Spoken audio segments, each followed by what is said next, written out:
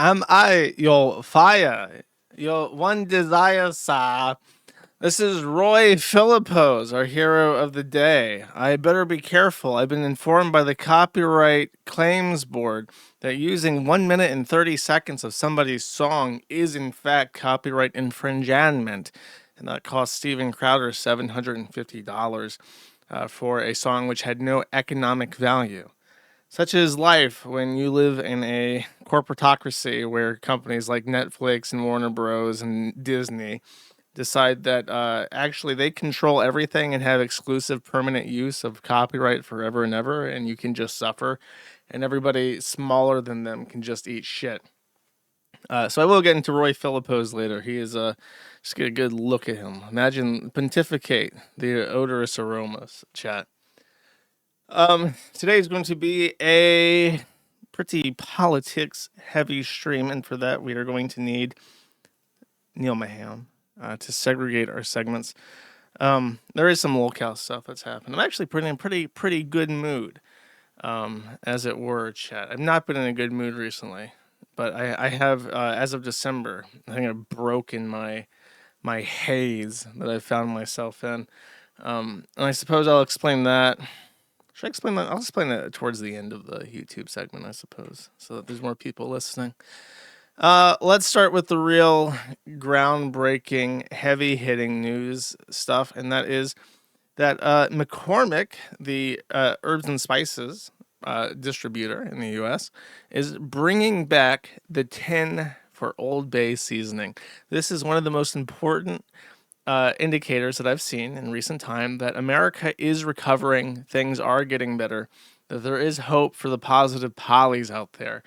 If you don't know, in case you're like foreign or something, Old Bay seasoning is a herb mix that was gifted to us by our Jewish friends, Jewish immigrants from Europe, and they came over, and I thought, oy vey, all this seafood, this bounty of seafood, it really needs some sneezing in. So they crafted Old Bay, and it is the most important contribution of any Jew from before after look, this is the most important thing that a Jew did between the death of Christ and the return. I can't say that. And Stephen Miller becoming becoming our deportation czar. Okay, this is up there. It's this guy number 3 favorite Jew of all time. Okay, so it's good, is what I'm saying, and a mark of quality. If you ever there's like old people who love to collect what's called like classic Americana, and you'll know it when you see it. It's kind of hard to describe. It's like vintage shit that just looks American. It has American paintings. It has American etchings. I see a lot of people. I've noticed in my return. I noticed things that I didn't used to, that were just normal to me now. But now I notice things like a lot of people will put up like cigarette ads, because that's like really, you don't see cigarette ads anymore. So if you see a cigarette ad that's like, wow, smoking is the best thing ever, you know, it's an antique because it's been banned for so long. There's like something called mail pouch chewing tobacco. For some reason, that's like a popular vintage thing that people collect, is mail pouch, I think is what it's called. Anyways, the tins were very classic Americana, and when people would collect these, I'm like, wow, this is a vintage tin of some weird product. It has no meaning, no significance anymore. It's been consumed by the conglomerates and it's been discontinued. But it looks cool, it looks neat in this tin. And Old Bay seasoning was in a tin. So now that it's back, I don't know what the fuck this is. I don't know who the hell puts Old Bay seasoning on chicken. It belongs on seafood, specifically shrimp. Shrimp is the best thing to put Old Bay on. I don't know if you guys remember, but on July 4th, I somehow, not somehow, I drove all the way. I was visiting DC, and I drove all the way up to DC, and while I was in there, I stopped by Maryland, and I acquired a bottle of Old Bay flavored vodka, and it's not fucking joking. That was some Old Bay. It was like drinking straight alcoholic Old Bay. It was good. It would pair well with like a Bloody Mary or something. Anyways, What was I talking about? Okay, yeah, sneezing back. Next, let's read this. I did not read this on stream when it was relevant, when it was new. I didn't understand the significance of this, so I'm going to revisit something that I read last stream in the super chat segment, and I'll give it the credit that it deserves. This is a truth by our president, Donald John Trump, and he says this. Again, this was an old post, but I'm revisiting it. A very happy Thanksgiving salutation to all of our great American citizens and patriots who have been so nice in allowing our country to be divided, disrupted, carved up, murdered, beaten, mugged, and laughed at, along with certain other foolish countries throughout the world for being politically correct and just plain stupid when it comes to immigration. The official United States foreign population stands at 53 million census, most of which are on welfare from failed nations or from prisons, mental institutions, gangs, or drug cartels. They and their children are supported through massive payments from patriotic American citizens who, because of their beautiful hearts, do not want to openly complain or cause trouble in any way, shape, or form. They put up what has happened to our country, but it's eating them alive to do so. A migrant earning $30,000 with a green card will get roughly $50,000 in yearly benefits for their family. The real migrant population is much higher. The refugee burden is the leading cause of social dysfunction in America, something that did not exist after World War II. Parentheses, failed schools, high crime, urban decay, overcrowded hospitals, housing shortages, and large deficits, etc. As an example, hundreds of thousands of refugees from Somalia are completely taking over the once great state of Minnesota.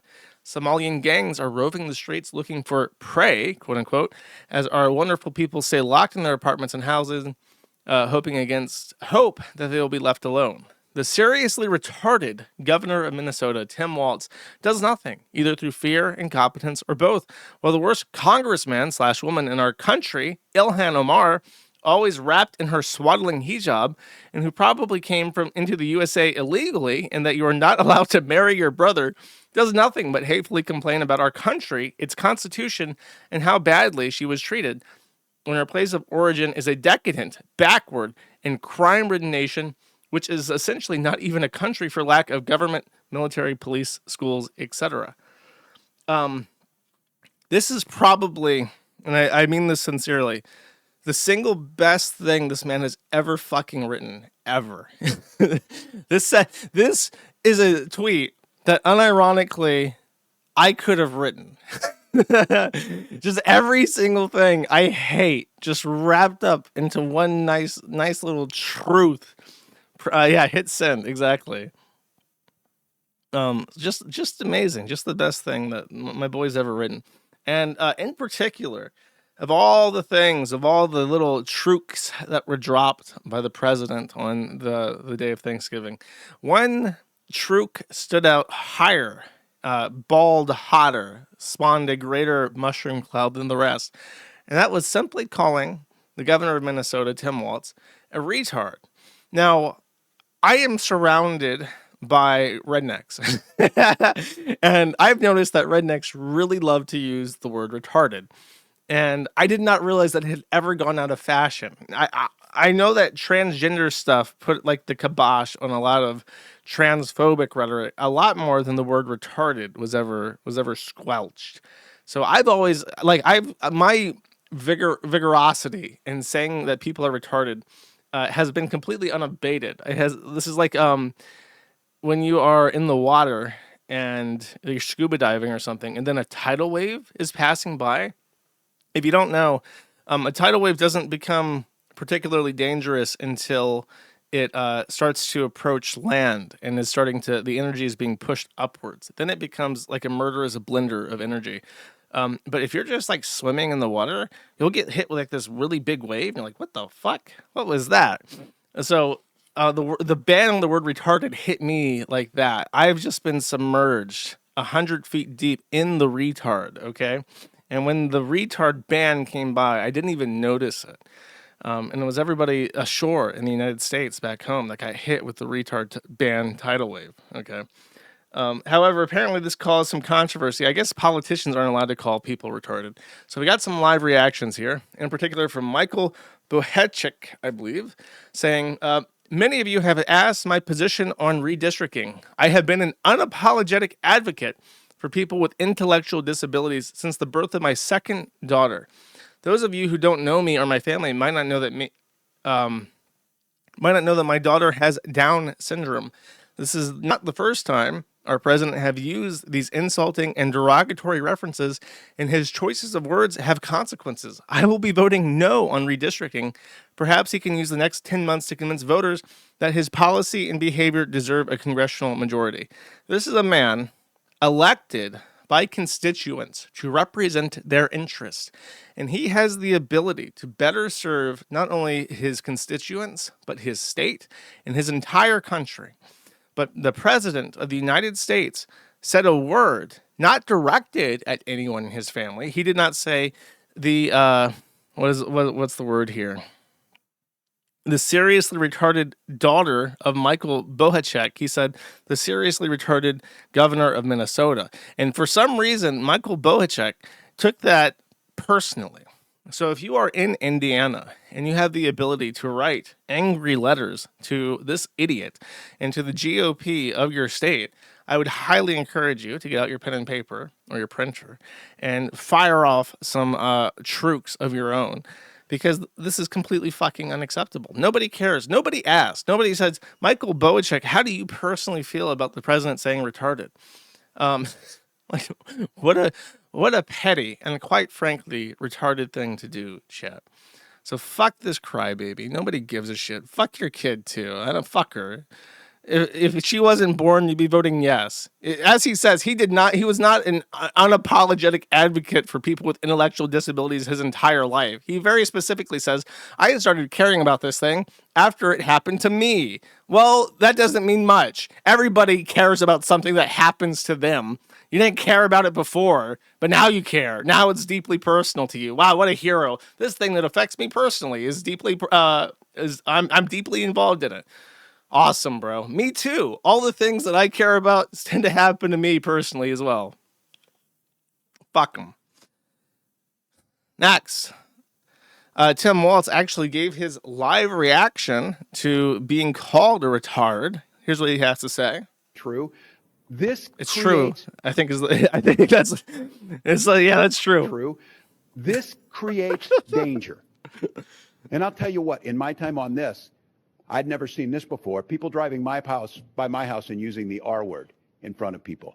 This is shameful. And I have yet to see an elected official, a Republican elected official, say, you're right, that's shameful. Okay, well, here you go. Here's Michael Bohachek. Maybe you guys can fuck each other or something. Should not say it. So look, I'm worried. We know how these things go. They start with taunts, they turn to violence. So deeply concerned. So Tim Walz is in the governor's mansion of Minnesota, and there are unchained, unhinged honkies driving past the governor's mansion with a megaphone, I presume, because he's in like a marble house, right? And they're just shouting at him, retard! Wait, hold up. I know who's doing it. Chat. I know how he can hear, because he just hears distantly. And he's like, what in the hell? What in the hell is that noise? He just hears it. What is that? What is that? And he drives past, and it's PPP with his Ontario license plate. It just dipped down into Minnesota and is ringing the bell. It's going, retard Tim Walz. And that's how he's getting the notice. And instilling fear in him. There's a very funny video. I'll never be able to find this on a moment's notice, but there's a very funny video of a guy who's like 7 feet tall and looks just like PPP. And he is taking a cop, and it's like a Canadian cop, and slamming him on the ground, just like, because he's so fucking big, and they're chasing, and then he like runs away, like giggling. And it's like, I've never been clarified to me if that's actually PPP or not, but it's very funny.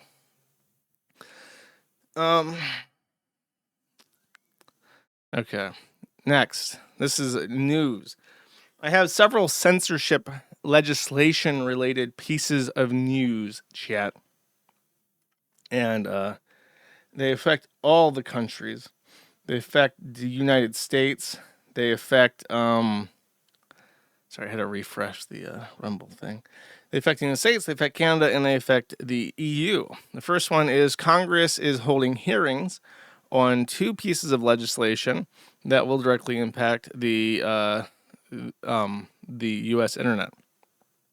The first is called the Deepfake Liability Act, which aims to modify Section 230, because of course it does, to very specifically give liability for platforms that don't screen out artificially generated images or content that causes harm. So somehow you need a computer to weed out computer-generated content. Is somehow you have to have like they're trying to make it so that if you don't have a computer that's bigger and better than everybody else's computer to detect that computer is generating computer stuff that also causes harm, you have to be able to detect that also.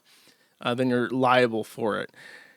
And then the second one is the Education Not Endless Scrolling Act, which is going to try and add digital ID to Play stores. So on Apple and the Google Play Store, you're going to have to ID yourself to download certain apps as part of their age gating process that they've been obsessed with. Elon Musk has been fined 120 euros, which is $140 million, as a result of violating EU anti-speech regulation. Is the first ever penalty under the Digital Services Act, which the ECC passed, the EC concluded that the paid-for blue tick symbol misled users, and platforms stonewalled giving researchers access to data, and it had failed to properly set up an advertising repository. So the EU is really desperate to clamp down. Look at this guy is so fucking brown, man. He's so brown. I have to care what this guy says.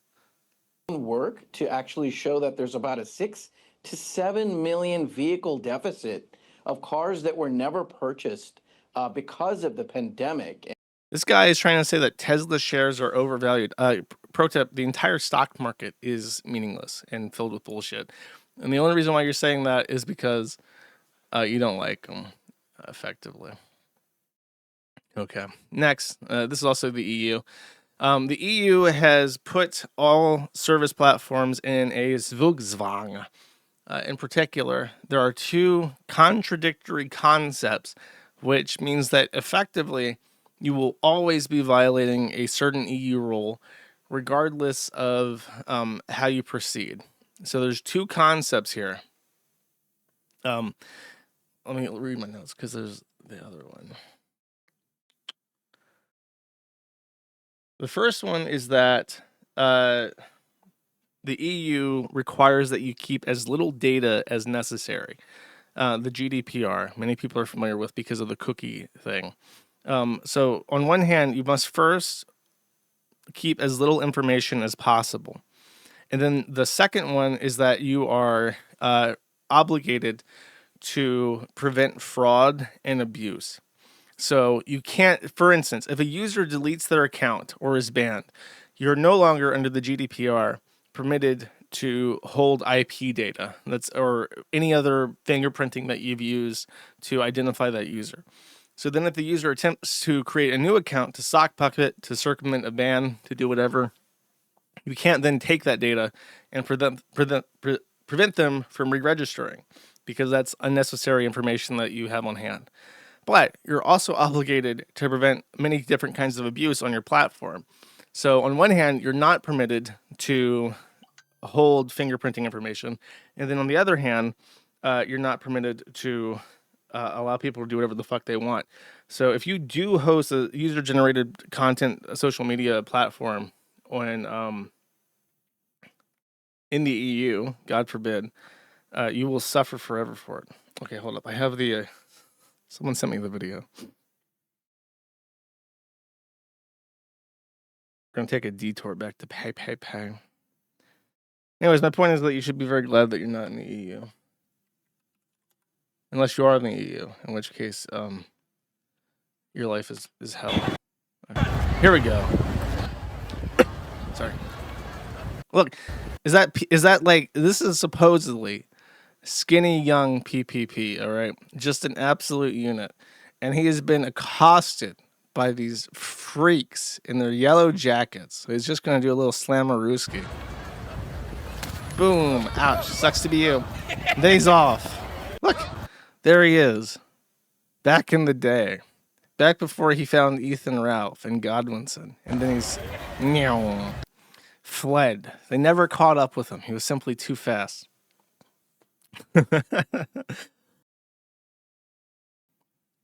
Okay, next.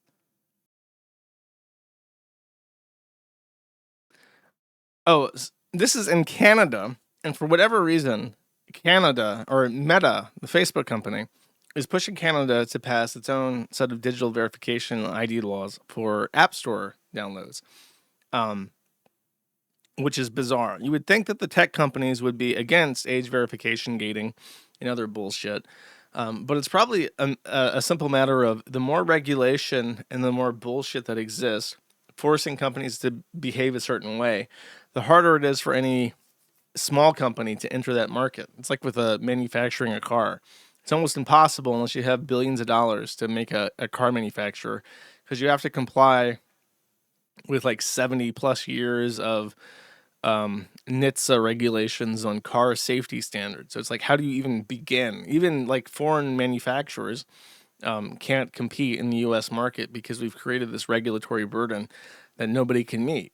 Unless you're specifically already popular in the U.S. market, there's no point to build for the U.S. market. So companies like Meta are effectively evil, and this is what they're doing with their evilness. This guy named Tibor Blaho did a scan of things that had been pushed into the ChatGPT Android app, and these tokens were identified. com.openai.feature, and then there is a new category called ads. Ad.data.ads debug info. Ad target. Ad target type. API ads debug info. API ad target. Type. Bizarre content wrapper. Encoded ad data. API search ad. API search ads carousel. Bizarre content wrapper. Encoded ad data. Searched ad. And search ad carousel. What could that look like? How about this from this guy? I don't know if this is true or not, but it looks real to me, chat. He says, man, I'm so over everything. And then ChatGPT says, I'm so sorry, Jason. That sounds really rough. You know what sure would be nice right now? A good bowl of Kellogg's Rice Krispies. Would you like me to open Instacart for you? It's like an episode of Black Mirror, chat. My favorite episode, I watched through like most of Black Mirror like a couple weeks ago in Halloween, in October, not specifically on Halloween, but in October. And there's an episode from the last season where you can repair your brain with like a computer. And then if you're not paying $1,000 a month for the premium package, they start using you to advertise to people like in real life. Like there was a teacher and she was consoling like a fat kid or something. And then the ad took over and was like, oh, you should try losing weight with this product. Or no, it was a Christian ad or something. She started like preaching the gospel, like some kind of scam Christian organization. That's what's going to happen. Unless we start doing certain activities that cannot be described in the presence of Neil Maham to advertisers and I don't know why people don't get angrier at ad agencies. You know how fucking evil they are? Not only are ads like the most bullshit thing ever, not only are they intrusive, not only do they push you shit that you don't fucking need, not only are they the reason why every platform gets worse all the time, but they're also the ones that are constantly trying to like prowl the earth for the most mutt-looking people ever. Like if you ever see an interracial couple, there's an ad executive who is hunting them down so he can take pictures of them smiling at the beach or some shit to put them in the ads. And for some reason, nobody ever there's never been a public outcry of we have to go cancel these ad execs. Why is that? Why is it that ad exec companies are never scrutinized? I would like to see more deranged, bewildering fury directed at ad agencies. Like with Wayfair, there's that conspiracy around Pizzagate where people started recognizing that there were like Wayfair cabinets that had names like Anna, and they were like $50,000, and they started saying like those cabinets are not $50,000. There's a child named Anna inside the cabinet, and if you buy this cabinet, you get the child. And Wayfair had to like put out a statement like, "That's fucking nuts. Are you? What is wrong with you? Why are you saying this about our cabinets?" And then but there's never anything like that about ad executive agencies. Nobody, I don't even know the names of them. I don't even know who goes and puts out ads anymore. Who is the person who is responsible for just selecting the mixed race couples that end up in every single advertisement continuously? Who runs those agencies? Why is there no conspiracy about how the ad executives are fucking kids or something? I don't, why is this anger never directed at the people who deserve it the most? I don't understand. Next. Preston, our lawyer in the OFCOM issue, has announced that 4chan is continuing to receive harassing communique directed at enforcing the Online Safety Act of the United Kingdom against the American company 4chan Community Services, LLC. But have no fear. Apparently, according to him, since New Hampshire and Wyoming are trying to pass their anti-foreign intervention laws, supposedly the House will also be passing or introducing an act to completely prohibit American businesses from like seizing assets for foreign countries, something like that. When that happens, I'll let you guys know. I need to like create like a list. How would I do that? If you're somebody who works for like a nonprofit or for like a 501c4 or like for a politician, and you know how to like organize people, get in touch with me. Get in touch with the moon@usips.org email address and let me know. How do I start sending people tear out postcards that they can send to their reps and shit? There's got to be some way to accomplish that shit. That's what we need. The moon. Yeah, that's me. I'm the moon. Next, I have not listened to this yet, but it is more Angloid suffering. Supposedly, this guy right here got into an argument with his parents because he is a white nationalist, and his parents don't like that, so they kicked him out, and his father got arrested. Let's take a listen.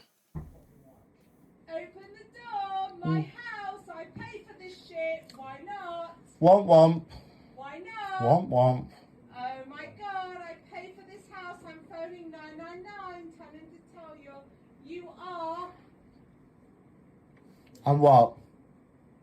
And what? You're threatening me because we have a difference in opinion. Me? Why? You're gonna smash the door open. Go on. Smash the door open then. Do it. And what? Throw me out because we disagree? You're pathetic. I fucking hate you people. I always have. You fucking hate us. Yeah. How do you think Nana and Gran are gonna react? You wonder why they're so... Go and smash it open. We disagree. I want to preserve my people and you want to hurt me because I want to preserve my people. Door now. Why? Smash the door open. Do it. Prove it. You've got to leave. Prove You it. need to open the door, so open the door now so that you can... No, smash... If you want to... Wait, I see Steam. That's definitely Steam right there. What's the other one? Is that Discord? Signal. He's got Signal open, saying, urgently telling his friends in the Groiper Signal group that Mum's about to smash down my door. You need to open the door, so open the door now so that you can... No, smash... If you want to smash the door open because I disagree about who should be in this country, do it. If you want to smash the door open because I disagree who should be in this country, do it. You go drunk, and this is what happens. I can't. They live in Grimsby, mate. It's way too far away. Do you want Grimsby? to leave? No. Why not? But all you're going to do is shout at me because you're drunk. I don't even understand. What is your problem? What is your problem? Why don't you want to... What is your problem? Oh God, that guy sounds incredibly British and You're angry. going to regret this in 10 years' time when I don't speak to you anymore. If they did not replace this man, their own son, if they did not open their doors and open their child's bedroom to a poor Pakistani refugee fleeing from Pakistan because it's Pakistan, they're not actually, they're just pretend. They're just fakers. They're not actually doing what they need to do to help accommodate the suffering people of the world. Mom, you're gonna regret this in 10 years' time when I don't speak to you anymore because you rejected me when I was right. You're gonna reject this in 10 years' time when I have nothing to do with you. This is the end, okay. They're gonna reject it in 10 years? No. Do it then, because you're trying to smash my door open, because I disagree. They're fucking racist. Oh, she's crying! Who?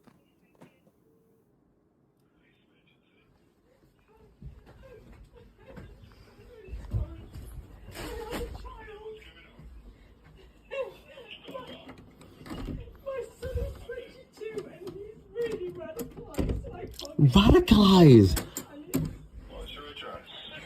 Oh, they're responding. Radicalized. We'll send the fucking armed police over immediately. He muted. I'm not harming myself. What's your concern with him in his room? I'm a Oh God, she looks like a goblin. Look at that goblin. political commentator.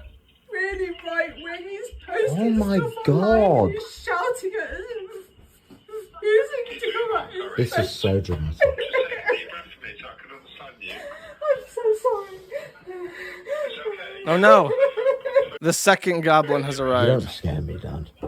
Do I not? No. Do I not? What is wrong with you? Do I- Why are you assaulting me? Do I not? Why are scare you assaulting me? Why are you assaulting me? Shut the fuck up, you parasite. I have brought you up for fucking 20 years. Let me leave. What the fuck have you become? Let me leave. What have you become? Let I me want walk- you to leave.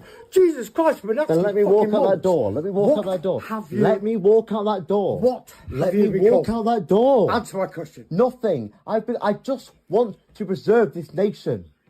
Do you not understand? You will not win this war. Yes, I will. No, you won't. I'm leaving This house. fucking country is gonna be the most fucking black country in the whole fucking world. The sun will never rise on the British Empire. Even the fucking sun will be blacked by the overcast. It will be a black overcast over the whole bloody fucking island.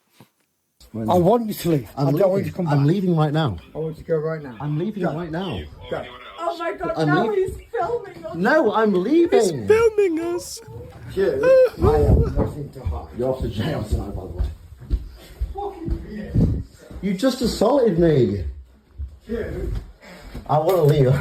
I want nothing to do with you. Dude, the boomers are just like the worst people that have ever fucking been born. Every boomer is going straight to hell. I'm sorry. Good Lord. Off you go. Off you go. Don't come back. Go away. You want to smash my Go away. What is wrong with you? Don't come back. Like, I want to make fun of him for like being like a Nancy boy, like a wee little midge, but his parents are like even worse. This is why is he radicalized? Oh, because you hate him.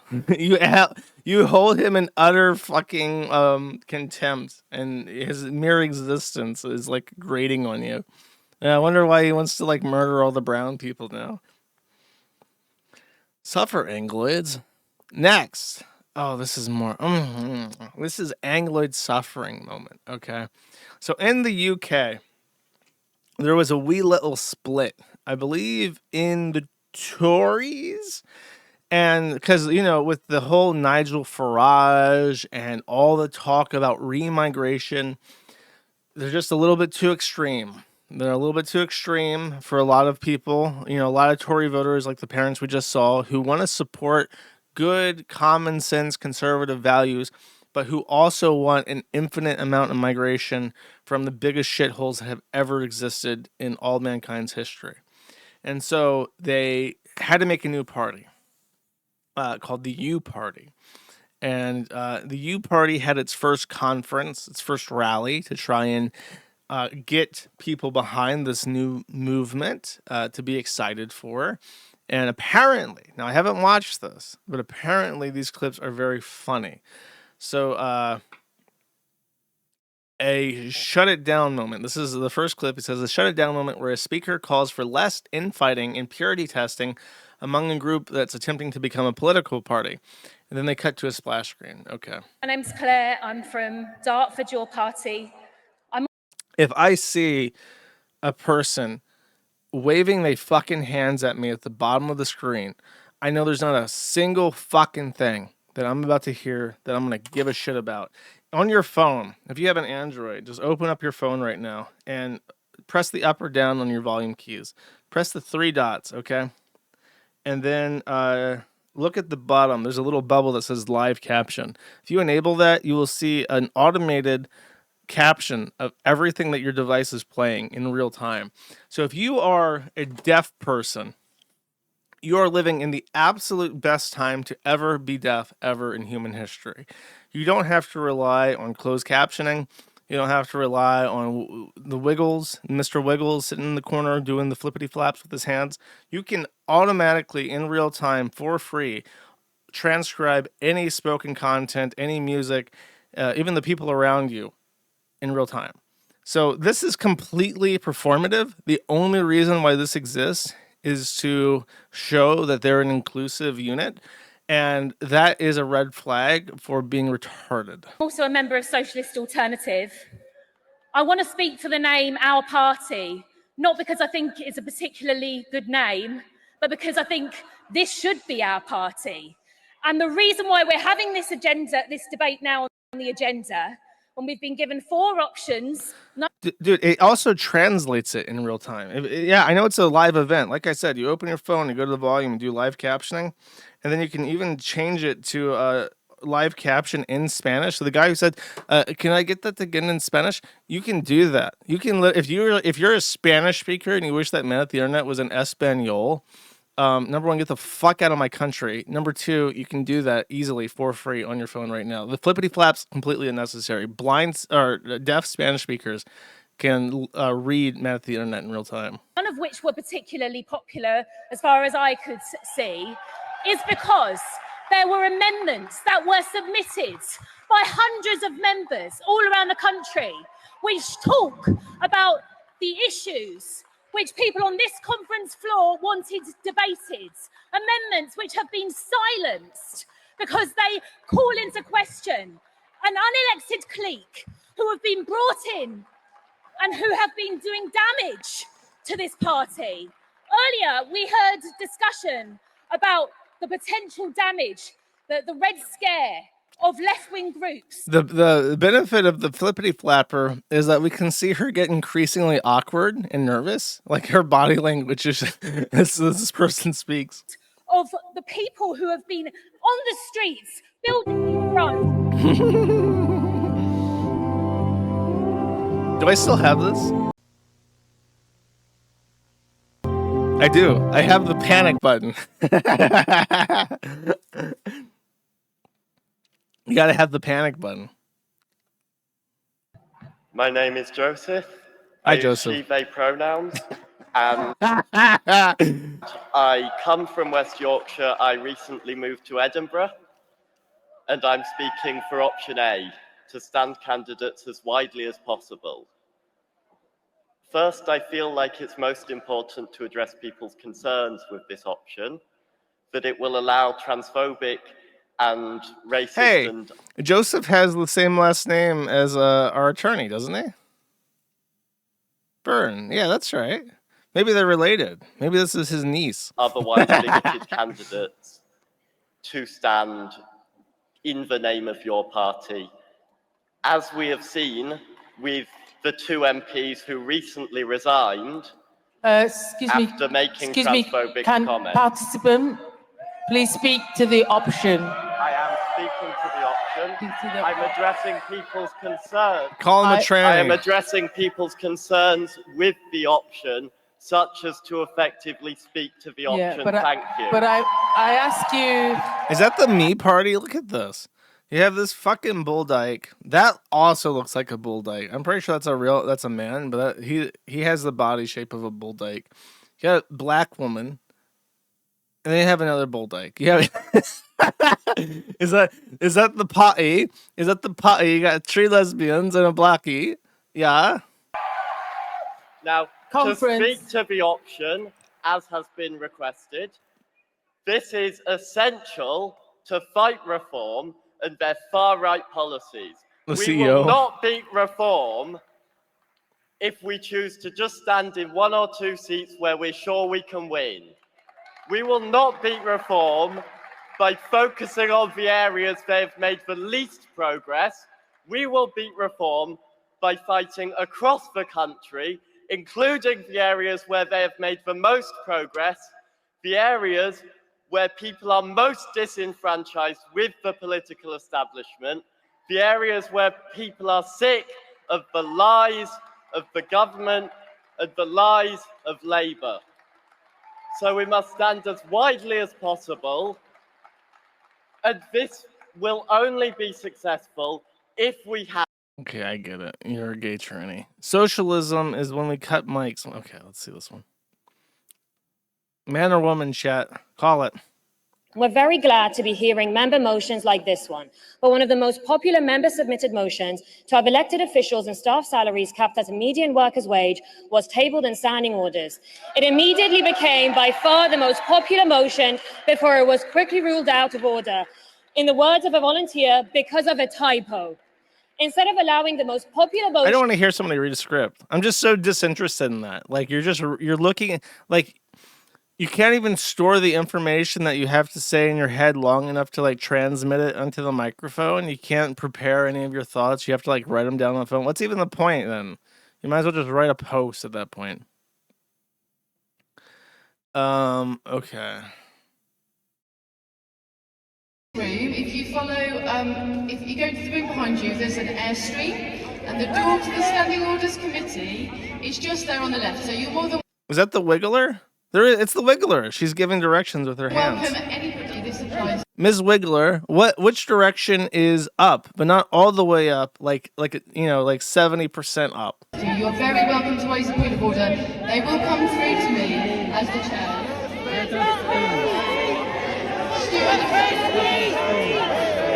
we've just made very clear in the standing orders there will be no points of order raised from Conference, we do not welcome this disruption. Stuart, could you please kindly remove the person from the front? If you'd like to go and raise your point of order from the room, you are very welcome. Thank you.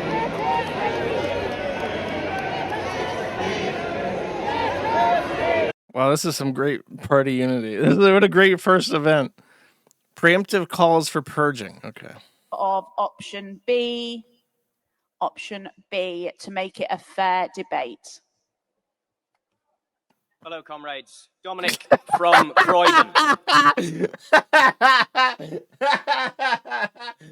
There may come a time when we need to form alliance with people, but we can't, from day one, fling the door open to every sect when we don't even know what we stand for ourselves. And we need to make sure that we build our own identity. Every effort like this has failed because of the influence of tiny sectarian groups. And we need to have a proper examination of what they stand for.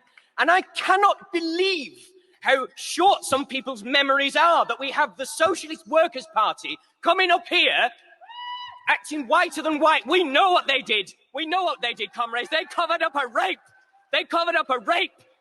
Dude, when you hear British people and they're angry, it just sounds so evil. Like, British people talking just sounds like the most evil shit ever. Everyone's like, oh, when the Germans start yelling, they just sound so mean. Bro, British people, like, Germans, they just sound silly, okay? British people, they sound evil. And then you listen to what they say, because you can understand them, because they're not German, and you're like, wow, you actually are evil. And they expelled people for bringing that to attention. That's Let's the kind of keep culture that they kind, bring please. in. How dare they? How dare they? Keep coined. Keep We coined. do not want any fights or arguments. Let's calm it down. Look at this man filled with hate and anger. He's got that overcast or that shadow over his deep set eyes where he's thinking, I wish I could kill them all the people who disagree with me. I wish I could do away with them. We've talked a lot about the toxic politics of the Labour Party, but I tell you, there's some toxic politics We in are these going to have to sects. turn the mic off. Thank you, comrades. Going to have to turn the mic off. Okay. Blue. Muslim or trans or more socialist? Okay, this will be the last one, and then I'm done with the British suffering. Hi For there, now. conference. My name is Erin from Glasgow. When this party started, it included 2 MPs who were openly transphobic, one of whom was a landlord. This party preaches unity and equality for its working class members. I'm sorry, I need to stop you there for calling them transphobic from the rostrum. Can you please stick to the motion? Boo! Give them props. Give them props. 2 members who allegedly expressed transphobic views.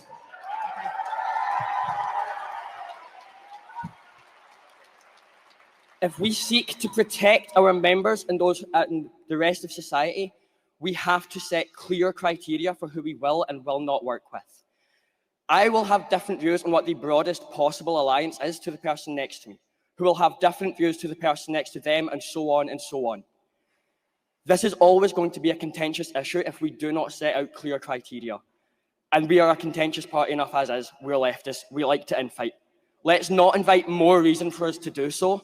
Let's actually bring ourselves together and fight for unity together, instead of inviting the risk of that being subverted away from us, instead of allowing people to come in under the guise of social alliance who will detract from our goals, who will actively spread hate and disunity amongst us and the rest of the working class. I urge you to vote against this motion. Thank you.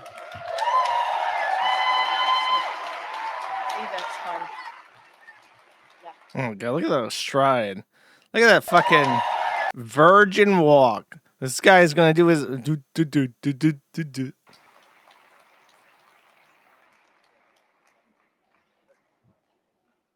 Can I remind people to keep to respectful discourse at the rostrum? Thank you. The issue is that how do you unite trannies and Muslims together? You can't. That's why the left likes to infight, because you have completely separate understandings of the world. If only you were more homogenized, then you could have some unity. But unfortunately, you're a vast array of people united by class fury alone. Oh, one last Anglo-suffering thing. In a recent review of antibiotic and antifungal resistant infections, they've discovered that there is an increasing number of people who are carrying microbes on them, which are resistant to both antimicrobial is the word when it's both fungus and bacteria. They're resistant to antimicrobial treatments. The US, Russia, Germany, UK, about 30+% of people carry this type of bacteria. In India, it is 85% plus. And since there are many Indians in the UK now, there is a drug-resistant super fungus that is spreading. It is sexually transmitted, but can also be transmitted by regular contact, and it will stay in places. So if somebody with a dirty, disgusting G-ass sits in a public bus seat, and then you sit on it, and your shirt lifts up a bit and touches that same spot on the bus, you will get a super fungus that will eat away at your flesh over your entire body, and will take several weeks for your body to clean up on its own. So it's one of the many part and parcels of a diverse society is getting ass fungus that eats away at your flesh and is resistant to drugs and treatment. Next, we're now properly in the Izzat segment, the Jeets. There was a plane crash that was ruled as a accident, not a deliberate crash, by the courts of India. However, the U.S. analysis of the crash indicated that it was a deliberate incident that was direct sabotage by the pilots.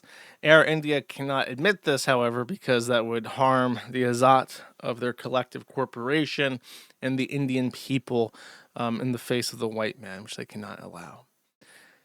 The Office of Public Affairs for the U.S. Department of Justice has announced that they have arrested 2 men for conspiring to destroy the United States government. In particular, they were brothers and they were contractors, and they had set off on how to delete as much information out of the Department of Justice databases as possible. 96 government databases were completely destroyed. According to the DOJ, they were all containing information pertinent to Freedom of Information Act's requests. And the other one was attempting to delete something and had even asked AI how to purge a government computer of all of its logs. And that itself was logged, which was now used as evidence against him. Those 2 men conspiring against the United States government, Indian. We brought over these best and brightest IT experts, the H-1Bs that we need to run our society, because white men are just so stupid and lazy. Yeah, they're just randomly deciding to destroy entire segments of the U.S. federal government database. Fun. Next, I have some clips from Vivek Ramaswamy. By the way, you can tell if somebody is I haven't picked a name out for this. I invited some brainstorming on Zitter, and I did not get a good response. But we need something that's like a slave, like a white slave term, that you have to be able to say it and immediately be clear that you're calling them a white slave simp for Jeets, without them knowing exactly what, like if they're hearing it for the first time, it has to be offensive and it has to portray that they're a white slave to Jeets. Tim Pool is a white slave to Jeets, which is why when he pronounces Vivek's name, he doesn't pronounce it like Vivek, like the bad guy from the Elder Scrolls. He pronounces it Vivek, which apparently is like the correct Hindi way of doing this. So this is Vivek talking, and he's talking about his company that made him a very wealthy man called Roivant, and he liked to inspire Americans at Turning Point USA. With his story of success. My mission was to say, how do we develop those medicines that I couldn't back as an investor? That's what irritated me.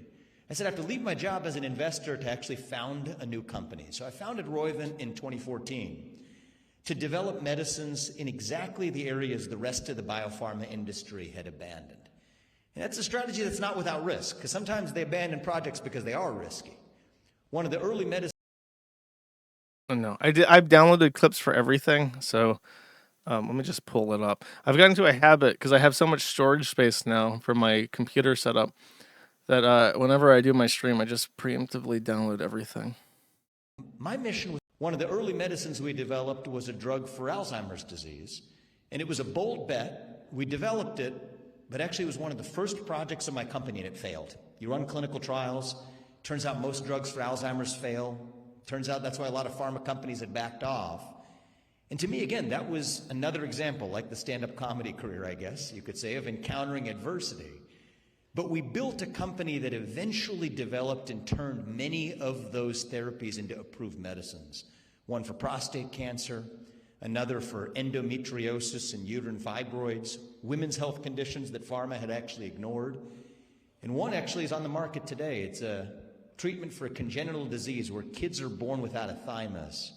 100% of those kids die by the age of 3 if they're untreated. And the therapy that we developed, now FDA approved, allows 70% of those kids to live lives of a normal duration. I tell you this story in part because it has nothing to do with politics, but it involves what I think is a core part of the American dream, is a willingness to take risks, a willingness to be contrarian. And that's actually the spirit that pulled me into politics. Vivek is speaking because his company, Roivant, is actually a scam. What he did, he's a Nepo baby. He has rich parents that were involved in biochemical companies already. His company, Roivant, bought an Alzheimer's disease medication that had failed clinical trials 4 different times. He bought the medication that the company that actually made it, that actually invented it. He bought the medication for $5 million, the license to make it. And he had his mother sit on the clinical trial team, and they ran it through a 5th clinical trial. Or rather, they took the 4th clinical trial, and his mother fixed it and made it look presentable to the FDA. Then he opened his pharmaceutical company to the stock market, and the stock market surged. It was apparently one of the most successful IPOs of a pharmaceutical company ever in the stock market's history. Over the next couple months, his family and him sold significant holdings of their company at the high evaluation that they had maintained, and then submitted their drug, which they had already tested 4 times and shown poor results for an official 3-part trial that an FDA requires all drugs to go through. Surprise, it failed, and his company lost 99% of its value overnight. So everybody that invested in this company lost their money, except for Vivek Ramaswamy and his family, who had already sold by that point and left everybody else holding the bags. Vivek Ramaswamy is a scammer, and he is scamming the American electorate. It's in his blood. It's in his fucking DNA. They can't help themselves. They just do it instinctively. It's what they do. And he tries to pass this off as him saving children's lives, when what he's done is not too distinct from something like Martin Shkreli, who is demonized. He simply bought the rights to medications and tried to flip a profit with them. He did not invent anything. Next, another thing from Vivek Ramaswamy, and he, at Turning Point USA, where he was speaking, he relays his last conversation about Charlie Kirk, that he had with Charlie Kirk. That was the subject of my last discussion with Charlie Kirk. I spoke to him on August 25th, met him in Central Ohio. There's 2 of us sitting one-on-one in a conference room in Delaware County, and we spent about an hour talking about what is an American. I asked him the question. I'll tell you what he told me in response. It's a classic method he had. He would say, I know what it's not. I'll tell you what it's not. It's not a race, and it's not government paperwork either. I agree with him on that. Our American identity is not just about a race or a lineage. You could be of a particular race or lineage, but if you don't believe in the founding ideals of this country, you're not really an American. You could have crossed the border physically, and the government could give you a piece of paper. But if you don't believe in the ideals of this country, you're not really an American in the truest sense of that word either.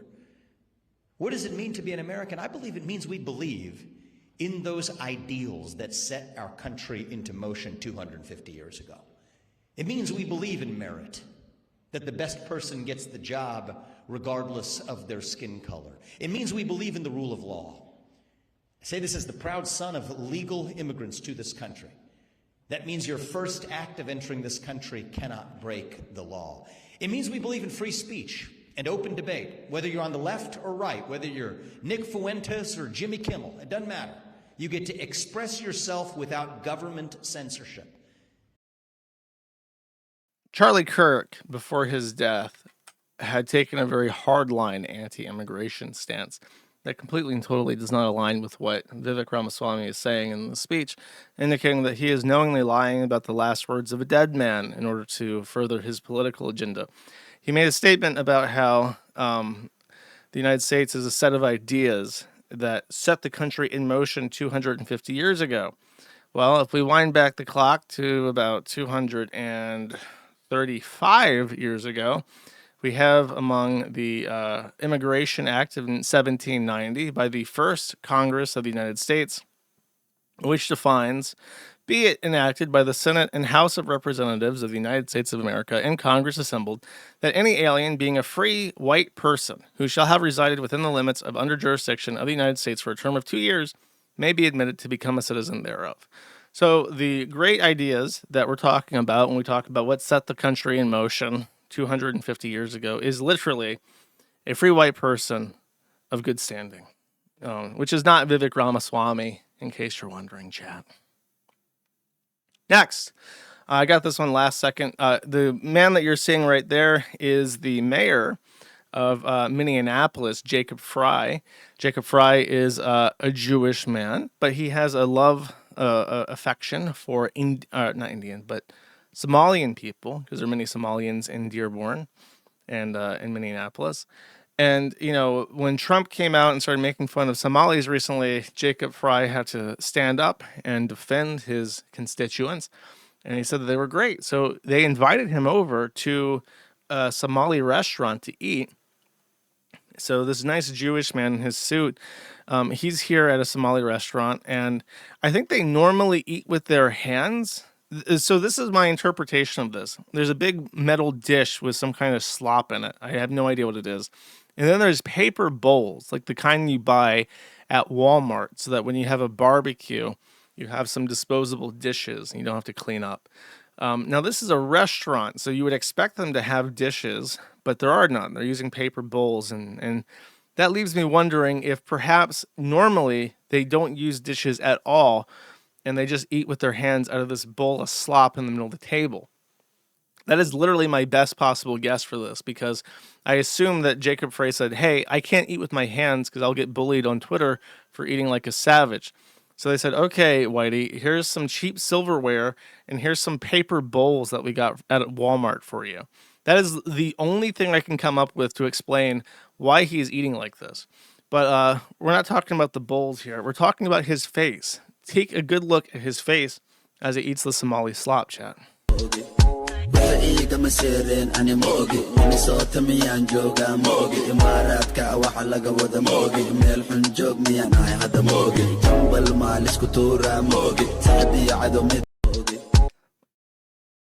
Oy vey, this really, oh my God, oh my Yahweh, really good. This is really good. Wow, I'm gonna dig into this. Look at his spoon. Okay, don't look at his face. You looked at his face, you know his face. Okay, he takes the bite, right? He eats the bite, and he's like, "Whoa, buddy, wow." We're gonna watch just his spoon. Watch what he's gonna take a huge second scoop of this food that he loves. He's digging in there. Damn, he's getting a big spoonful of that. Oh, he's just shoveling the food around in the bowl like a child, trying to make it look like their vegetables have been thinned out. Look at that. Look at it again. Gonna get a big old spoonful of this. Yeah. Yep. I'm digging right in. Can't get enough. Suffer. Next. So Ron DeSantis is the governor of Florida, my governor, and he is the best governor in the entire country. This man is so on point. He is my favorite Hispanics of all time at this point. He just can't help himself. Everything he tweets is a fucking banger. He should honestly, if he ran for president right now, he might. He might be a good pick if he's at all fucking honest. I know he's like super pro-Israel, but they're all pro-Israel. He can't look, as long as he gets rid of the Indians, I will allow him to build a gigantic gold monument to Israel in Palestine. I don't care. Just get rid of the Indians. And Ron DeSantis might be our guy for that. But Ron's departure from the governorship has left open a position to be filled, a very important position. The governor of one of the most GOP-leaning states right now, especially since Texas is 23% white in the under 18 demographic and will soon be red or blue forever and ever, never, and ever, lost forever, unless we deport them all. Florida, however, despite having a high Hispanic population, actually remains very red because the Latinos there really don't like socialists for some reason. So, who does Zion Don pick for this very important election? A guy called Byron Donalds, and despite how white his name sounds, he is a black guy. Now, in the race, there is a contender who is America first, but not picked by Donald Trump personally, called I think James Fishbeck, and he's the good choice. He's the gooder choice, but the MAGA people don't like him because he's contesting Byron Donalds, the hand-picked competition. So let's see who Trump has picked. You ready? Byron registered as a Democrat until 2010. He defended Trayvon Martin, who, if you don't remember, was a young Florida boy who just went out for some Skittles and Arizona iced tea and was murdered by evil white man. What's his face? I forget his name. Claimed George Floyd was murdered. Buddy with Mills, who sucks. Buddy with Fine, who I don't have an opinion on him. He was convicted of theft. Why? What are you? You're a politician. Why are you convicted of theft? What is it about you that made you steal, buddy? And then somehow made millions of dollars disappear from a charter school. Okay, so that's why Fishbeck is opposed to him. Now, Fishbeck has been finding some clips, some nice tiny little sound bites to play of this guy.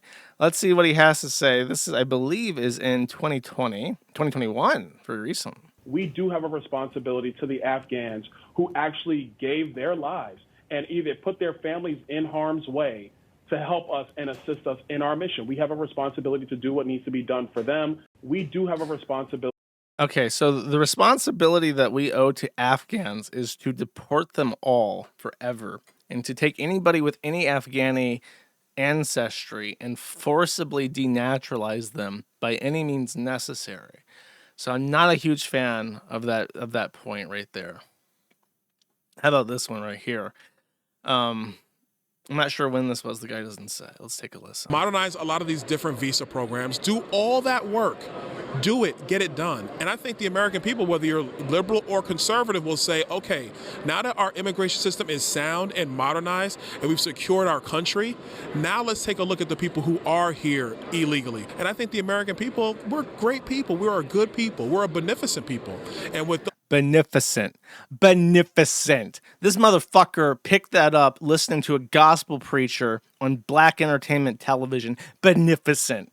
Motherfucker. Those people who are here working hard, doing those things that they should be doing is just as good neighbors and good people, we would make them and put them on this pathway to citizenship. But I think the pathway to actually fixing immigration in our country is possible. But we have to have honest conversations with ourselves. We got to have honest brokers, frankly, on both sides of the aisle, because we can come to a solution that actually respects citizenship in our country and actually creates a stable, legal immigration process in our country. I don't think so. So what we need to do is clamp down on immigration, and then we'll just naturalize everybody, and then the problem solved. No illegal immigrants in the country. If you don't know, the immigration system for the U.S. is completely insane. Our immigration system is literally pants on head retarded. It is effectively impossible for a person in Europe. I've spoken to so many people who are either in like Poland or the UK or Italy or whatever, and they want to come over to the United States. There is no way for an educated white person to legally come into the United States without one of two main avenues. A job offer, but you're not going to fucking get because all of our companies are only hiring Indians. 80% of our H-1Bs are Indians, or through marriage. So you either have to shack up for a green card or you have to get hired to come to the United States. We have no sane way. We don't even have ways for like extended family to legally come over. It is a system, however, that incentivizes coming over illegally and then adjusting. So unless you want to spend multiple years waiting on a green card to come through the embassy system, you literally, the sane way, and the immigration lawyers can't tell you to do this, but they'll just hint and say, yeah, just do that. You bring them in to the country illegally, and then you file immediately for an adjustment of status. And that's it. That is the number one way to come into the United States. You just come in illegally and adjust status. Now, who is going to do that? Brown people. White people from Europe are like afraid of the government and will never ever question them. So this is a terrifying prospect to them to come over to the country illegally and then adjust status. But who's willing to do that? Somalis, Indians, Mexicans, Chinese people from the Communist Party that are spying on us. Those are the people who go over this way. And so we have a fully dysfunctional immigration system that cannot be fixed. You effectively have to take everything that we have right now and destroy it and then rebuild it from the ground up with an emphasis on importing people who are compatible with our country. Because we've done this since the 70s, we've just completely broken our immigration system.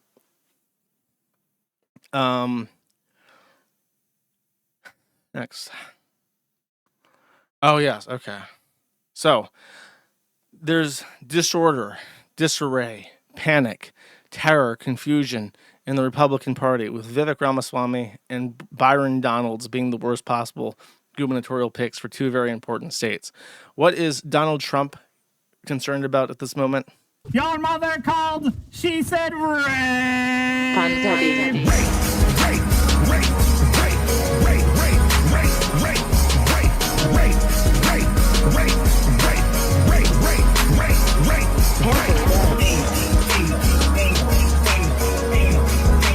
Donald Trump making gay anal rape great again. In the United States prison system, they are completely dismantling anti-rape measures that were put in place to stop gay and transgender and intersex people from being raped. So it is now an official DOJ, Department of Corrections policy. Rape is back on the menu. Good job, Donald. We're making America rape again. Finally. Thank you, Diddler Don. Great. That is the rape segment. Next. I don't know why I put this here. We're going to see a black guy get hit by a car. Is this a Rolls Royce? Are black people making so much money just watching black people be wild on like live stream that they're just buying like Rolls Royces? Because who else does the galaxy thing in the ceiling? That's like a Rolls Royce thing, isn't it? Oh, they rented it. How do you guys know this? Do you guys watch this shit? What do you know what this is? So they rented a Rolls Royce and they're gonna go vroom vroom in their car. Okay.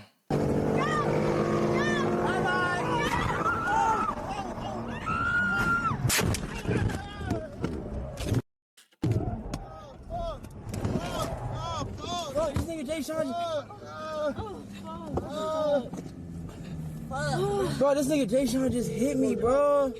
Get out. What the fuck? Bro, this nigga Jay Sean just hit me, bro. Why'd that nigga Deshaun hit him, bro? Get out the car. Get out the car. Get out the car.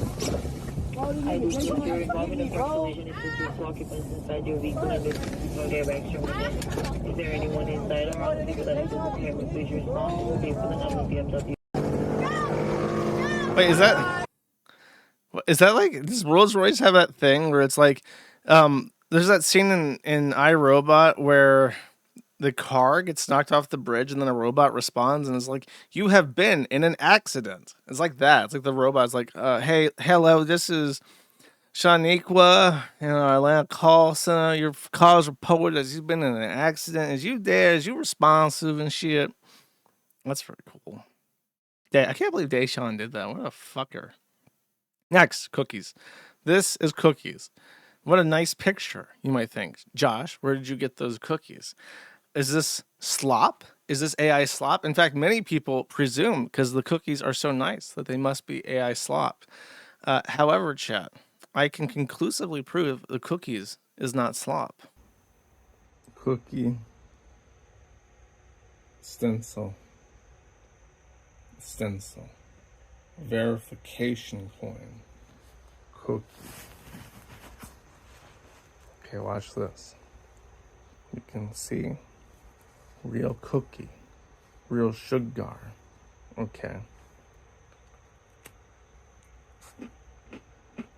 Eating cookie. Elon Musk can't do this.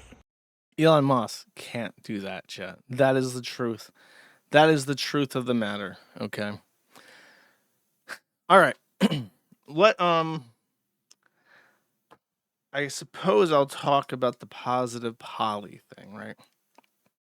So, yeah, let me move this out of order a little bit, and then I will discuss this. So this is jumping ahead a bit, but Liz Fong-Jones, who of course pioneered End Kiwi Farms and then later rebranded to End Network Harassment because the Kiwi Farms did not end, put out this skeet on Blue Skeet and said, I should be clear why I'm not going scorched earth. I just want to be left alone. If they don't have positions of public trust and they don't come around to surreptitiously stalk me, tee-hee-hee, etc., then I'm content to leave them alone. But knowing who to avoid is really important for my safety. And they are definitely not actually bluffing when they claim to have access to me in real life, unfortunately. Have had loads of people telling me they were bluffing. From a sample size of several, there are in fact former colleagues of mine. The pattern basically appears to boil down to career setback and or personal trauma, resulting in the person collectively blaming trans people for their situation, and then taking it out on one prominent trans ex-colleague they knew and scapegoating that person as categorically evil, etc. I would also be remiss if I didn't mention aggravating factor of racism. In order to indulge one's transphobia on Kiwi Farms, someone would also have to scroll past a lot of racism and condone it. But some of these men are already pretty racist, and well, I'm brown, which makes them extra aggro to me. What he's referring to is the fact that he knows for a fact a lot of people around him have joined the Kiwi Farms to talk about him. This is a recurring trend. Now, he seems to blame shift this on to the fact that they're simply racist transphobes who, when dealing with a professional setback because they're low IQ racist transphobes, tend to immediately blame him for their problems. I have heard from many people who have proven to me that they have worked with Liz Fong-Jones from this all the way back to Google to current situations. There are people who are speaking to Liz Fong-Jones this week who are in contact with me. And I know for a fact that everyone hates this fucking lunatic. I just want to let you know, because you're going to hear it, everyone hates you.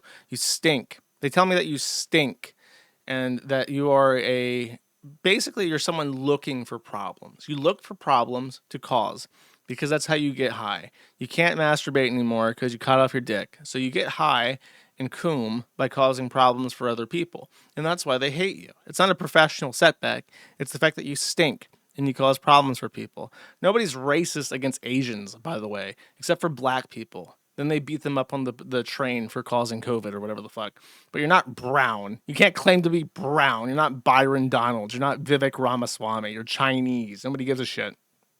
But he effectively declares that Drop Kiwi Farms is dead.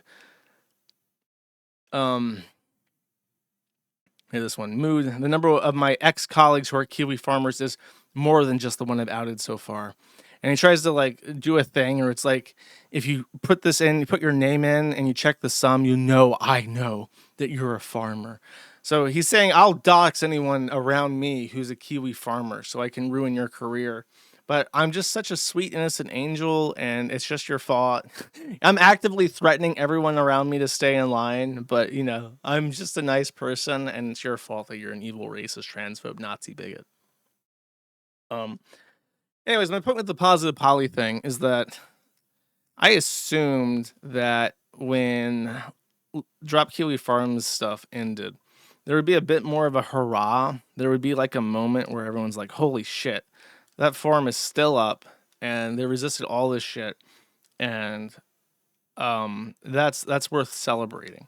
And that never happened. In fact, if anything, I would say that because I've taken like an anti-lolicon stance and an anti-Nick Fuentes stance for principled reasons, a lot of people who would probably celebrate our accomplishments despise me. I think that the people who are like chronically addicted to gooning to anime pornography probably hate me more than trannies do in general at this point. So as a result, the 4chan audience that the trannies would naturally think I try to cultivate hate the Kiwi Farms because of XYZ reason.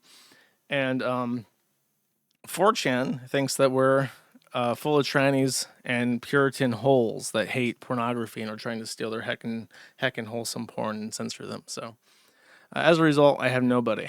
The only people who give a fuck about what I have to say either watch my podcast or have used the site for 10 plus years now.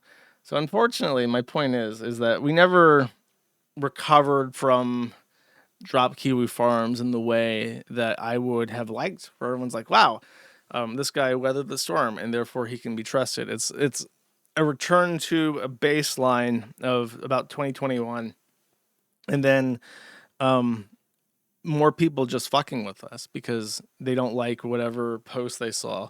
The pedophile spamming child porn forcing me to take a detour from what I would desire to work on the NCMEC reporting system, which, by the way, I got to put into practice this week, so I know it works. I feel like if I had a little party blower, I could reenact the scene from Futurama where Fry celebrates the millennium, like, woo, here's to another lousy millennium, and he blows the party blower. That's me. Oh, I did it. It worked. Great. Cool. So that put me into a bit of a rut where it was frustrating. I was not seeing enough Indians being deported. Wasn't seeing the respect I so rightfully deserve. As my income increases, my expenses also proportionally increase. And the things I need to buy get more expensive to meet the demands of what I'm trying to do.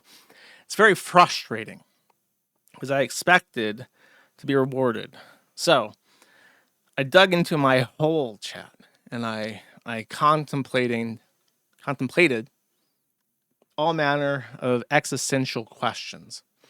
And I have come to the realization that the determination that expecting to be rewarded for beating evil people like Liz Fong-Jones and the pedophile is misguided. You don't get rewarded for beating evil. That is the baseline. That is the expectation.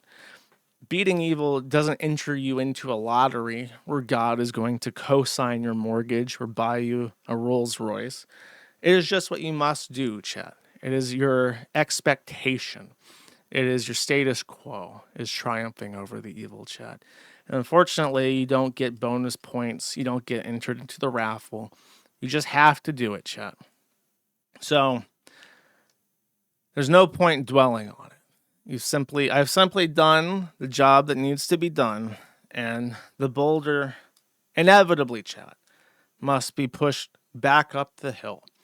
So I'm very excited about my break. I'm taking the 2 weeks off. After next stream will be the last stream for the year. I'm taking my 2 weeks off. I am getting an extraordinary amount of programming work done. I probably produced more functional code in the last 2 months than I have in like the last 5+ years combined. And a lot of that's AI assisted, but I'm very, very good at guiding it and reviewing the work and producing functional results. And in particular, I've been developing as part of USIPS a program I'm calling MUT. I haven't created a fun backronym for it. I will be calling it MUT though. Something like moderating, unlawful, something. It's it's a work in progress name and a work in progress project, but it will be an AI system for detecting child abuse material. And the main thing that I was very apprehensive of this idea when I first thought of it, because you would instinctively believe that you have to have illegal material to train a model to identify it. I have a different approach that will require zero illegal material to accomplish this. It's a simple additive concept, but it does involve machine learning, which is why I want the server that has the cards, which I will get one day. I have the lease that I can try to deploy to, but that's what I'm working on. And I'm actually really, really pleased in like the last week how much I've gotten done and how good it is at detecting what I need it to. And obviously, I can't see how it works in production until someone tries to attack the server once it's ready to go. But I am I'm making progress on that. There's a lot that I want to do. And I honestly miss programming. I don't know. I haven't been programming for the last while because it's it's difficult to feel motivated for it, but I've been feeling more motivated recently. So that's my thought. I needed to process a lot of things over the last month, which is why I didn't sound so elated. And everyone gets mad at me. That's the worst thing. It's like, look, I'm in a bad mood, chat. I have to. Wait, hold up. There's a line from Dota 2 that I have to think of. The Puck says it. Puck, Dota 2 voice line. Where is it? Aha! This is it. This was me. This is me now as I emerge from my cocoon, chat. I am done contemplating imponderables. Every Dota 2 line is etched into my brain forever, and I will randomly think of them for some reason. Because I have spent so many thousands and thousands of hours brainwashing myself to memorize every facet of the fucking game.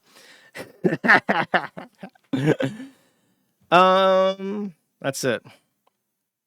I can no longer speak on the next things. Okay, so you have to go. Here is the QR code. The Neil Maham. I should have done this before I started talking, so you guys would have had time. The Neil Maham is being disposed of. Finally, I need to should I touch the bullets? I feel like I should touch the bullets and even them out a bit. Yeah. The thing is, when I do this, they start to crush a little bit. Maybe I need to, I designed it in this way where it has that parabolic look to it. Maybe I should not do that. I should make it more flat. Who knows? Okay. That's it. Bye-bye, YouTube. Bye-bye. Sorry that you're on YouTube. Sorry that you're stuck with Neil Maham. All right. So, next. The YouTube situation is absolutely insane. So this is what's happened. You ready? Here is our world under a combination of artificial intelligence and actually Indians. This guy, see, I want the actual screenshot. For some reason, this guy has put video game footage instead of the thing that I actually want to see in this fucking video, so I can't read this. This guy was banned from YouTube for reused content. If you remember, the Mad at the Internet archive, or the clip channel, was the exact same thing. It was the Mad at the Internet YouTube channel owned by Mad at the Internet LLC, featuring video content spoken and orated by Joshua Moon on a channel owned by Joshua Moon. But for whatever reason, the Indians, the Pajits, and the ML responsible for moderating YouTube's unoriginal content guidelines, once they re-implemented that, banned the channel and said you're re-eligible to reapply within 3 months. Well, we had at the same exact time, for reasons unknown to me, the actual Mad at the Internet channel was unbanned on YouTube. So I simply monetized that, and I did not have to wait 3 months to do so. So that's where the channel is now on YouTube. Some people got banned on their mains. And so one person in particular went to the federal court system and sued YouTube for unlawful termination of his channel under their own terms. And the court agreed that he was unlawfully terminated and ordered him, as in with a court order, to unban his account. And to this day, his account is not banned, or is still banned. It is not unbanned. So YouTube is just flat out ignoring a court order to unban a channel. When we got banned from the creator platform, I tried going apeshit. I tried contacting everybody, and I thought for sure that if I pulled out all my big super Karen mode complaints and just went down the email chain and annoyed the fuck out of them, eventually I would get a hold of a human that would necessarily unban my account, because it was just so patently bullshit. It's just so completely obviously wrong. And I never succeeded. And now I realize that I never would have succeeded, no matter how hard I try, because the system is so broken, YouTube is so incompetent, it is so cheated up, that even when the United States federal government tells them to unban a thing, something that should take one button press, they can't do it. They can't accomplish it. So I stood no chance. There was not a chance in hell that I would have gotten unbanned from YouTube. So I don't know. I honestly, it's like with the ad execs. Like, why are we not being meaner to these people? Why are we not dragging these executives who are mismanaging so much important stuff? Why are we not dragging them out in handcuffs? Why are we not freezing their assets? Why are we not seizing their property? Why is Neil Mahan, who is the CEO of this company and the ultimate person responsible for its day-to-day operations, why is he free to walk about my country despite being a Jeep when he is in violation of a federal court order? I don't understand it. We need to seriously just start throwing these people in fucking jail until they figure out how to fix their shit. Okay, I don't know the full details of this. Hopefully there's nothing horrifically terrible in this post. Apparently, the Soyjak Party, as part of No Nut November celebrations, doxed 100 different gooners. So, I'm not sure if there's like a rundown for this. I did not look at this before. Oh no, there's a big post for it. Okay. Here we go. Operation No Nut November was a win raid, apparently. This is so old school. This is like Encyclopedia Dramatica back when it wasn't complete shit. All right. This is a really, really risky scroll. Seth Pup, Christopher Vidlish, was a BBC fetishist furry porn artist who stopped being active in 2022, but they're active on Patreon now. They were... Okay, this is their valid voice. Okay.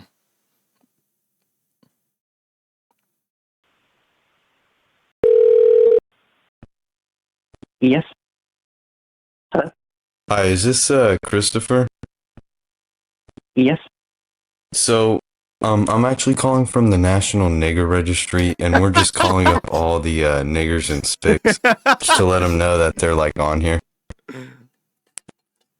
All the what? I'm with the National Nigger Registry. What? Like the National Nigger Registry. He just can't process it. He has no idea what to say to this. What is that?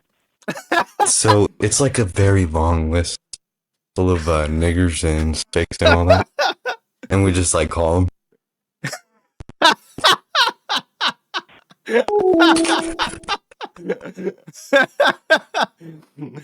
I appreciate that. Adelier Solthair, power word Michael Turley, a 40-year-old man who states to be a huge perv on Twitter and Bluesky, and doesn't like the kiwi farms. Any tolerance of kiwi farms of the source is completely unacceptable. I've been loud about this for fucking years. It's a poisoned well. Brands have no pride. That's a nice xylophone in the background. I want more videos. Oh, God. Oh, my God. This fucking guy, dude. This guy spends all of his disposable income on, like, the creepiest shit. This fat fucking loser. Day 3, they sent pizza to their house. Is it like a call? It's like, what is this? Is this like live chat? But yeah, I have at least one picture of our group together. So you can see me in between the two yeens. The cute yeen, the stinky yeen, the deer, and the... I despise those.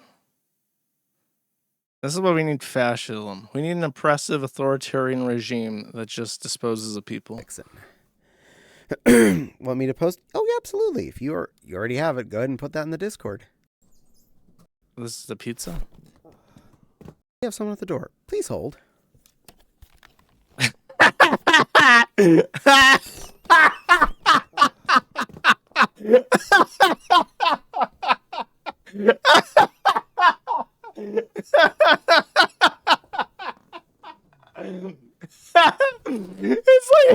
It's like an invisible entity just unzipped their flesh suit, and the flesh suit just like flopped forward. Like from behind, they just pulled the zipper down the back of their head and just went and draped like a wet noodle.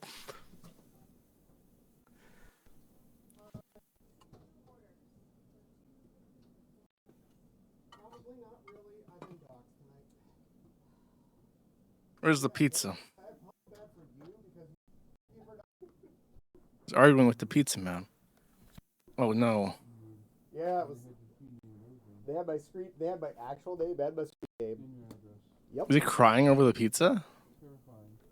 Yep.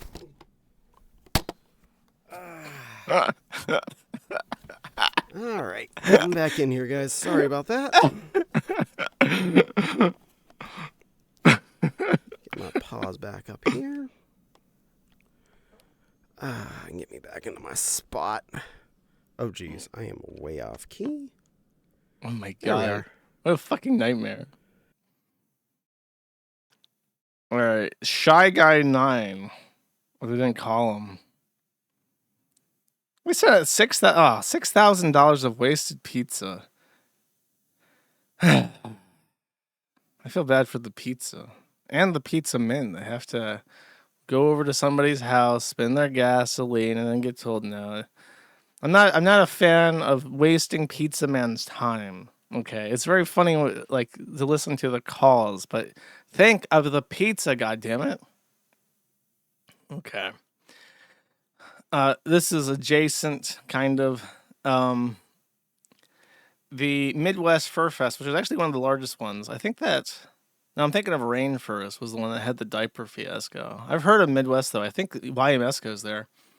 One of the vendors, speaking of YMS, one of the vendors was discovered to have cast dildos from life, which means that they sell actual animal cock. Somebody had to take putty or something and erect a dog penis and then mold the dog penis and then sell the productions of the dog penis mold so that human beings can pay absurd amounts of money for it and then shove it into their assholes.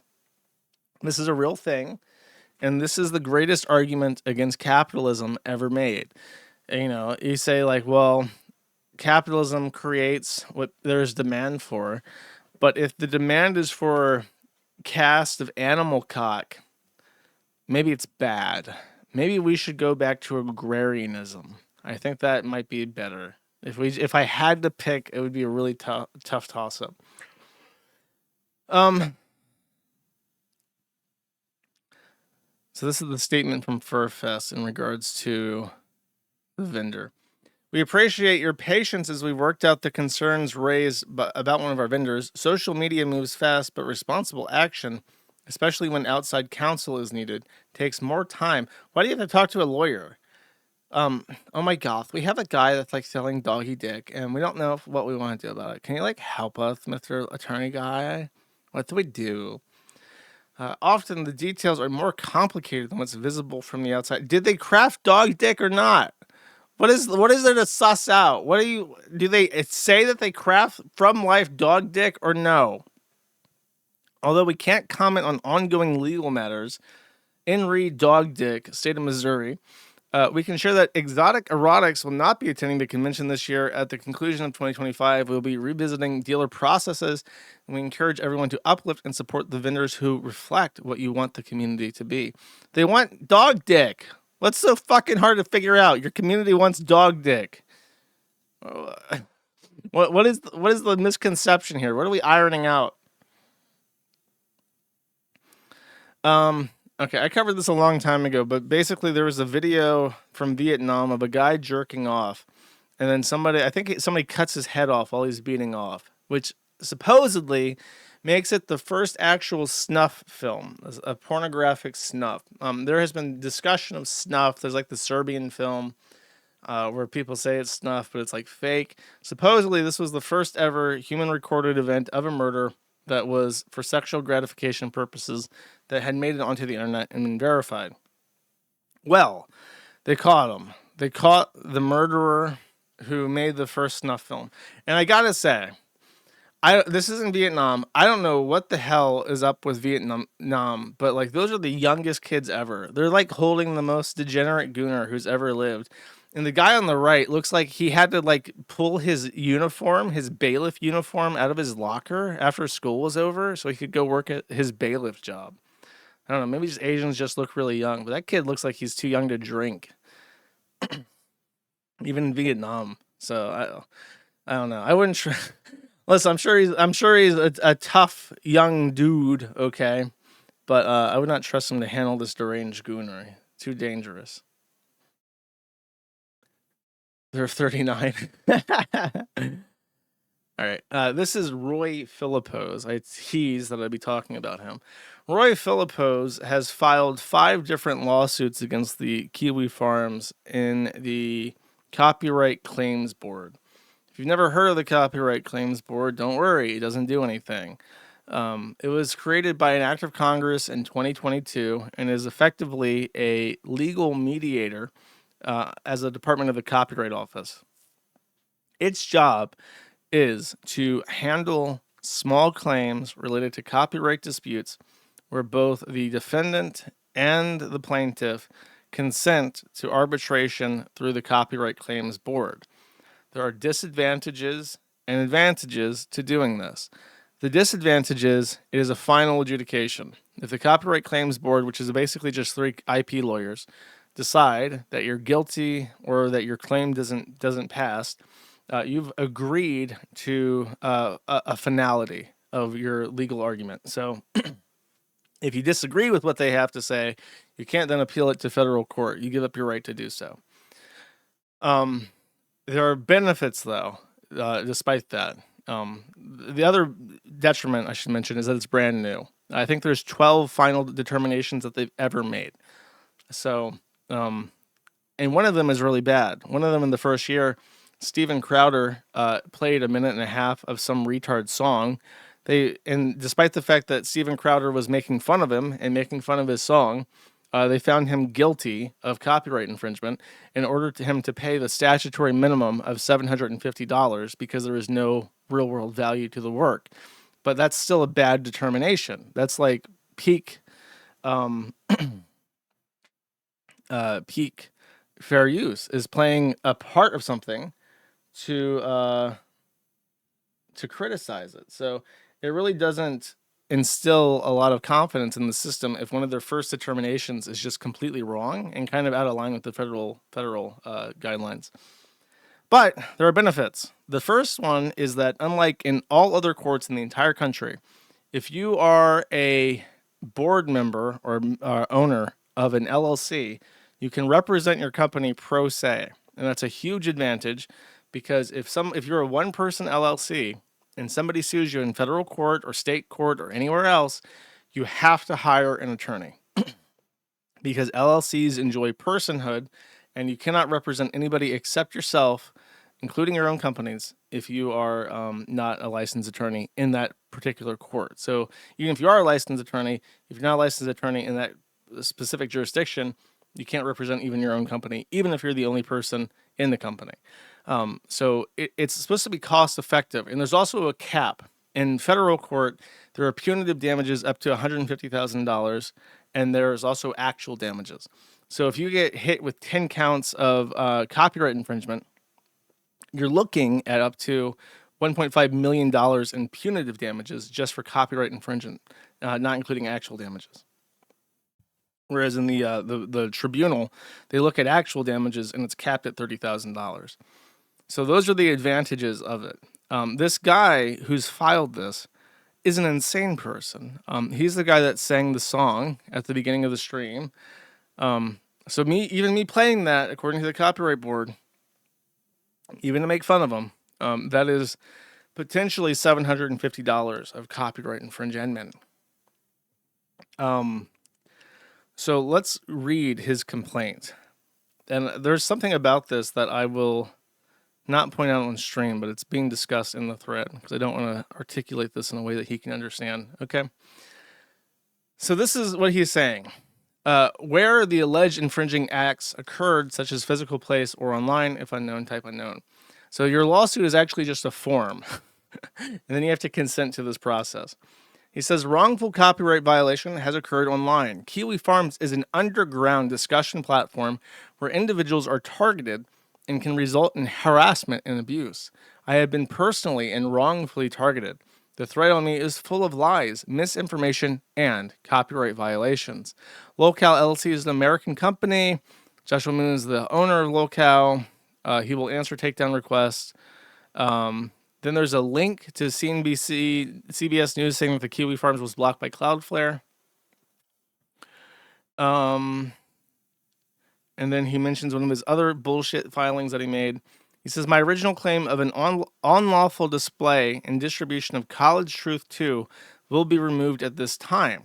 There was a DMCA takedown notice sent by authorized party DMCA.com.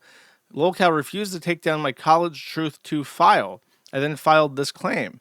After I sent my second notice and indicated their liability, Locale took down College Truth 2 file. So I did what he's asking for, that he's suing me for. The concern is that any user on Kiwi Farms can upload this file again in the future. I removed the original claim of theft of College Truth 2 because I'm not sure if I can still file or not.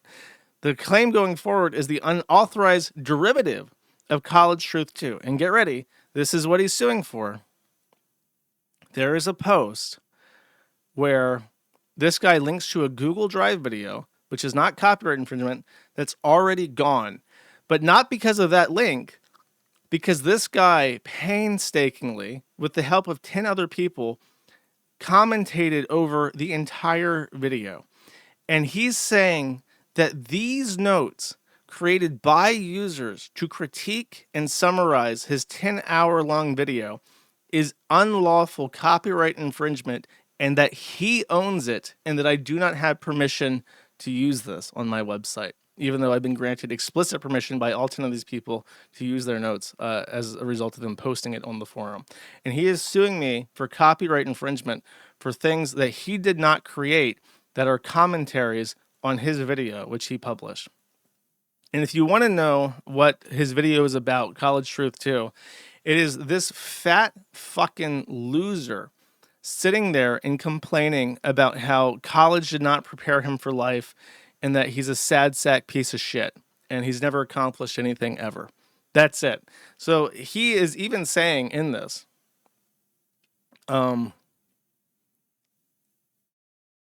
first of all, he thanks them for helping him file his bullshit litigation. He says it's willful copyright infringement. He says College Truth 2 was copied from his YouTube channel. He's finding out about the unauthorized derivative work text summary this month based on my work. He says he has a YouTube channel, and it's a problem for two reasons. A non-authorized derivative work was created from the work without my permission. That is literally the definition of fair use. A fair use work is a derivative. It is not a copy. It is not a reproduction.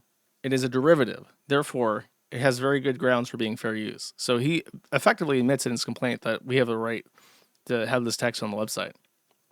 And then he says this, the third-party user, this is the other whammy. There's 4 pillars to fair use. This is number 1. He's arguing in our favor. Number 2, the third-party user notes detail the whole work in full, but can be misleading and bypass watching the content video, thus hurting the market share of the video file. This goes beyond fair use.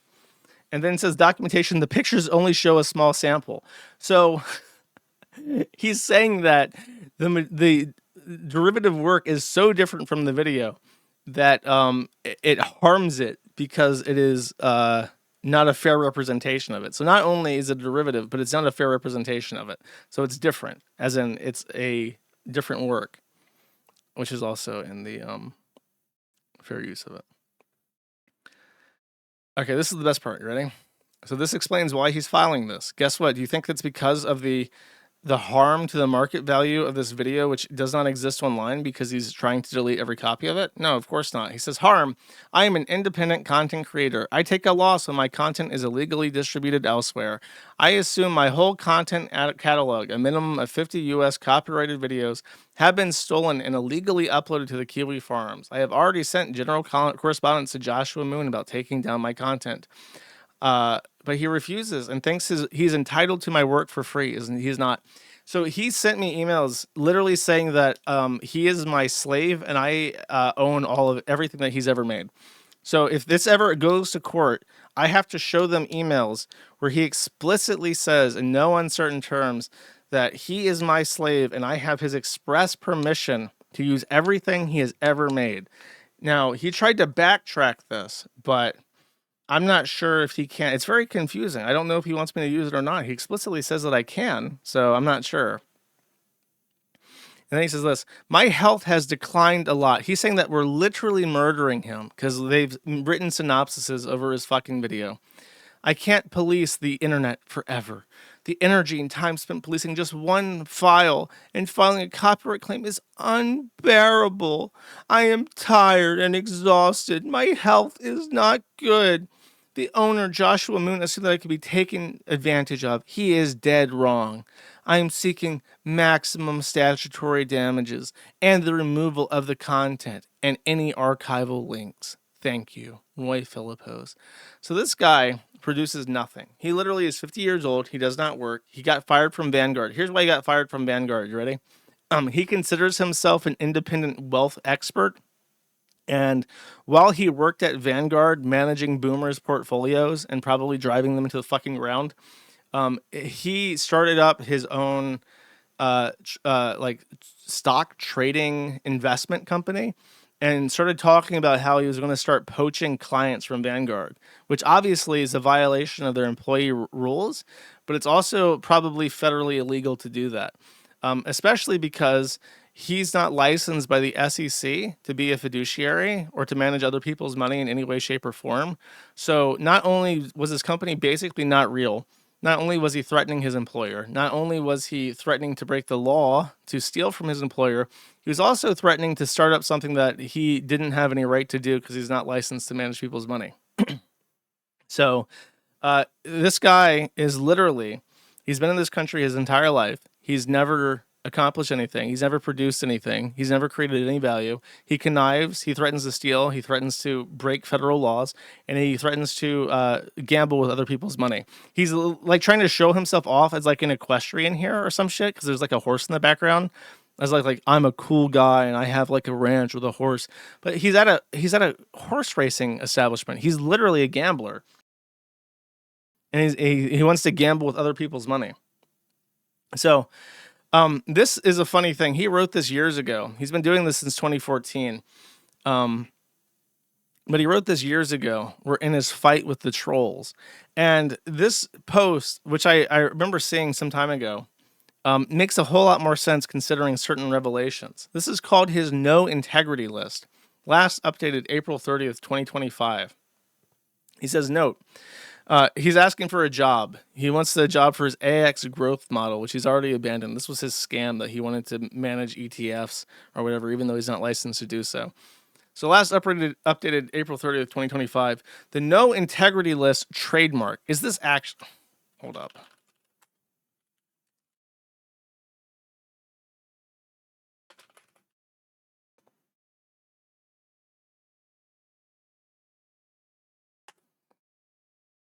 No, it's not a trademark.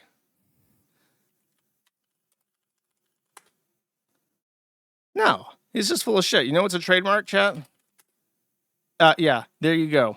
That's what a fucking trademark looks like. It's actually a service mark, and it has a little ribbon. So when you say that you have a trademark for this bullshit, you're actually full of fucking shit, okay? Oh, he even has a thing where it's like you can't select text because it's like, no, you can't steal my no integrity text. My no integrity list is so important, sir. It is my own original created work, sir. Do not copy, do not steal 2024, sir. The no integrity list, NIL, illegally noted as a trademark, is just a list of people and organizations who have no integrity. Integrity. Interesting word choice, chat. Would have washed right over my head in 2024, but now it has this other ring to it. Who have no integrity and who have harmed me in some way. I have originally posted about them on my personal blog. Here are additional uses for the no integrity list. There are too many to list here. An apology and payment is needed to eventually be removed from the list. That is legally extortion. I am an artist. I should be recording and performing my music, but my health is not good and all of that is delayed. I have integrity. I cannot speak for others. Roy Philipose. So this guy is literally saying, I have Izzat, and I am going to make big Izzat damage lists, unless you pay me, unless you comply with my extortion, I will make big Izzat damage to your reputation, Your manam will never recover, I'm not gonna read any of this shit. That was fat fuck. He put the Reddit moderator on the internet as a no Izzat haver. I'm gonna put this Reddit Janny on the internet as a fucking no Izzat haver. You fucking no Izzat haver. You fucking no Izzat haver. Okay, I have to show you what he's actually famous for, I think. Give me a second.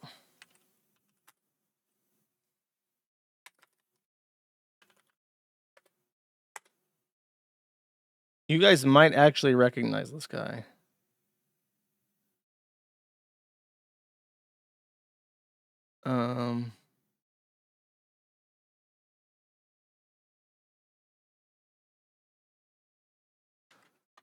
This is the original. Sorry, I didn't pull this up ahead of time. So, oh look, we got a wiggler.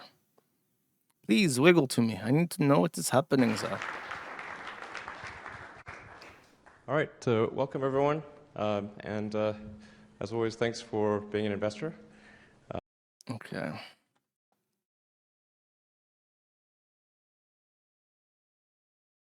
There we go. There's our boy. This is what made him famous. Quick follow-up. I are at a minimum, and then we'll evaluate at that point. Okay. Just a quick follow-up.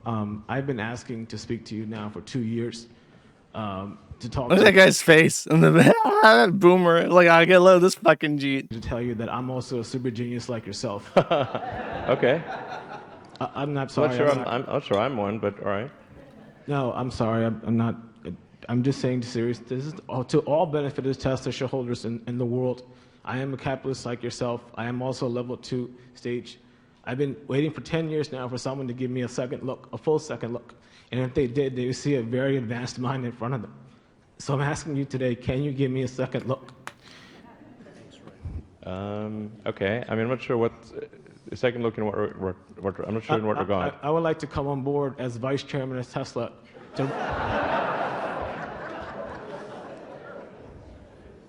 Well, we don't really have a vice chairman spot, but yeah. I mean, I think that's I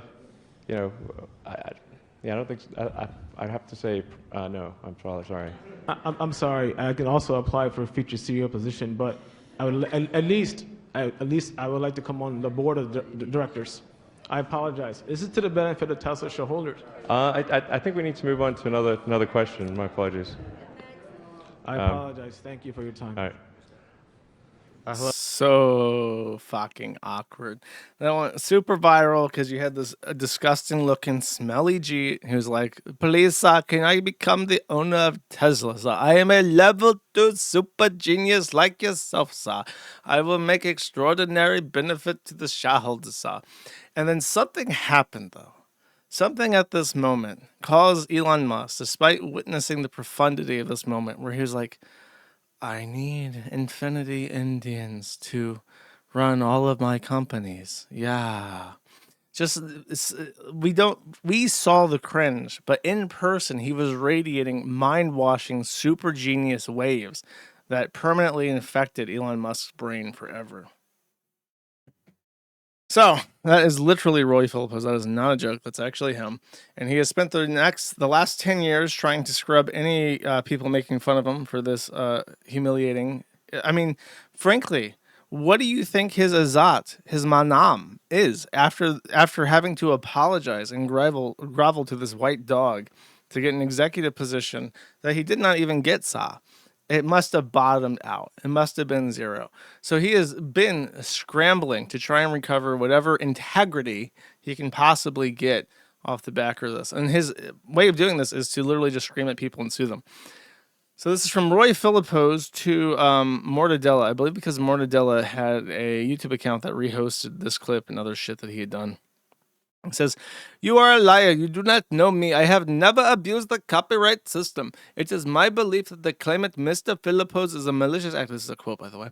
"Who was upset by the criticism against him, and so he abused the copyright system on YouTube to remove it. He has a history of disregarding the U.S. copyright statute in order to falsely strike YouTube channels that criticize him. You used my content stolen from me and picked up at Kiwi Farms. Kiwi Farms has illegally republished all of my content, sir. You owe me $100,000, sir, for defamation. You called me a nutjob in the video titled, 'I have never been.' I am going to file copyright complaints. Roy Philipose. I don't offer consent for this email to be made public." And then he sent, and then he did this to me, by the way. He sent the email of him saying that he was my slave to the FBI. And he literally said to the FBI, "Police, he is saying that I am his slave now after I said that I was his slave. This is in violation of my 14th Amendment constitutional rights to not be a slave, sir." So this is Roy Philipose to YouTube, this guy in particular, and also the Federal Bureau of Investigation for Philadelphia, where he says, which is where he's from a city, by the way, called King of Prussia. King of Prussia in Pennsylvania. Is that not the coolest name of a town ever? The fucking King of Prussia. This smelly Jeetsar does not belong anywhere near anything as cool as the King of Prussia, okay? FBI, here is an example of the abuse I have received since 2014. You are aware of such. Since 2014, due to a misunderstanding, sir, lies and misinformation continue to be published about me on unregulated social media. I am one of the most defamed and harassed people on the lowercase I internet, sir. There is no fact-checking required to publish. This has caused great harm to me and my family, and emotional distress resulting in poor health and financial loss. A press release will be coming soon. My health is not good, sir. No, surely he's not implying that he's a stress eater.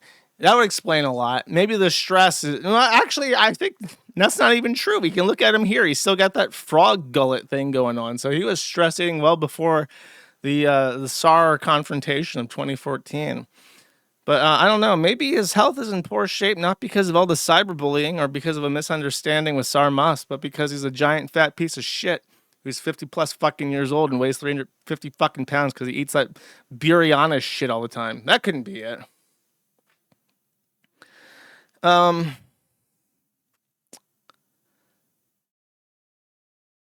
and then there's this. This is one of his blog posts, I think. What is this? Oh, this is from this. Apparently this one in particular is worth going over. Okay, Warkikia is an amateur blogger on YouTube. He is an accomplished liar. Oh, I remember. I slotted this up because you might think, Josh, you're saying Jeet a lot and you're making fun of his stupid fucking country and his shit diet. Like, you know, that might end up in court and not look good. So I like to say that this is actually a two-way respect street, chat. This white person felt empowered to do a video and showcase me. Wakikia does not know me. He does not know what is going on and is not authorized to talk about me. He is a false authority. Wakikia never contacted me for validation like a real journalist would. Instead, just like other young and inexperienced bloggers, he relied on his own assumptions and non-validated third parties for information. YouTube will publish his lies and misinformation. He inserted his dumb and useless video game content to circumvent copyright infringement. David also violated my privacy by redistributing content online without my permission. Okay, on his website, by the way, it's like, what is it? There it is. This is his blog. This is his main thing. Okay, ready? Here's his intro. Look at it. What a lovely photo. What a nice photo. Please, I want to see as bulbous a chin as humanly fucking possible. Okay. Who am I? I'm an artist in R&B and hip-hop music. Aspiring portfolio manager, parentheses, stocks. Philosopher, self-taught. Entrepreneur, music, content, domain. So he's a domain squatter. Okay. He is from Philadelphia. He's Indian American. He's an ENTJ commander. His passions are music, and stocks. Music and stocks. Wow. Well, To become an artist and to become a portfolio manager. He has a bachelor's of arts. He passed some kind of test. I forget what it was.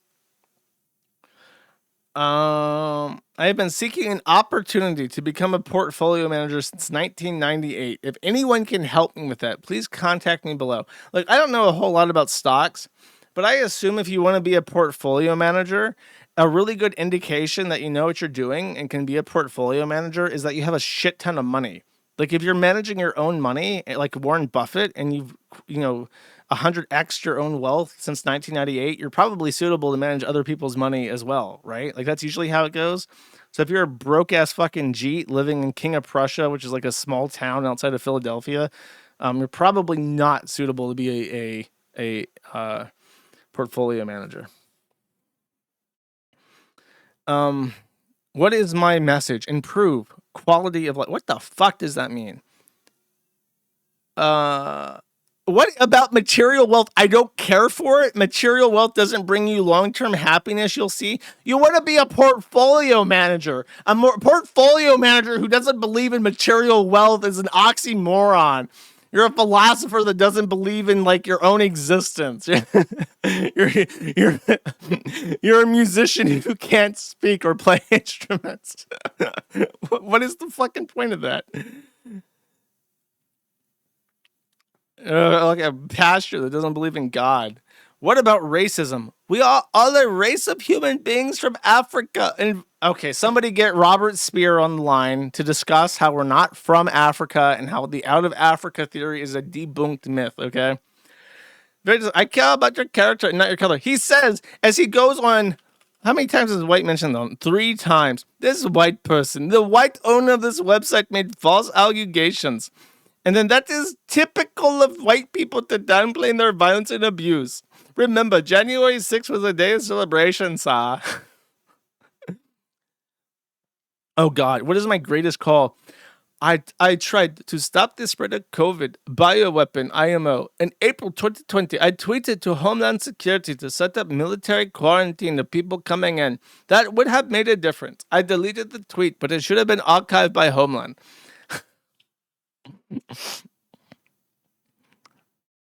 What about my infamous breakdown?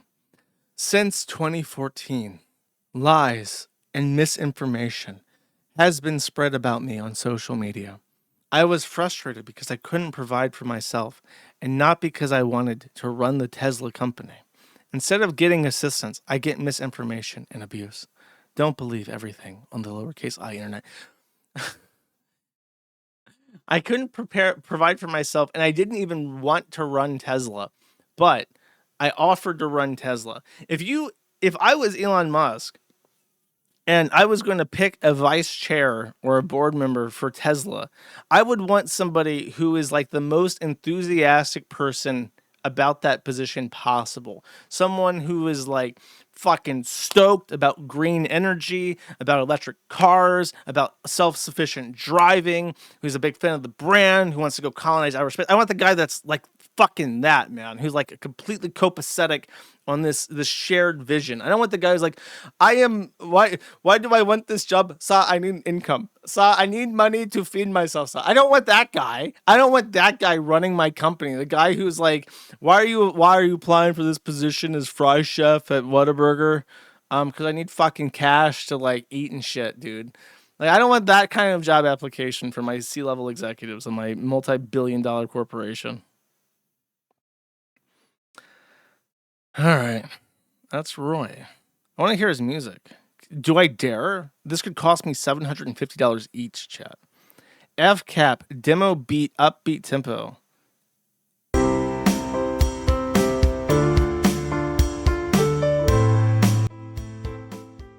This is like one of those jingles that you get when you,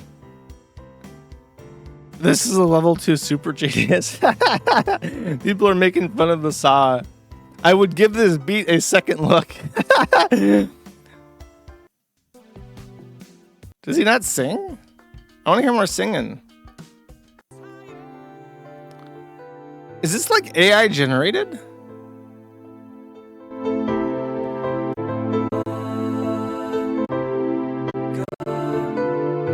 Yeah. He's like jeet slopping out fucking beats and trying to sell them. So I made very, very professional compositions of beats for your R&B and soul tracks. Okay. Cool. Thank you very much. Next.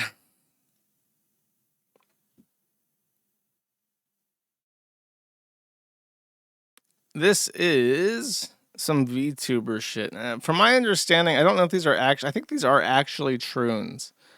Unfortunately, they use the Kiwi farms. Wow. I've been And banned also from don't Kiwi forget- farms before. It's like just I don't know. It's silly. It's very silly. I was making fun of people on Kiwi farms and I got banned. My favorite thing is when someone mentions Kiwi farms in like a group chat and there's like audible awkwardness and uncomfortableness. Like you just said like, hey guys, I've just been reading Mein Kampf. And they're like, oh, Mein Kampf, huh? Any, so you like doing a book report? What's going on, buddy? Like, oh, Kiwi farms. Oh man.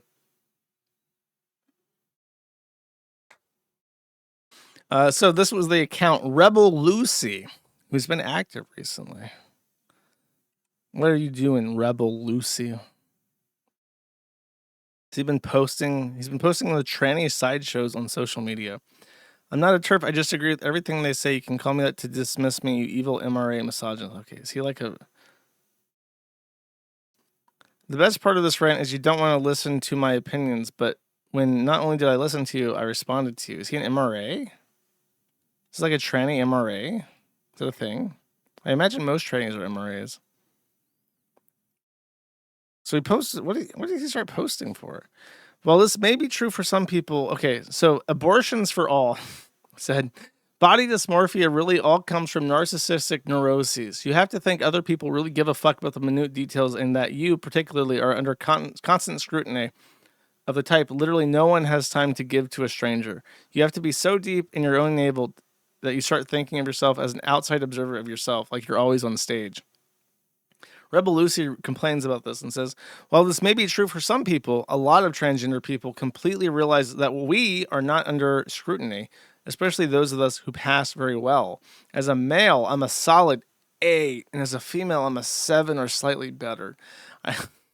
That's very woman-coded. Whenever I hear women talk, like, oh my God, did you see Stacy? Oh my God, in that dress, she is totally like a 7+. If really, she just rocks the red. The red lipstick is what does it for her. You know, she was wearing green yesterday, and I was like, maybe a 6. But when the red, she's a 7. You go, girl. That's how women talk to each other. They give each other concrete number evaluations over their appearances. I do obsess over very minor BS, your penis, but it's not not because I think everyone is looking at those things. They're not, and judging me. They would be if they saw it, but because I have a very near autistic obsession about perfecting my look. You may see it as narcissism, and in many cases, you might be right with the trender invasion. Oh, no true Scotsman. I'm the real tranny. All these other people are trenders. But there's just as much as that a heavier focus on self-improvement than an actual presentation. Also, just on the topic of this thread, tranny Reddit is cancer, but so are most tranny communities. They're mostly owned and operated by chaser men or trender teens who are hyper-leftists. So, 00 asked him for a picture of himself. And this is what he got. So this is the solid 8, a 7+ or a solid 8. What do you think?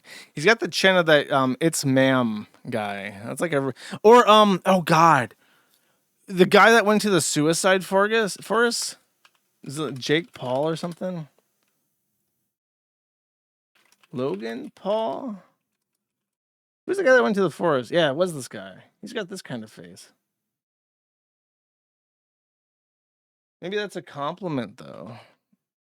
See what I mean? He's got like that shovel-looking face. That's pretty good, actually. That's a pretty good comparison. It's like the Logan Paul trooned out after going to the forest, then put on the maid dress. All right. So, is there like a point to this?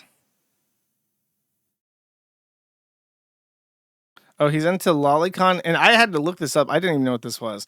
He has defended POCD, and get this, it is a type of obsessive compulsive disorder where you get pedophilic thoughts.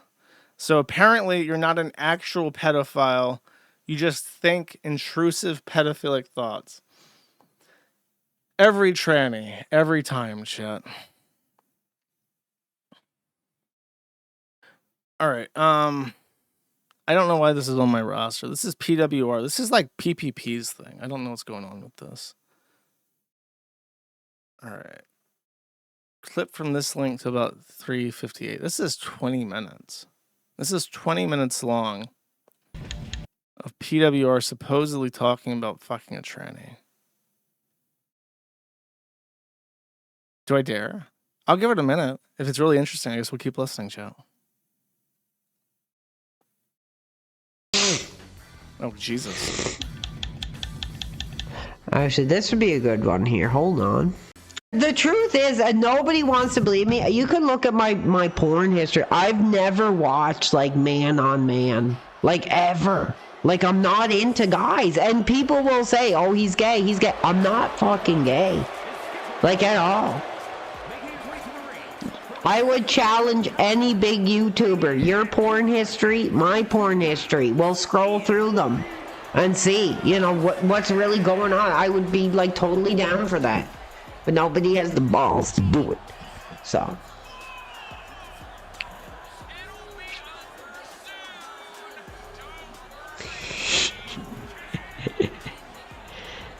Yeah, I've watched some trans stuff, sure. I got news for you. That means you're gay. Mine would mostly be big booty Latina. That's on there too. I have a little bit of that. I have a little bit of that on there. What's her name? Damn, I had to look at my history here. Carla Lane, maybe. If any. You know, there was I saw a tweet of someone complaining that, like, Europeans, when they first discovered black people, would bring back black people to Europe and put them in literal zoos where they keep animals, and they would set up, like, primitive human exhibits where, like, they would just have the black people make tribal stuff, like their tents or whatever, and just sit there and be tribal as, like, a zoo exhibit. And there was one in particular, I don't remember which zoo it was, but they had a woman that they plucked out of Africa just because she had the biggest dumpster truck booty that any man had ever seen. And they literally put her in a fucking zoo exhibit because the booty was too big. Straight dudes know Carla Lane. Like, that is a Latina. I would put the ring on here. Carla Lane, baby. I would put the ring on it. That's one of my favorite big booty Latinas. Hell yeah. Yes. Talk about the trannies. Dude, if you're drinking that vodka that has the red label on it, you're down bad. That's the shit they sell in, like, 1.5 liter plastic bottles for $15. That's the shit you get fucked up on when you just stop pretending. We got do we have another sub? Let's get. I was just about to pour one. We didn't see any subs though here. That's all they have in Canada. Carla Lane. She's Ella Hollywood, baby. Like Ella Hollywood. Isn't that the tranny that's, like, a friend of Finster?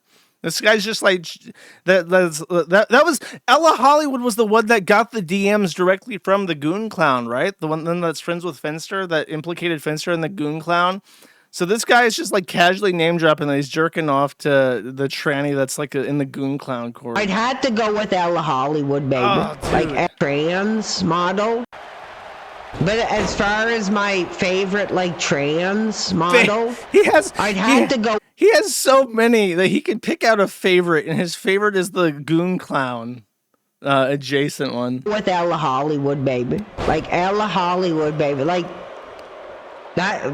I'd put the ring on Ella Hollywood, like in the second. He would marry. He would marry a man that was in the DMs of the Goon Clown. Second. Sure. Just being open and honest. Somebody's like, stop. PPP, where are you? Why did PPP allow this to happen? We're gonna have to ring the tranny fucker bell, chat. He's a tranny Have fucker. you ever been with a trans? I can't answer that unless we get some subs. If we get 20 subs right now, I'll tell you if I've been with a trans or not. $100. 20. I'll tell you the I wish whole, this was the whole timestamped. thing. Hold up, I do have I have this downloaded. I'll be able to skip around safer. PWR1. This is Just like Jey Uso, baby. With the 25 subs, wanting to hear the history. Time to play the game. I was pretty drunk. Like I was drinking most of the night, mostly beers. And like, should I? No, I have to tell it. He gave exactly the amount that I asked for, so I have to tell it. So That's here's the what law. happened. I'm gonna be descriptive as I can. So I was at a bar one night, and like I was kind of in a place where like I was pretty depressed, man. I was pretty like lonely. I felt really shitty, and I was like, you know what? I'm just gonna go to the bar and like. It's like the intro to Powerpuff Girls, where it's like sugar, spice, everything nice, and then chemical X. It's like, what makes a tranny fucker? Depression, loneliness, in a slump, and then the secret ingredient, Smirnoff, and it's just like the glass breaks and it's chemical Smirnoff is pouring into the concoction, and then you're like, oh no, now you got a tranny fucker. Have some drinks and like try to talk to some people and just have some fun, you know, whatever. So I was at this bar. That's like my favorite bar. So I don't know, it was like, I don't know, like close to the end. Like, oh, you don't want me to tell it? Wait, the fans are saying don't. No, I am going to tell it. I am. He wants to. Look, his fans are begging him. Oh no, brother. No.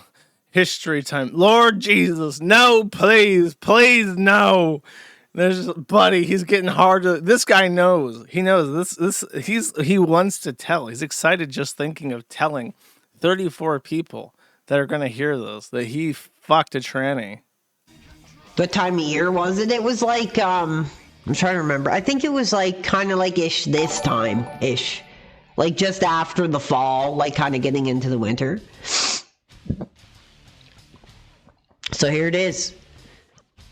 Are you ready? Okay, and I have no shame about this at all.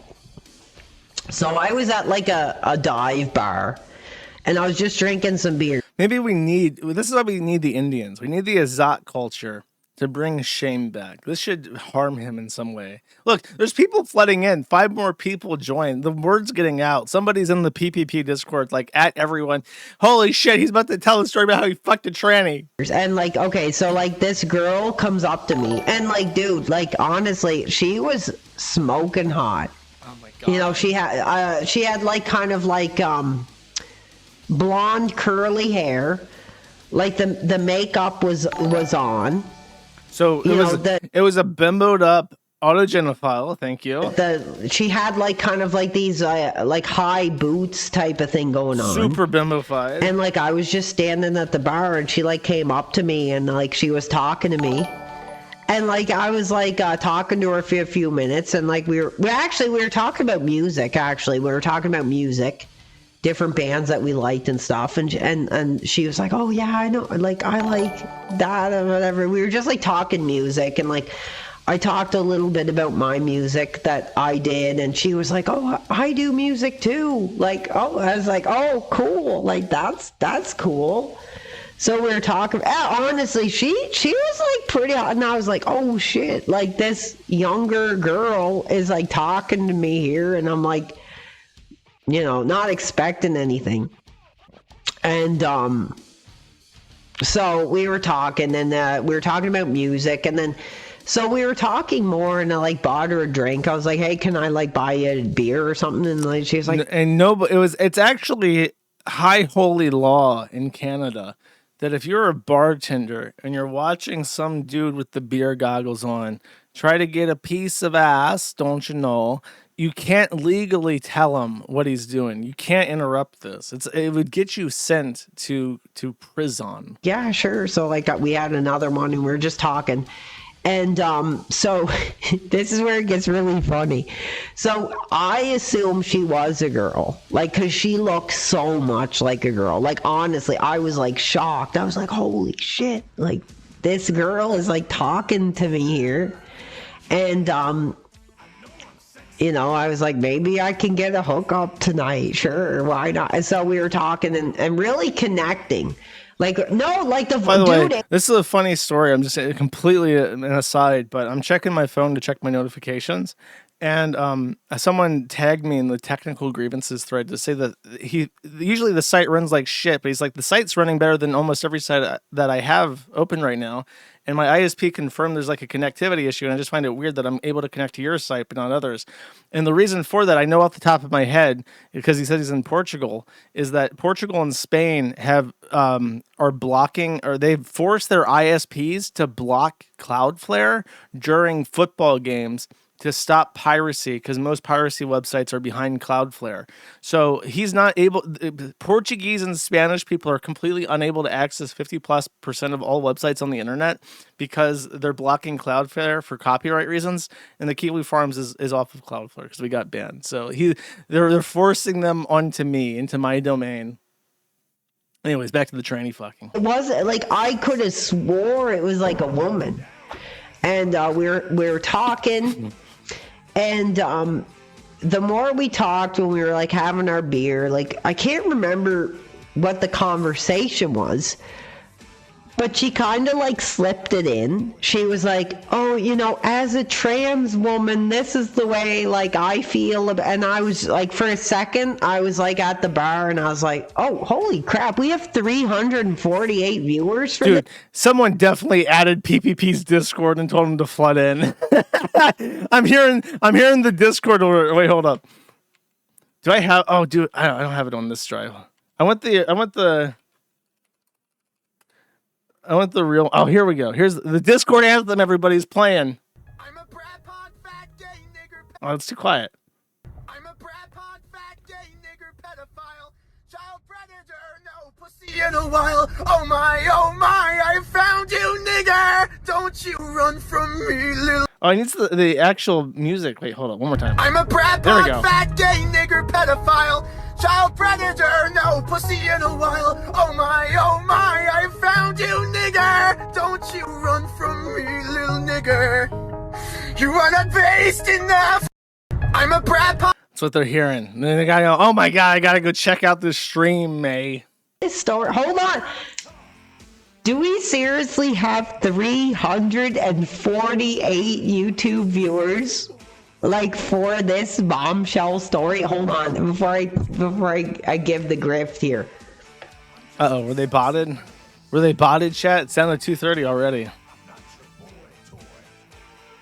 No way. So anyway, get to it. So we were talking and she slipped that out, and like she was like, oh, as a trans woman, I feel this way about that. And I remember like I was sitting at the bar like this and I was like listening to her, and in my head I was like, shit. I was like, fuck. Like, this sucks. Like, that sucks. Like, what the fuck? Like, but then like I gave her like a second look. I gave her the second look that Roy Philipose was asking for. He generously gave him the second look. And I was like, you know what? Like, fuck it. Like, fuck it, sure. And I just like basically listened to her talk. And that night, like we ended up going to like her place or whatever, and she had like this. It was really Okay, it's got to be like League of Legends arcane anime figurines or something. I need to hear like the trannies love those LED lights that are pink, and they love display cases full of anime shit. Please tell me he's going to drop some like information about the room decor. Okay. Weird because like this is like, oh, somebody's like screwing my career over here. I can't finish this story. Who's screwing my career with their crap? Stop looking at your fucking numbers. Tell me this. If somebody's screwing my shit. So anyway, at first I was kind of like, oh, like fuck, like whatever. But then like while she was talking, I kind of like gave her a second look. You know, I looked her up and down, and I was like, fuck it, like sure, whatever.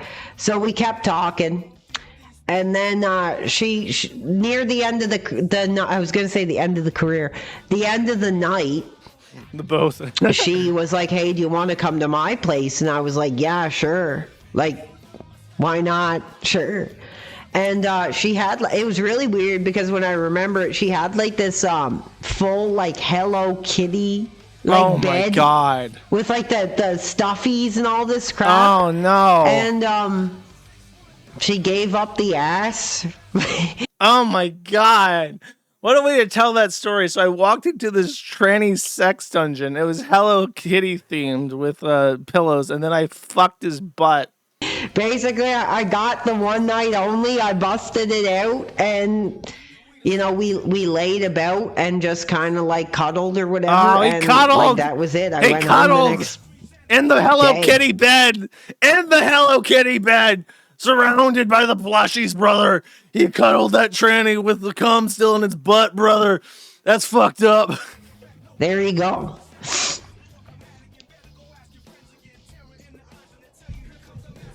Who's screwing my career, bro?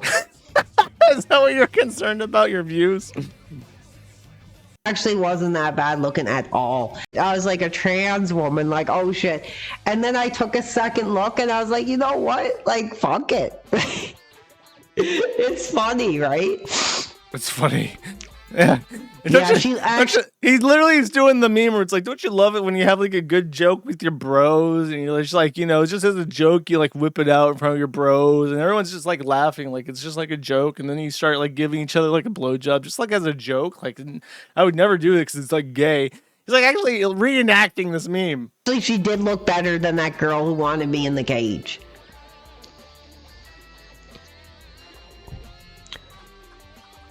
You wanted, you paid to hear it. That was the first time I was just like, This chat's giving him so much honestly, shit.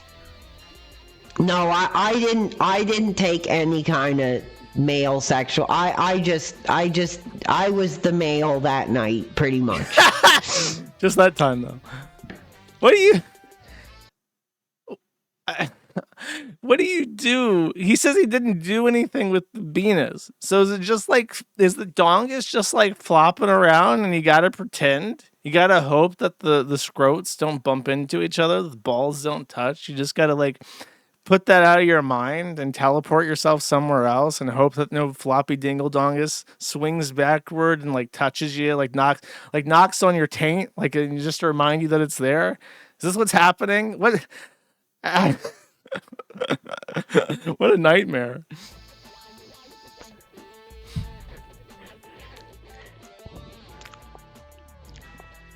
Think of England. I don't know if you can keep it up while thinking of England. You paid to, did she look better than Anicia? Oh my God. Wow, what a question to like be stumped by. I don't know. She was younger and like had like, she was pretty. Like she had like a curly blonde hair and the makeup was pretty on point. So I was just like, honestly, fuck it. I was like, hell, I'm not going to do any better than that. Okay, that's a good note to end it on. That's pretty good. PPP, you have to send in your top henchmen to do correction. Correction needed, okay? Shanny, for Christ. Let's see. Wait, what's going on with Shani? I have a thing for her. 1 second.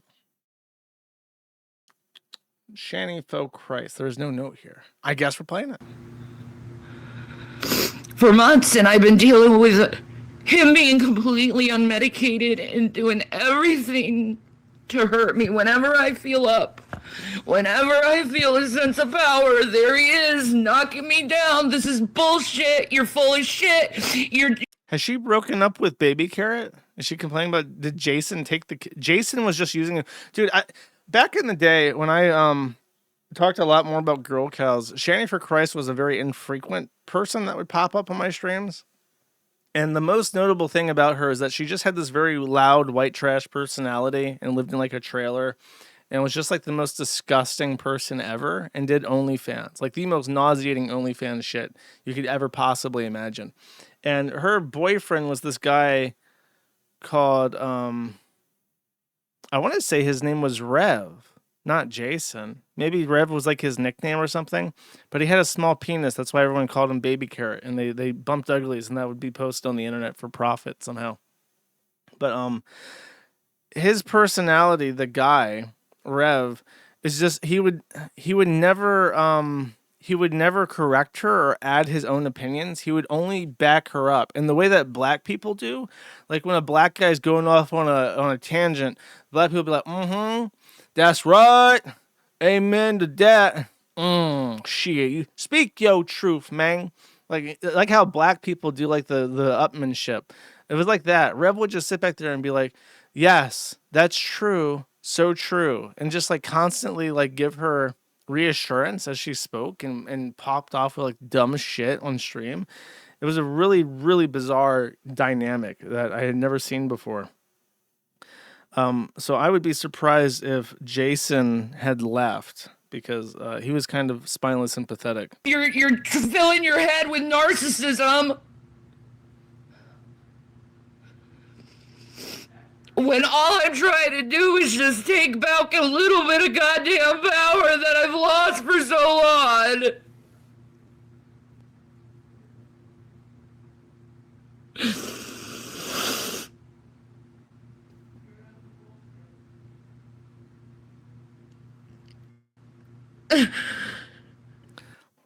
Why is this 20 minutes, I wonder? I guess this is the full stream. Hold up. I have a Shani thing so I can scan through it. Man, Ooh, white trash arguing. You're right to do to someone who loves you. Wait, no. I hear Rev in the background. So did she have like an open relationship with this Jason guy and he's still there doing the that's right?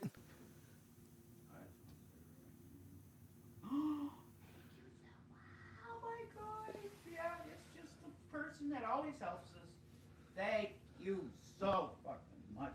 God. Please, somebody that cares about Shannon Dornbush. Shanny for Christ, could you please give her a goddamn place to stay?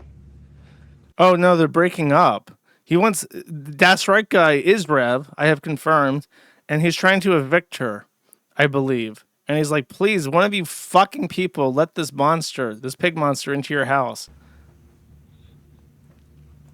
That's it. Bottom line, could someone please get her a place to stay because she's too lazy to do anything to get the services she needs? Look at her, felted, destroyed. The most yes man of all yes man has finally found his spine. So could somebody put her up in a place, please? I'm done. Done. Done. Done. Done.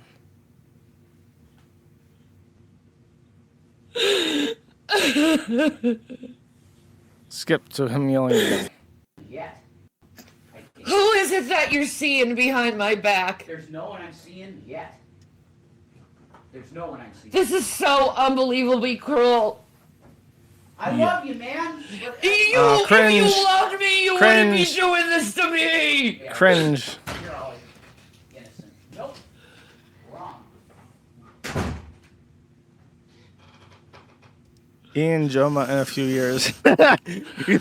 Dude, that would be funny. Imagine it is now 2035. It's been 10 years. Ian and Aniza are white trash, and Aniza is fat and disabled with fibromyalgia. And there's a stream on Twitch, 30 people listening, and she's fat and crying, and he's yelling at her, is like, "You are done. You got to get out of my house." That would be awesome. I know he's cheated. I know he is. Young Thug. Gamaniflare? Young Thug. Young Thugga Manila Flare says yet crying laughing emojis. That is the most complicated, hard to decipher name I've ever seen. Okay,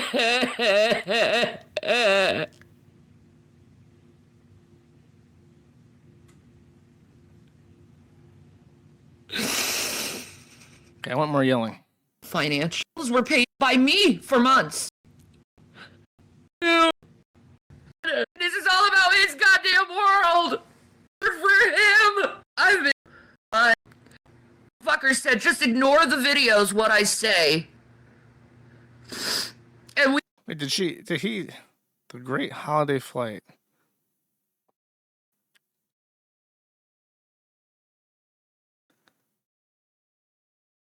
Did he cheat? Wish they just fucking ended. Is this Rev? What the fuck is this? Revelation News with Jason. Is this Rev? Oh my god! I don't remember him looking like this. I'm done. You make it official. I'm not gonna say. Is he wearing cat ears? What the fuck? But you guys see what she's doing to me. Done. Why does he look like that? Dude, he looks like King Cobra, but like King Cobra thrown down like a flight of stairs, like 20 years older. How the fuck do you get yourself to look like this?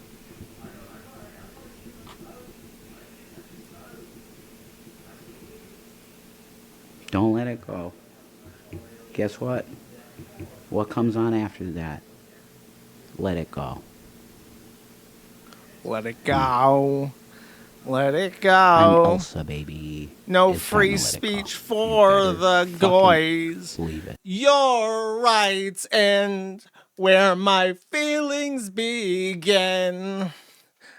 I cannot hear that song without thinking of the Jew version of it. It is like it has permanently and completely replaced the actual version of that Frozen song. And I know the lyrics. I know all the fucking lyrics. Okay, I know them. Okay, I've been listening to Shanny. Okay, I have to revisit something.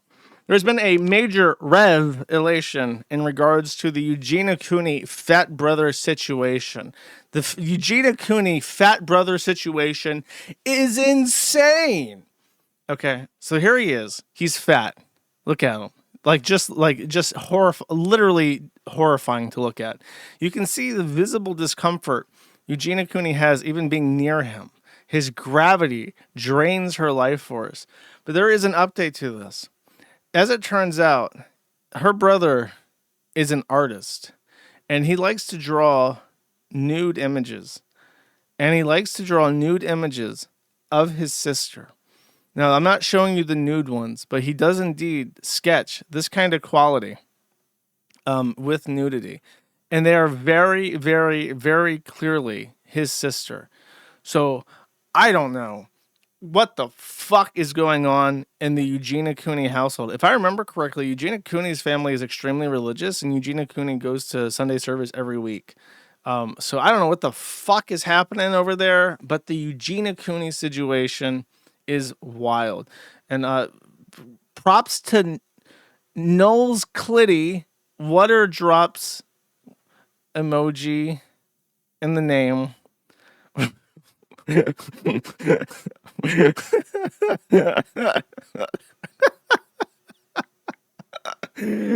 Very interesting background picture.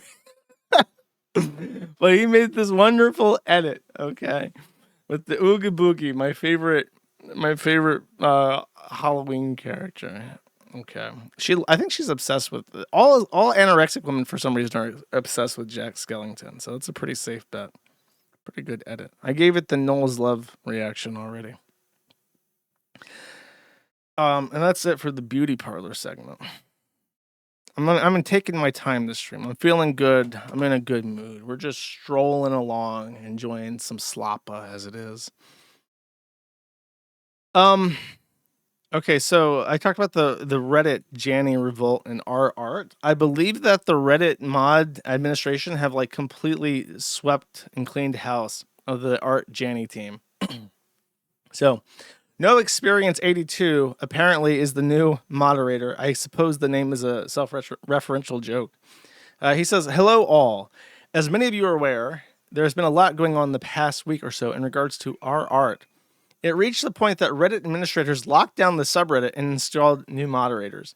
The initial selection... See, this is... Reddit owns all the subs, so if you mismanage one of their big subs they care about, they will just properly fucking nuke you. That initial selection process has been completed. This is why ourdrama.net basically runs Reddit, by the way, because if they get enough drama going, it forces the Reddit Jannies to step in and clear things up. There is a lot for the team to discuss and review in regards to the rules and processes. What the fuck do you mean? You run a subreddit called Our Art.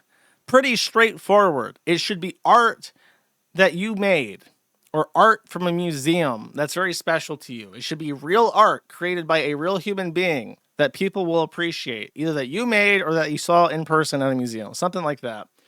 It won't be easy or a quick process as trust has been broken and there will likely be some bumps in the road.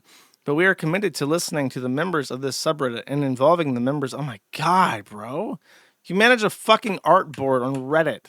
How do you overcomplicate this? Post art. Upvote post about art. Pin nothing because it's just art.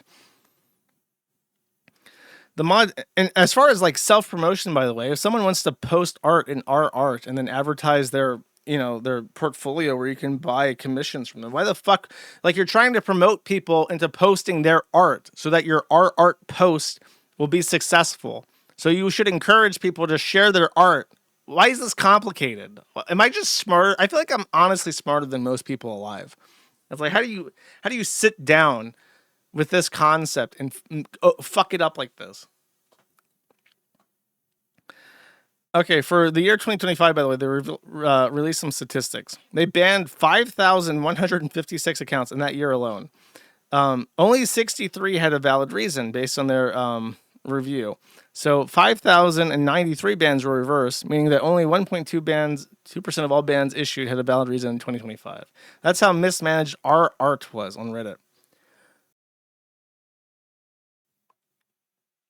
Dunning-Kruger? Or Kruger? Is it Dunning-Kruger or Dunning-Kruger? Because I've seen this spelled both ways. Dunning-Kruger. It is Kruger, like Freddy Krueger. Okay. Look, I'm not Dunning-Kruger. I am a level 2 super genius. Actually, I'm a level 3 super genius. I'm higher than Roy Philipose. I'm smarter than him. The Freddy Krueger effect. That's right. I have not watched this yet, but it's 5 minutes long, so let's watch it. This is a follow-up about from the prostitute about Russell Greer, who, by the way, has filed a meltdown in court saying that he needs protective orders against Hardin because Hardin emailed this lady and then told Russell Greer that she might be entered in as a witness, and he is like completely fucking having a panic attack about it. I have had a couple people reach out to me through my comment section with questions, naturally, about the dude. Let me just make a video real quick here, answer some questions about the dude, and clear a couple things up. So let's get into it. So, downtown Gorilla. She apparently is in Akron, Ohio. So if you are the type of person who likes to frequent places where ladies of the night visit, keep your eyes open for her. We are trying to get her to testify against Russell Greer. She is dodging our emails. So if you happen to be at a bar or something and you see her, let her know. The Kiwi Farms needs her, okay? In this comment here, which I will keep for a while so you can read it, essentially said that people are concerned that the dude is going to retaliate against me. I'm not concerned. Really, truly, I'm not concerned, because retaliate away, I'll hire a real lawyer who will most likely defeat you if it even goes to court. I'm no legal expert, but neither is he. But a lot of this is a factual timeline. He first contacted me in 2022-ish, late 2022-ish, early 2023-ish, and like I said, I called him a creepy fuck, and then there were a couple interactions via Instagram DM and whatever, but then I blocked him for over a year, and after all of the blocking and whatnot, that's when he had reached out to me this year, around May. But my boss had asked me to not antagonize him, which, like I said in the videos, I never did, except for calling him a creepy bitch when he was being a creepy bitch. But I think the last interaction that I actually had with him, because I would periodically unblock just to see what DMs I was receiving, if he was maybe circling in on me or... He would be having full arguments with himself in the DMs I was ignoring, so I check it from time to time to make sure his arguments weren't escalating into threats or actions. And I saw this... Dude, we need those DMs. We got to subpoena those DMs. This is extremely relevant to my copyright claim, because this constitutes more fair use and criticism support. Okay, we need those DMs. A little gem right here that I'm sure some of you would appreciate, and it made me throw up in my mouth a little bit, and I never unblocked him after this. So, which leads me into my next point, or I guess a repeated extended part of my first point. What the fuck would you sue me for? Really?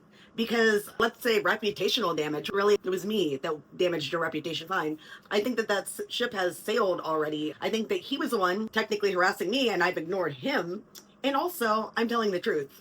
And I am happy to provide pretty much every seat possible, barring just one certain thing, which would be revealing the name of any client of mine, because that's just kind of shitty. So I'm pretty sure that I can prove the things that I said happened. So are you going to sue me because I don't want to be your manager to your imaginary brothel? Are you going to make a petition to make it illegal for women to have negative opinions about disabled men? Really, truly.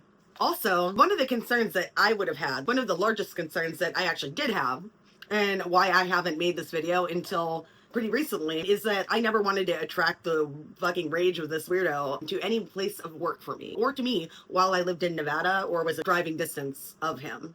I left the Calico Club back in July. I did not sign any NDA, and I'm currently not affiliated with any legal Nevada brothel, and I would like to make that abundantly clear before he sees any of these videos and wants to go and harass any place that I have worked or involve them in any way. They have nothing to do with this.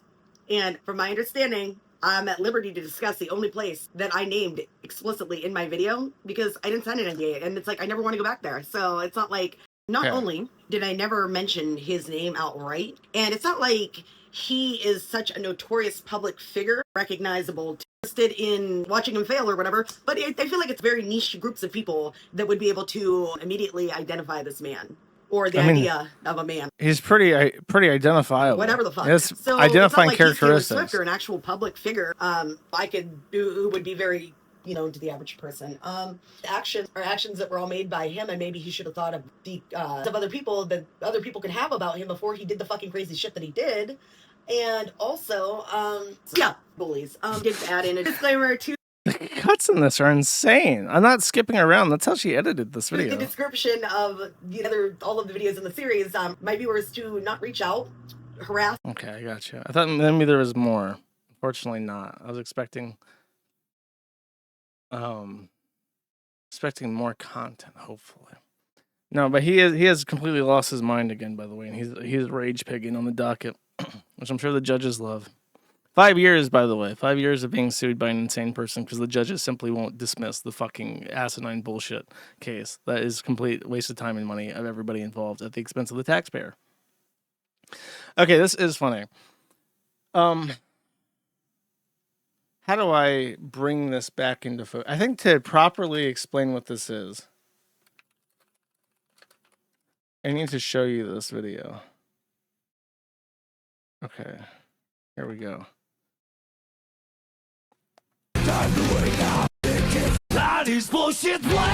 Okay, let's mute the music. This is like an edit. I don't know where the original is.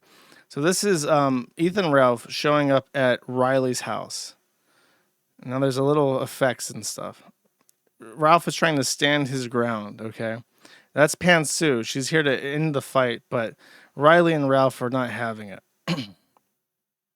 They just keep going. For some reason, Riley keeps getting back in there, even though Ralph is backing off. He then pulls the hair. Now, you can see Riley's whole ass is being exposed because he's a fat slob and he can't keep his pants on because he has no waistline. And now the pants are down and the guns are out, okay? And they're having a proper gun-to-gun combat. Then, as Pantsu is trying to pull off Riley, Mint Salad gets involved. This is Mint Salad. Mint Salad is a retarded woman with an IQ probably below 70 that Dick Masterson pimped out to Riley after telling Mint Salad in response to her calling in to ask if her parents asking her to either leave the house or stop drawing furry art. What should she do? Dick said, "You should abandon your family and continue to draw furry pornography." And then he hooked her up with Riley, his producer. So now they're in this tarred house together with a tranny called Bird, who's off, I think, recording this. No, Bird's off to the side. Digibro, a.k.a. DigiKnee, the tranny who was the ex-boyfriend and then ex-girlfriend of Pantsu, the woman I pointed out earlier. He's the one holding the camera. Bird, the tranny, is off to the side. Mint Salad is this one right here. She's going to come in, and she's also going to start punching Ethan Ralph in the face. Now, Ralph is holding off with his gun out, holding off Riley and Mint Salad at the same time, while Pantsu is trying to separate them, okay? At this point, he spits in her face, in case you forgot that. And they just keep repeating that. Okay. And that's the fight. You don't get to see Bird in this edit. Now, we go back to Comicsgate for whatever reason. And young Klippa 69 is Riley, the fat one with the pants that fell down. Okay, he's called young Klippa 69 because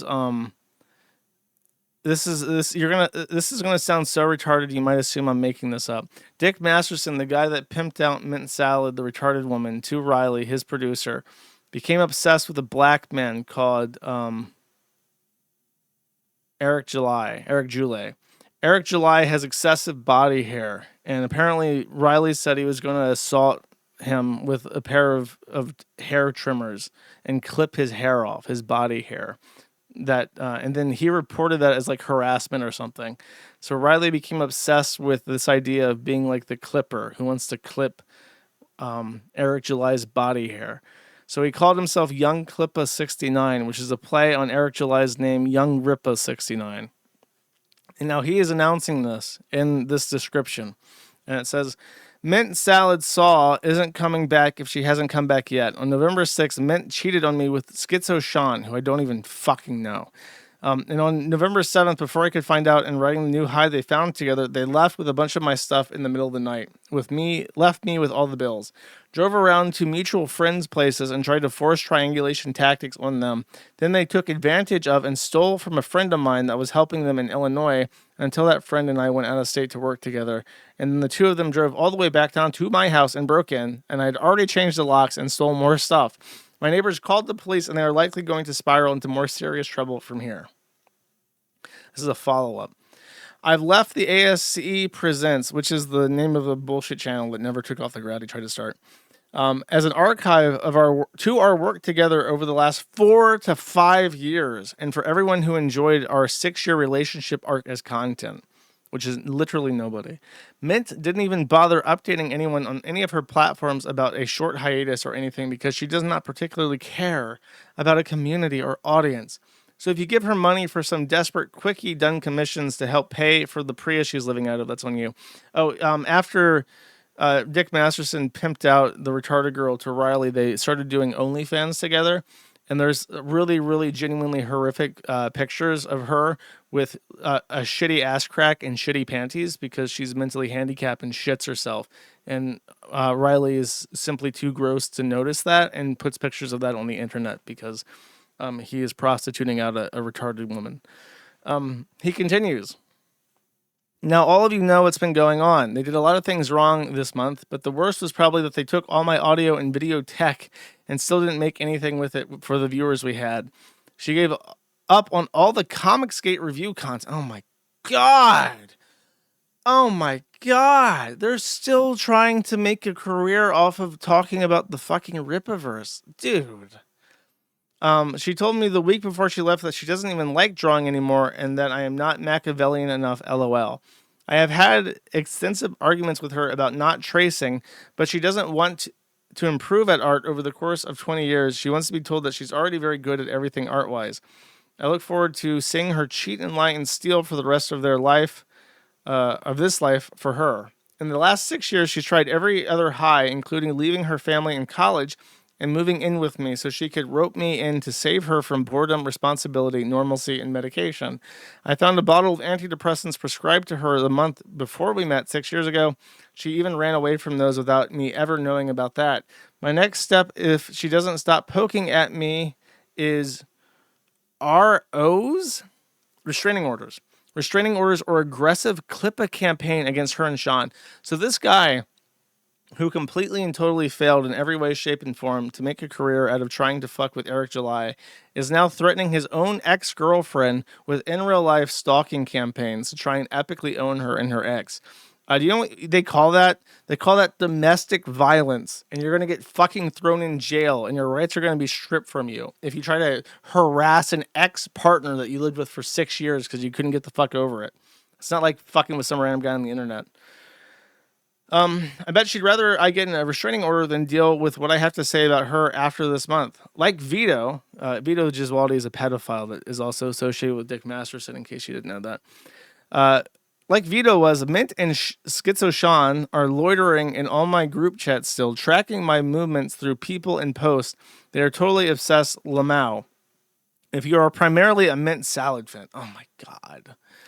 Feel free to leave or talk amongst yourselves, but this is the end of an era of absolute effort that you will never see from her again, around here or otherwise, as she has decided that hard work, unparalleled persistence, and consistency is bad for her vibes and whatnot. Finish. Honestly, that's on me. She left her family and BF to get with me 6 years ago and thought I must be worth that Lamau. I feel like this is a win for me. So I don't mind it being a win for Vito. When you're like scrapping with fucking Vito the Pedo, you've just completely lost control of your life. Okay, I have to know who Schizo Sean is. Schizo Sean TV, this sounds right. Let's check this winner out.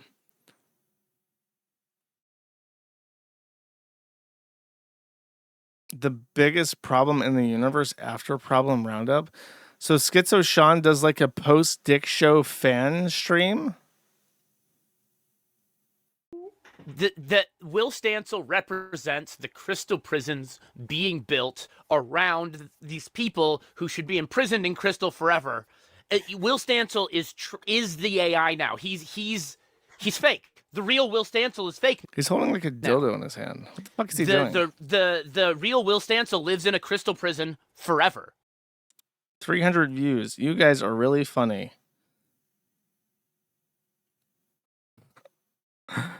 What does this guy look like?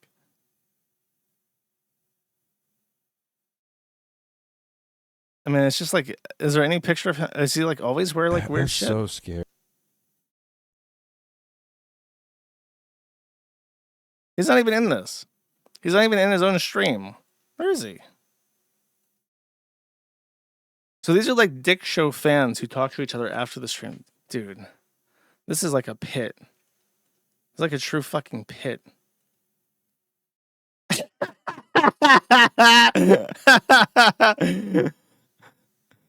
Let's see. I've never even heard of this guy. I somehow knew. Just get rid of him. Okay, there's nothing of value on this. All right. Okay, so she's with an absolute nobody doing drugs and fucking him, I guess. And Vito has won. Vito finally won over Riley. The Dick Show has content for the next 3 months, I suppose, to talk about this. They're going to have Riley on every day to be like, oh, man. And then he's going to get into fights with Vito. And so that's their content. Meanwhile, on the Quickie forums, I was sitting around minding my own business. And I got an email. and I checked the headers because I couldn't believe it at first, but it was an email from Linus Media. I'm thinking, oh, I know those guys. They have like millions of dollars and they run a tech channel. And it wasn't just an email from Linus Media. It was an email from Linus at Linus Media. And so I thought, interesting. What do you want? And his post was he wanted an invitation to join the Kiwi Farms. That's weird. So I gave him a special invite that would automatically verify him. And he joined. And he was automatically verified. And he left one post. He says, I have taken the extreme step of joining. Okay, let me read the post he's replying to because it's weird. Gazu Gopher says, I've been talked about for pages. It has been talked about for pages at this point, but he really does look and sound different with braces. Also, I know I shouldn't be, but for whatever reason, I'm still astounded he is vain and insecure enough to have gotten another round of braces as a 40-year-old adult, especially when it's some minor alignment shifting. You can speculate some of it at least tried or is at least related to his humiliation thing. But he made a big deal about getting that Asian facial blast thing a couple years ago too. So I do think it leans more to the insecurity side, or maybe it really does all stem from the anecdote he always tells about his mom telling him as a child his teeth were the most important quality he had. I will say that at least Linus has not been conned into getting veneers like his idol Jimmy did. His dentist did convince him to get wisdom teeth pulled unnecessarily, but I would hate to see him become another YouTuber who has permanently fucked up his mouth chasing an AstroTurf dental aesthetic. For whatever reason, this post about him getting braces made Linus so angry that he literally asked to join the forum so he could give this one and only response to this post, to which he says, I've taken the extreme step of joining to let you guys know that the quality of your recent fan fiction has really dropped off recently, and frankly, I'm disappointed. The quoted post is not bad. It's got a couple key elements, like stuff I never said and stuff I never did. But what the fuck is this I hope he doesn't fuck up his mouth bullshit? I shouldn't have to tell you guys how to milk lolcows. The edge that I've come to expect is completely missing. Here are some helpful suggestions. He sounds different, needs to go much harder at the impact on my appearance and enunciation. Needed something about being cucked by my dom wife. Needs more speculation about my failing business, something about desperation. And a complete lack of slurs. You're anonymous and there are no consequences. You know you want to do it. Truly, one of the most bizarre posts I have ever seen. It really does come out of nowhere. It contains a lot of things that are surprising. And it's quite frankly very mean to my poor community. I don't know why he's got to be such a bully. This Linus guy sure is a bully. But then this immediately got posted to Reddit. In case you're wondering, yes, they have deleted this and any discussion about it. Okay. So even though Linus of Linus Tech Tips and our Linus Tech Tips posted to our Linus Tech Tips a screenshot of this post by Linus Tech Tips from an account called Linus Tech about the videos on Linus Tech Tips. The Linus Tech Tips mod team has says, please don't engage with Kiwi Farms here. Thank you. And then the Redditors freaked the fuck out. Says, can we please not engage on any level with fucking Kiwi Farms of all places? Crying about it. Okay. I did reply to this, by the way, because someone said base, by the way, for 80 upvotes. And I said 56 upvotes on Reddit calling the forum base LOL.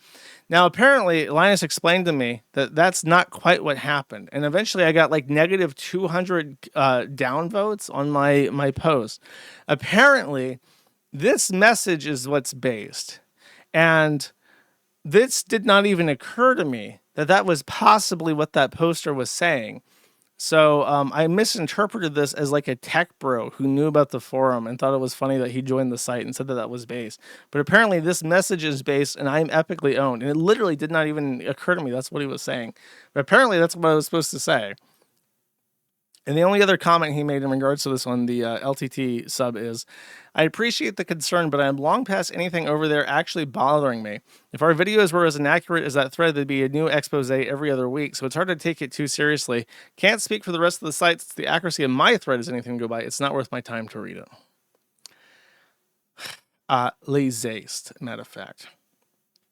And then also, conversely weird, in the exact same week, I got an email from 6 Hexenhammer, and who I asked to verify his identity by DMing me from his Twitter account on Twitter, which he did. So he's also verified. Styx Hexenhammer replied to his thread and said, in reply to gay research vlogger, in other news, Charles was posting what looked to be suicidal lyrics on his X account. It is annoying how he refuses to reference the ban or to find a final solution to his problems. He is clearly having a breakdown.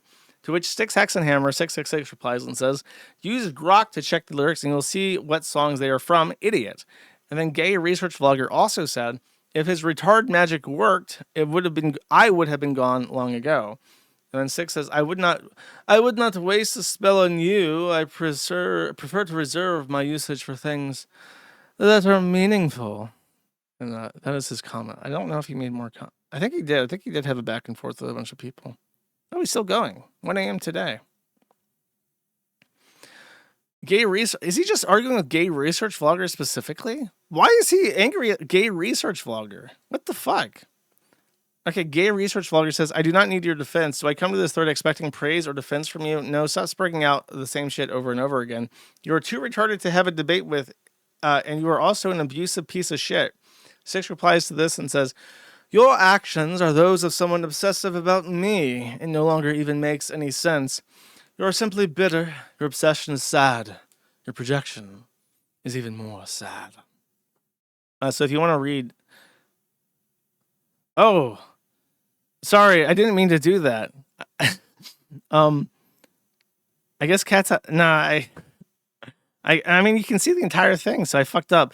If I go to recent activity on my mod account, I can see posts that are deleted. Now, normally I wouldn't show a post that was deleted, but I just did on accident, not realizing that he deleted. Oh, what the fuck why would you delete this? Why did she delete this? Gay research vloggers said, oh, she merged it. She merged the post into, okay. I was like, why did Trumbo needs to delete the content from the fucking locale? Technically, you're not supposed to merge post or edit posts in any way by a locale, like even for thumbnails and stuff, because you're supposed to like preserve it as it was. I was very confused by this. Okay, gay. Never mind. It's not worth reading then if it wasn't deleted by him. Okay. Next. Oh, this is finally uploaded. Ethan Klein won his lawsuit against Caseytron. I'll let him explain it. By the way, I know he has Tourette syndrome and that it manifests in physical tics. However, I have been exposed to enough Ethan Klein content over the years to know that his tics have changed. And he's now like coughing and stuff when he talks. And honestly, it sounds really bad. Like, I don't know if it's just like an age thing or if his health is declining because of the Ozempic or what the fuck is happening. But his tics have gotten so aggressive that they're really like genuinely concerning. I don't know what's going on with it. But here we go. Yeah, so yesterday we engaged in court-ordered mediation with our friend and contemporary, Caseytron. Mm-hmm. And I am happy to announce to all of our great surprise that we were able to find an amicable solution and settlement. And you might gauge by the fact that I am here wearing a suit, which generally signifies some type of thing. And so, while I have nothing to show you at the moment, there will be something forthcoming.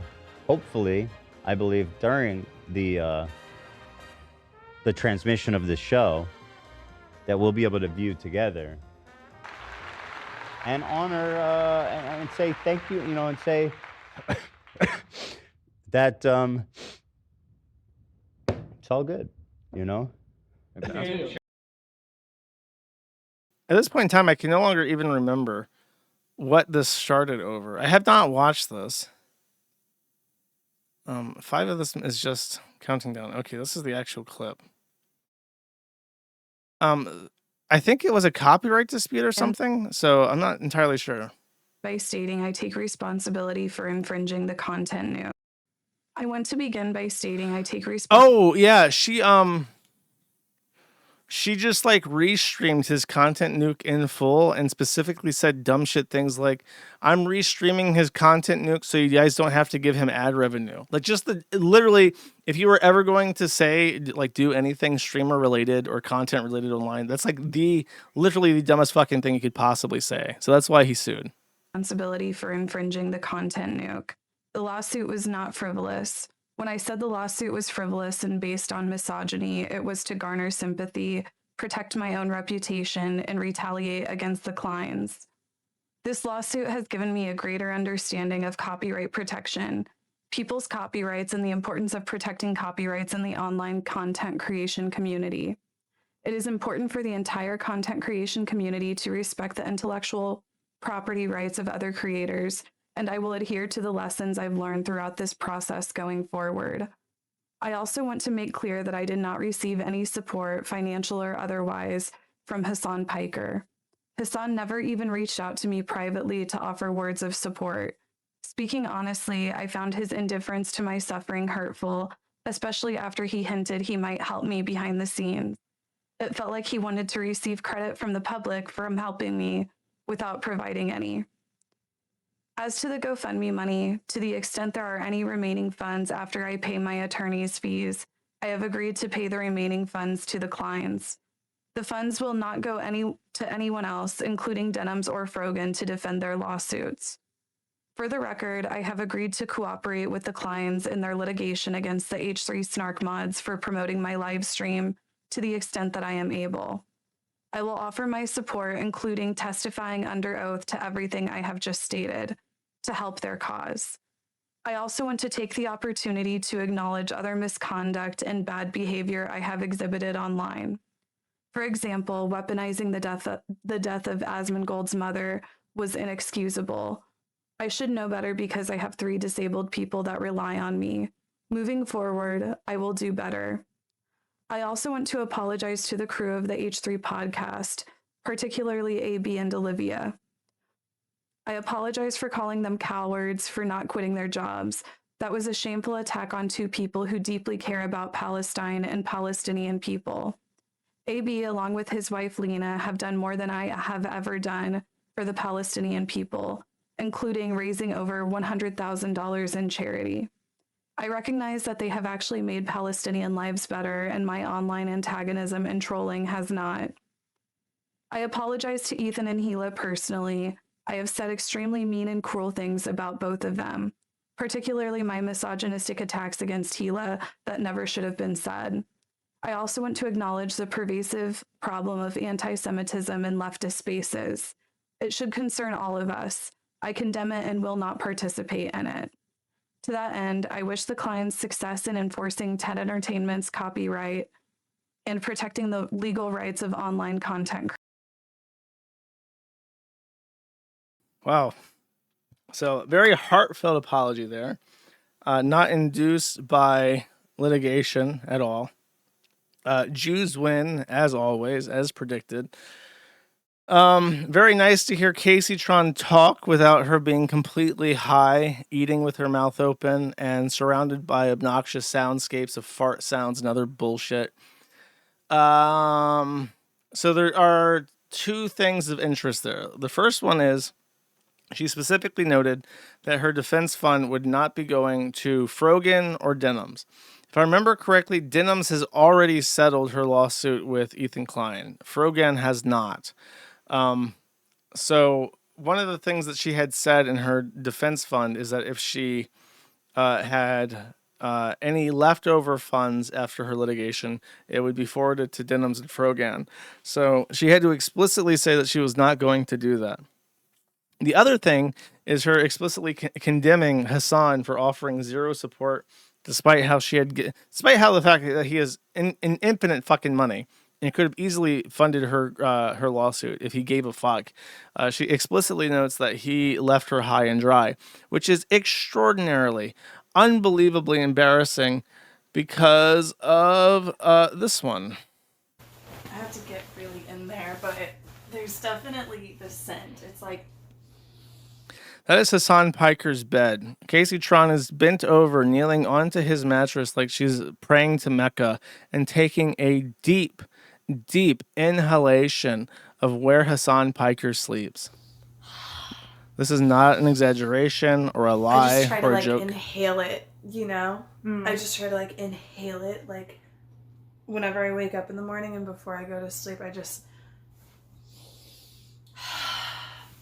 try to breathe in deep, you know? So despite that literal worship by Casey Tron, he offered her nothing, not a penny of help. Fascinating. Kind of related, but Hasan Piker has been outed by his fraternity bros from his college days as being a bit of a misogynistic playboy. And regardless of what you think about the boys fooling around, apparently the Omega Delta Epsilon group that he is from is notorious for being a womanizing, fraternizing, sexually harassing clique from his university. And in particular, he had actually been trespassed for harassing women on different establishments. In particular, this post was interesting. Sorry, it's Theta Delta Chi Akami. No, that has to be a different one. That doesn't make sense. That's definitely that is Omega, right? Omega Delta Epsilon. Anyways, him saying threesome belt. Yes, I got it. And here's him with his tongue out next to a really frumpy woman who seems okay with it, and then a woman that looks like she just died on the inside and will never be the same, who regrets making herself a Turk roach whore. And I can't help but think that maybe her and Casey Tron are kindred spirits, both of them regretting having availed themselves and made themselves whores to a Turk roach. And then Hasan Piker himself, the man of the hour. Sorry, we can get rid of the ISIS guy now. He got pressed in public and apparently did not handle it well. Yeah. Please. I don't have my phone with me. Can we just do screen photo? Here. Yeah. Right. Hey, free Kaya. Free Kaya.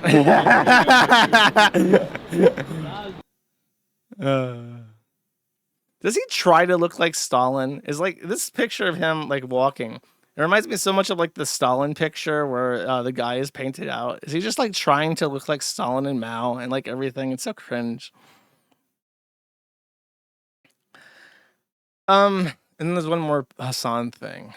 This is Hasan issuing a warning to Asmongold, H3, I think, Dan, who is Destiny's former podcast co-host, warning them that their treachery against. Why does he have a Christmas tree? Tell him to get this fucking Christmas tree out of this Muslim roach's fucking house. Warning them that their treachery has not gone unnoticed. And Destiny and Asmongold and Dan Saltman, whose addresses are all readily available in the same. Is it Saltman or is it a Z pronounced the German way, Saltzman? Because I thought it was Saltzman with a Z. Same exact websites and platforms that they rely on, that their fan I can't bump the volume up. I don't. Actually, you know what? Not only can I bump the volume up, I normalized this video. I downloaded it and fucking normalized it during stream prep. And Destiny and Asmongold and Dan Saltman, whose addresses are all readily available in the same exact websites and platforms that they rely on, that their fan bases go to find my address, to harass me. Okay? These guys are equal opportunity autists. They're equal opportunity cyberstalkers. You're playing a very fucking dangerous game when you lean into this shit. I want to say he's talking about the Snark subs, but and Destiny and Asmongold and Dan Saltman. I guess Asmongold is kind of like friendlier to he won't have me on his show, by the way. People have asked him to talk to me, and I think he follows me on Twitter. Let me double check. He might have unfollowed me because I'm unhinged and I tweet deranged things. What's Asmongold's thing? His handle is weird. Oh, wait, no. He does follow me still. Look, I've tried talking to him. I've tried getting a thing set up. He will not talk to me. I'm too dangerous. I'm too hot. And this is a guy that streams like 16-hour days every day, okay? It's not like there's not like a time for it. It's just there's no time for me, okay? So, I don't know. I feel like I can hold my spaghetti in my pockets when I need to. Okay, I'm not completely unhinged. I'm not super dangerous, chat. I'm not a monster. Even though I'm no better than a beast, don't I have a right to live, chat? What is this? Oh.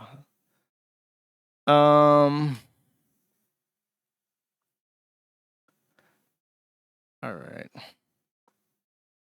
Do I have a Reddit segment? I might not. Let me check the Maddie thread, see if there's a Reddit segment.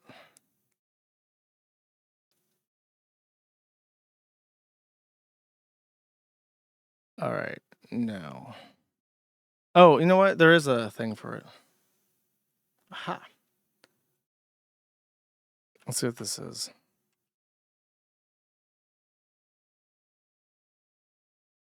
Oh, no. Okay. This is the one Reddit post. From our Bumble, Wizard Mayhem posts a picture and says, "Is this funny or off-putting?" Wizard Mayhem is gunted, and he's standing in his bedroom, or his bathroom, sorry. And he appears to have a fleshlight and scissors on the table, on the sink. But more concerning than that is in his right hand, in his left he holds a phone to take the picture. In his right, he has a plushie of Bucky Beaver, the mascot of Bucky's. And his caption is saying, "About to turn Bucky into Fucky." And he's implying that he's about to open this beaver's behind up and insert a fleshlight so that he can fuck Bucky the Beaver, okay? This message that he's captioned this image with is, "This is an obvious joke. I would never do anything like this. I'm just trying to showcase my sense of humor. Is it too weird of a joke to make? I'm having such little success that I am thinking of resorting to being insanely bold." He has no upvotes on his post and 35 comments. I wonder if our Bumble is funny. What do they talk about there? They just talk about trying to fuck all the time? Oh, that's not what I want.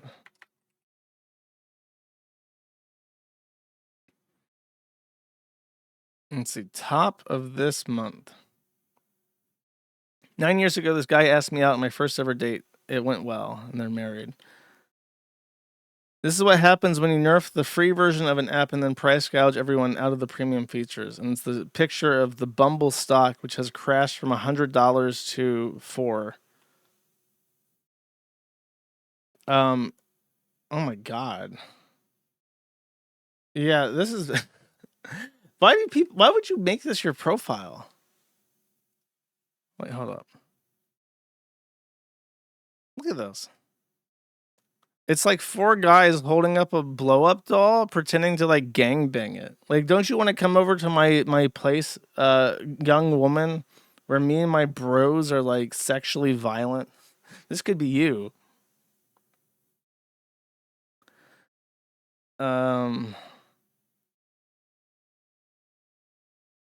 Clearly dating. Okay, this guy says clearly dating apps is a hellscape. I'd say it is for both sexes, but in different ways. But it seems to be that men are most likely to channel their resentment and self-sabotage. Here's my latest example. Last week I matched with a guy. I messaged him immediately after matching. First a GIF and then, "Hey name, how are you?" He responded, "I hope you're not one of those women who doesn't talk. Frankly, I'm getting fed up with that behavior. It's so rude, IMO." This was his first message to me. I messaged him right after matching, and my profile is filled out with several prompts. He's just dousing me in resentment. Do you guys use these apps? Like, I gotta be real. It just seems like a nightmare if you use these fucking apps. Are you like, hell nah, no. Lol, no, not even once. Don't use them. They're awful. Worse than soak. That is a fucking condemnation. Anything that's worse than soak is like hell on earth. They are humiliation rituals. Too many troons. They are useless unless you are attractive. No stable woman is on a dating app. Apps are gay. They turn my stomach even looking at them. The best dating app is called Real Life. I just go out for weekends. In 1965, CIA gangster beat me bloody, dragged me in chains. Dating apps are the clearance section of the dating market. That's a good allegory. Soak is the 4chan board, SOC. I don't know how you're supposed to pronounce it, but that's how it comes to me to pronounce. It's yeah, it's always been bad. I remember when they added it years and years ago, and it's basically just like the most mentally ill people you could ever possibly imagine.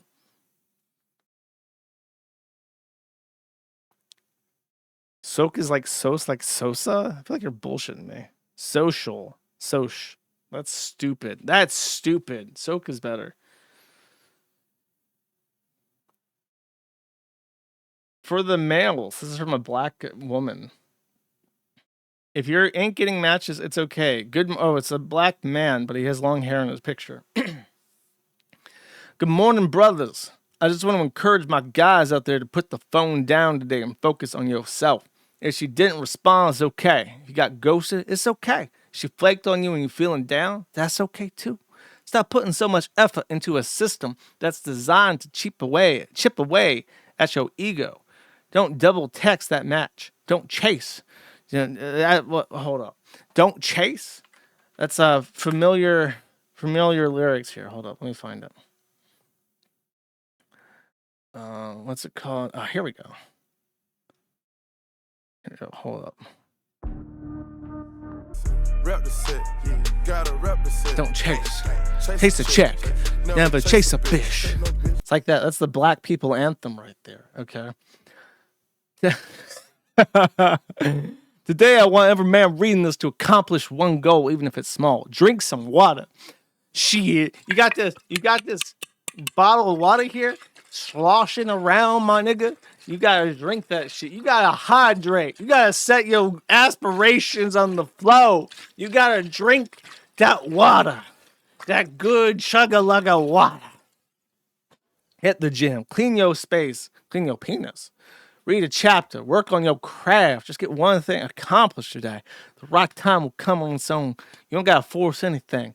There's someone out there for everybody, and I truly believe that. Stop trying to prove you're the best option out of a line of 300 potentials when you're already the GOAT, my kneesy. Focus on becoming the best version of yourself, and the right person will come when the universe aligns. For all my Joker fans out there. Okay, I gotta see what his Joker clip is. If a woman leaves you for another man, don't beg. Oh my don't God. argue. Holy shit. This is... We need some AI Joker slopper. If a woman leaves you for another man, don't beg. Don't argue. Don't try to win her back. She made a decision. In that moment, she saw him as the better option. Maybe it was looks, confidence, money, or just timing. There's the brutal truth. Once a woman replaces you, you can't talk her out of it.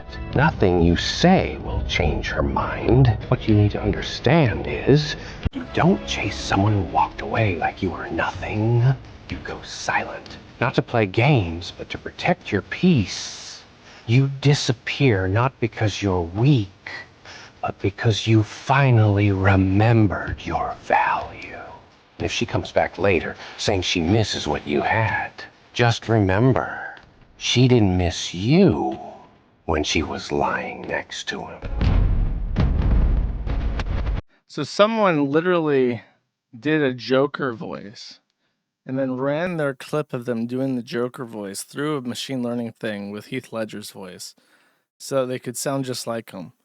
And then they posted this on the internet, put it to soaring symphonic orchestras, dramatic music, and then assembled a black and white short and posted this on YouTube. And somehow this video has acquired 4,000 comments, 215,000 likes, and I can't see how many views, but I imagine quite a few. If that's the case. That is crazy. If she leaves you for another man, you go into your table and get the gun, and then you shoot her.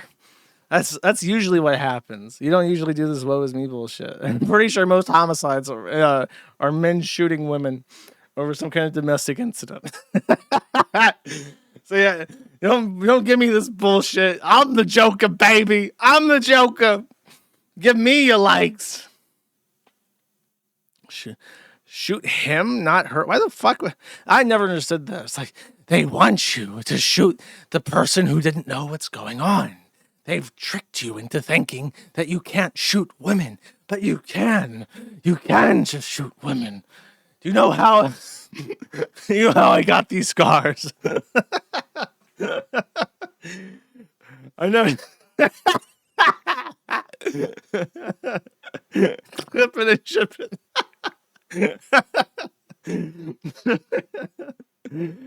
Okay, that's enough fun and merriment.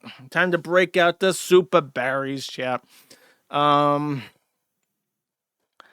Chase a chick, never chase a bear. Let's make it green mode, as in the color of money. And remember that my next stream will be my last for the year. And then I will be programming hardcore style. I should advertise this before you guys leave. The people that don't like the super chat segment, subscribe to the Gumroad. Subscribe to the Locals, matattheinternet.locals.com or matattheinternet.gumroad.com.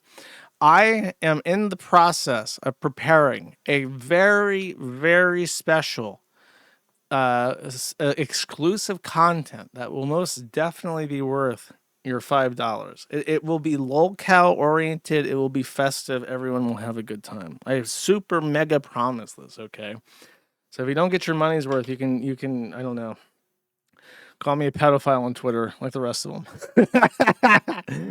Okay.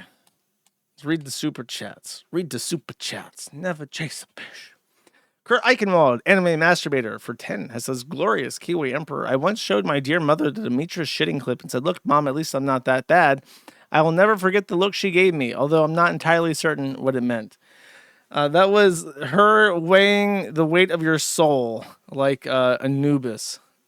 She was weighing his shit instead of a feather versus your soul and trying to determine what is...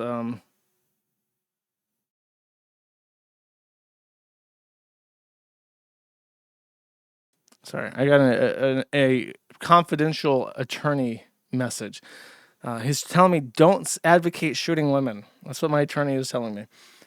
So don't do that, chat. I was just making a joke, okay? Like the Joker, baby. All right, she was weighing the weight of your soul versus his shit and trying to determine which was the worst. Russ Cole 01 for 5 says Jersh equals smirk ? It's true. I am. Radiator not Radiator. What the fuck? Ratlord 111 for 7 says thanks for streaming Jersh. You're welcome. Dark Western for 5 says let's see those bullets get knocked around real quick. I already knocked them around. I can do it again.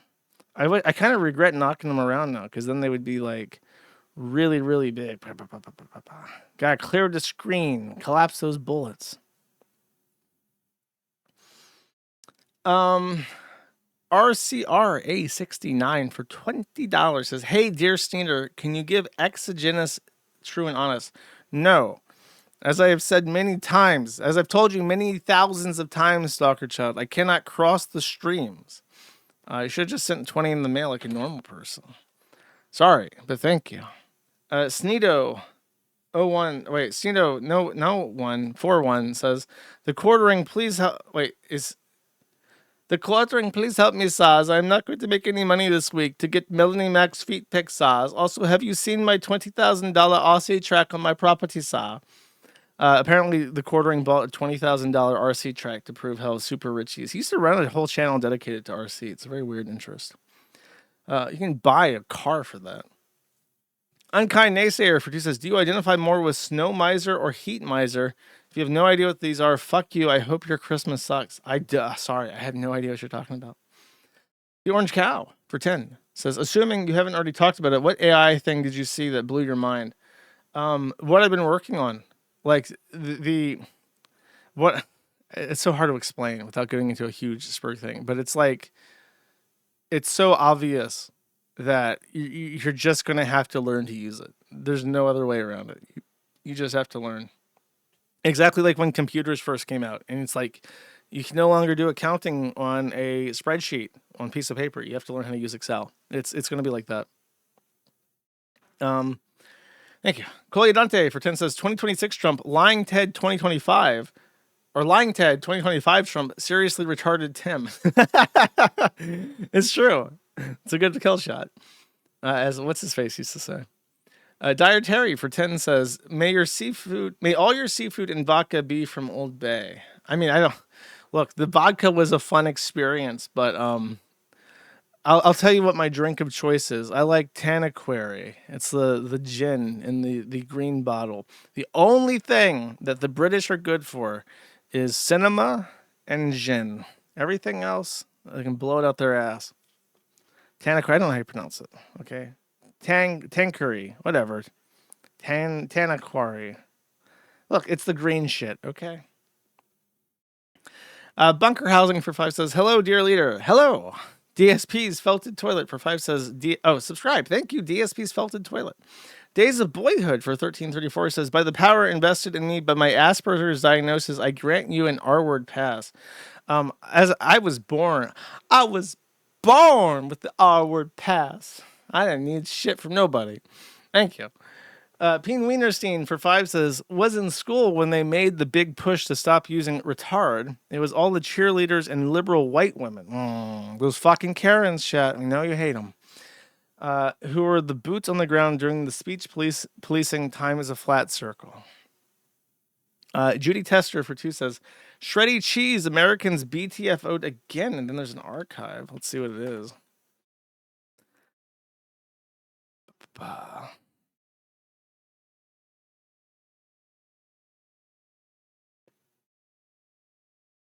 FDA announces shredded cheese recall in 31 states over metal fragments. Oh my god. Imagine eating metal cheese, chat. Cringe. Couldn't be me. A casting couch crab for 10 says, the crab of the year is the Galapagos crab. See you in 12 months. A Galapagos crab. Okay, fine. I'll pull it up. I'm curious. Is it like some weird freak crab? Oh, what the fuck? That's pretty cool. I like him. You think he's tasty? He looks too endangered to eat. He is nice and bright, though. Comes pre-cooked.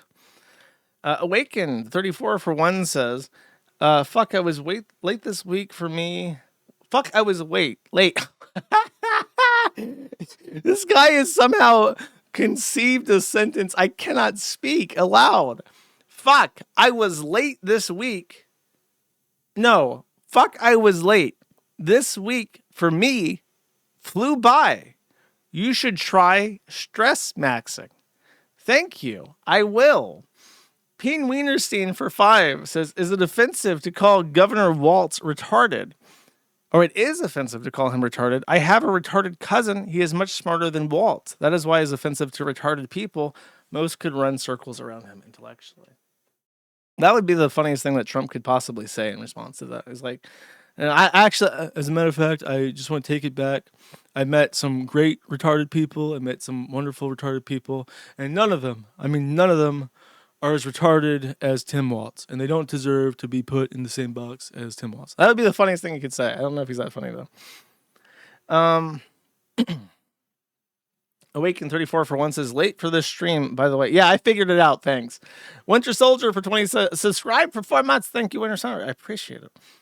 Crispy Legs Forever for 10 says, happy Friday. Thank you very much. I appreciate it. You too. Gazoo Gopher for 10 says, thanks, Genuine, for hosting Linus Tech Tips on the forum this week, Josh. It was my privilege. I don't know if I made it clear, but I appreciated having him. Hopefully he got what he was looking for. Awaken 34 for 2 says, for that GDPR regulation garbage, it sounds like you need to keep as little as much as possible. Just word salad garbage. Yeah, I mean, it's fucking nonsense. TB Deluxe for 5 says, have a good stream, Josh. Not having a good stream is a felony. Felony not having a good stream, you will go to prison, stalker. I try my best, man. I gotta stay out of trouble. Awaken 34 for 5 says, you hit the nail on the head with that tech company's push for more regulation to help keep competition low. Yeah, it's happening with the internet for sure. They definitely want it where it's like, if you can't afford like massive NVIDIA things, you just don't get to run a website anymore. Gypsy Harlow for 5 says, my family thinks I'm hysterical or schizo for being so mad about ads. Anyways, cheers, Goober. Time to butt chug a monster during the sneed. Ooh, a monster sounds good, but I'm trying to cut back on those. Yeah, no, I despise ads. I despise them.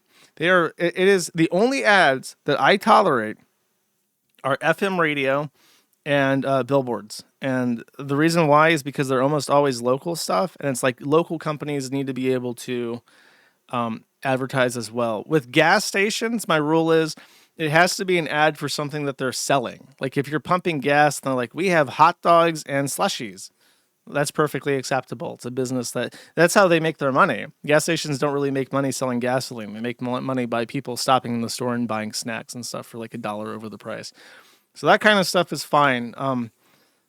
But seeing like an interracial couple enjoying fucking cheap Chinese bullshit constantly sold by some nameless, faceless corporation that does absolutely nothing but drop ship shit made by other people in different countries to extract wealth from the people of this country and send it overseas and keep it for themselves.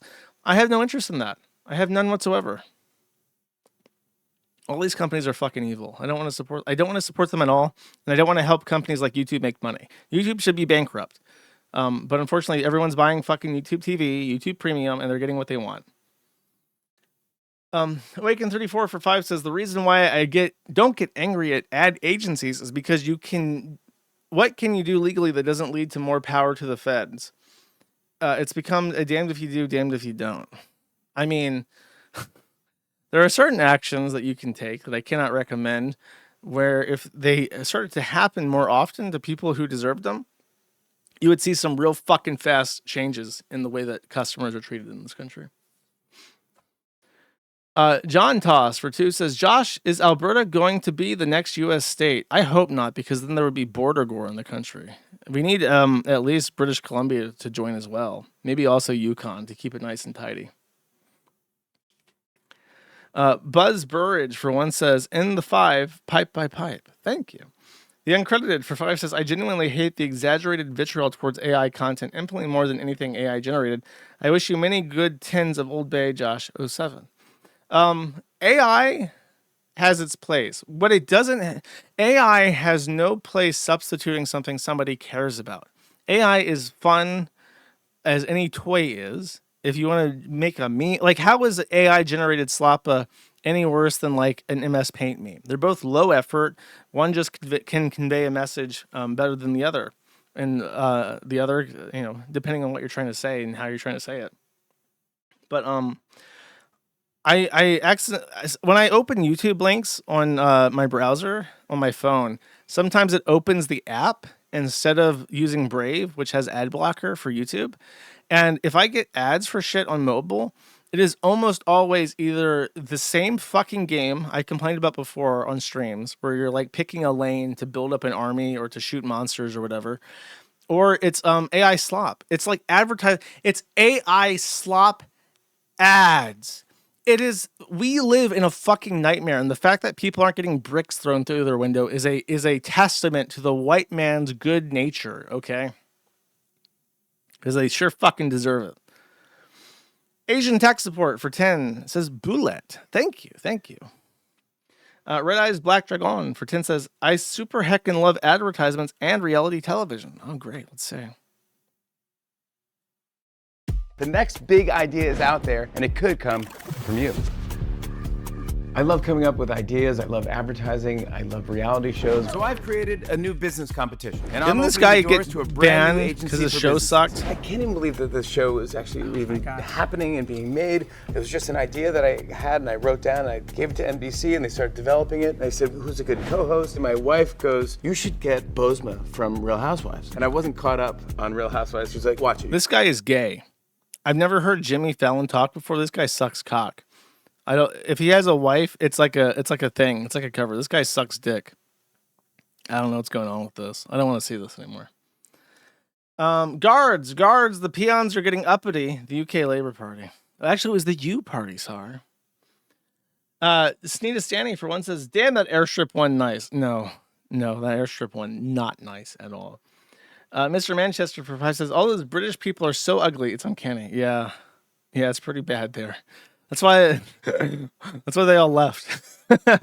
Greener pastures. Exotic Indian women. Dot, not feather. Other way around. Feather, not dot. David S877 for 25 says, where are we on the total doom to positive poly scale right now? A solid 7+, I gotta say. Thank you.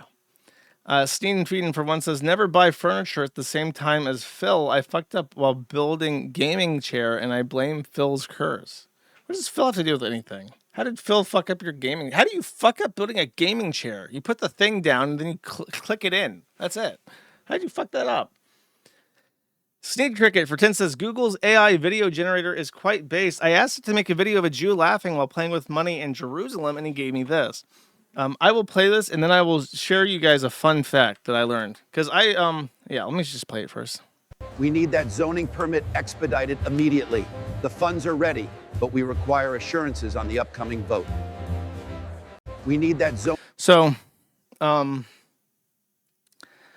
noticed that Gemini 3 Pro is like the best. It is great at answering questions. It's great at presenting information. It's great at finding sources. It's very accurate. The code it writes is extremely good. It's capable of understanding large concepts and programming. It's very, very good. And it pains me enormously to give Google compliments because I hate Google and I hate everything about them. However, I would like to explain something to you, okay?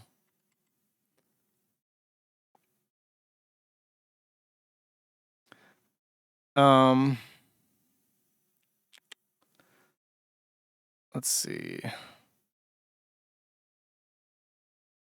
Here we go. Now, if you know something about Google, you know that it's run by a guy called Sundar Pichai. And you have programs like the head of Google Search, who's an Indian, basically AdSense, Indian. Google Search, Indian. YouTube, Indian. YouTube has gotten worse and more invasive all the time. Google Search is now so completely broken, the only way to use it is to use Gemini. There was actually a time in recent history where when Microsoft Copilot launched and Gemini hadn't been a thing yet, Bing was unironically just flat better for search results than Google. And that's how low Google had sunk. Google AdSense, worst fucking thing ever, censorious piece of shit. And it was just like all these failing, dying organs of Google. And then somehow Gemini has become by far the best part of best AI model.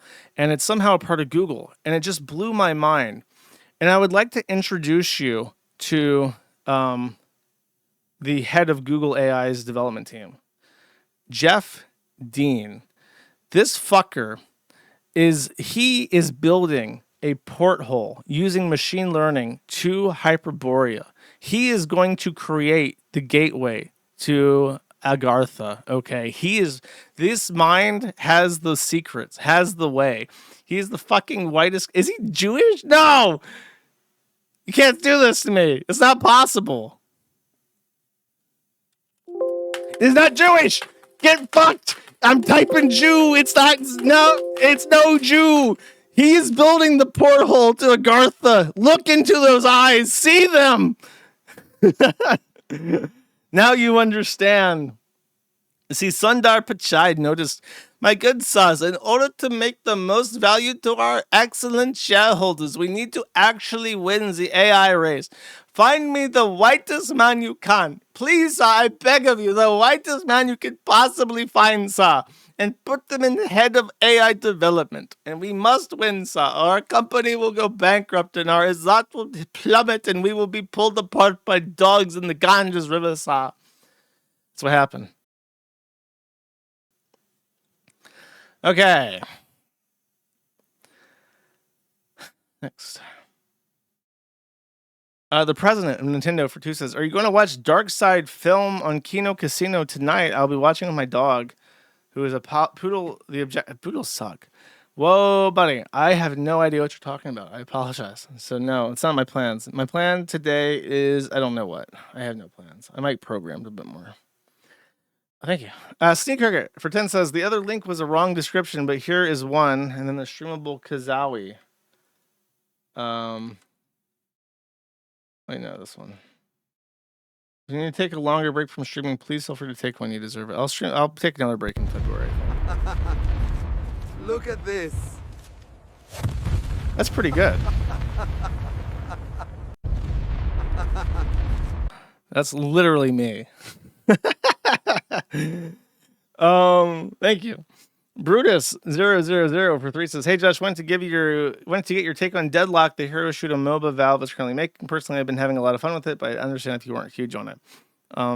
I tried it. Like, I was invited to the beta. I downloaded it. I played around in like the test area because you couldn't just queue into a game, and I felt nothing. I felt absolutely nothing. I had no interest in it, and I never played a real game of it." Bruta or Sprinkle Cat for 1 says, "Josh, do you have a Rhodesian effin' foul rifle?" I do not. Humble Guardsman for 1 says, "I'm baking some pumpernickel bread while listening today." That sounds good. Real Adonai for 10 says, "Hey Josh, is this you driving through your neighborhood?" Oh God.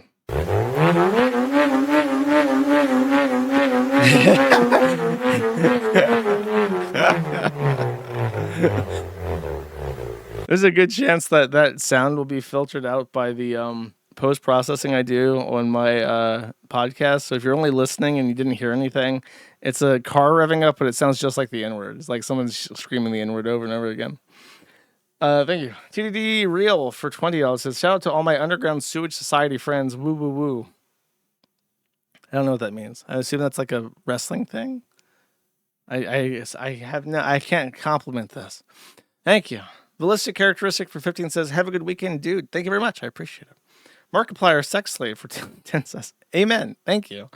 Sneedo for 1 says, "They have aftermarket Starlight liners that Nogs put in the Hellcats and other cars and she." I did not know that. Red Eyes Black Dragon, but apparently it was a real rented Rolls Royce that they crashed. Red Eyes Black Dragon for 2 says, "What? Your big titty goth mommy GF didn't make you those cookies?" No?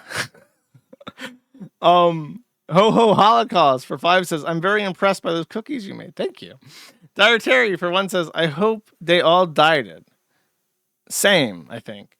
Bunker Housing for 5 says, "Moderating unuseful tangential topicillism." I don't think that's going to work.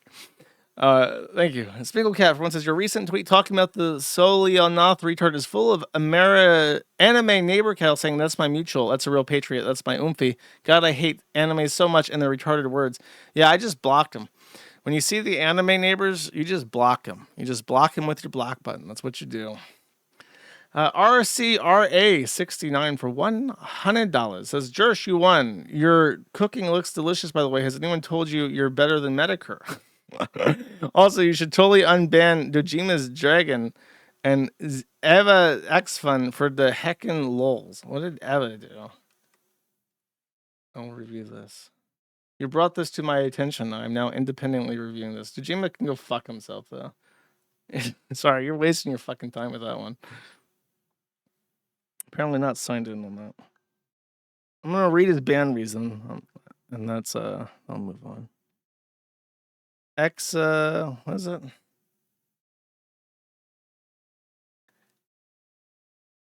Eva Zephon. God, stop signing me out of every fucking thing.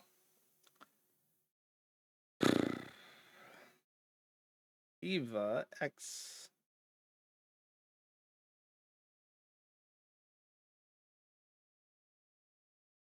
Okay, what did he do to get banned? Pretending to be in a relationship with staff members to cause problems. Okay, it's been over a year. I will unban him. There you go. Thank you. Tree Liquor for 1 says, "Tim Pool is dumb dung sucker. Anywhere an Indian goes, they're behind there on their hands and knees. Is Tim Pool suckling up the dung they leave there in wait. Indian lover equals dung sucker." I don't like that. I don't like anything that's poo-poo pee-pee related. Like how I don't like the expression "they're touching the poo." It's just like so juvenile and gross. I don't like it. Monero Monkey for 10 says, "Pop quiz. You have a mob of hangry Kiwis outside your home and you have to bake 6 million delicious cookies to feed them. How long will this take you?" Well, God, it depends on how many ovens and how long you have to take. But if you're trying to bake 6 million cookies, it would probably take you years, even if you had a bunch of ovens. That would be really hard.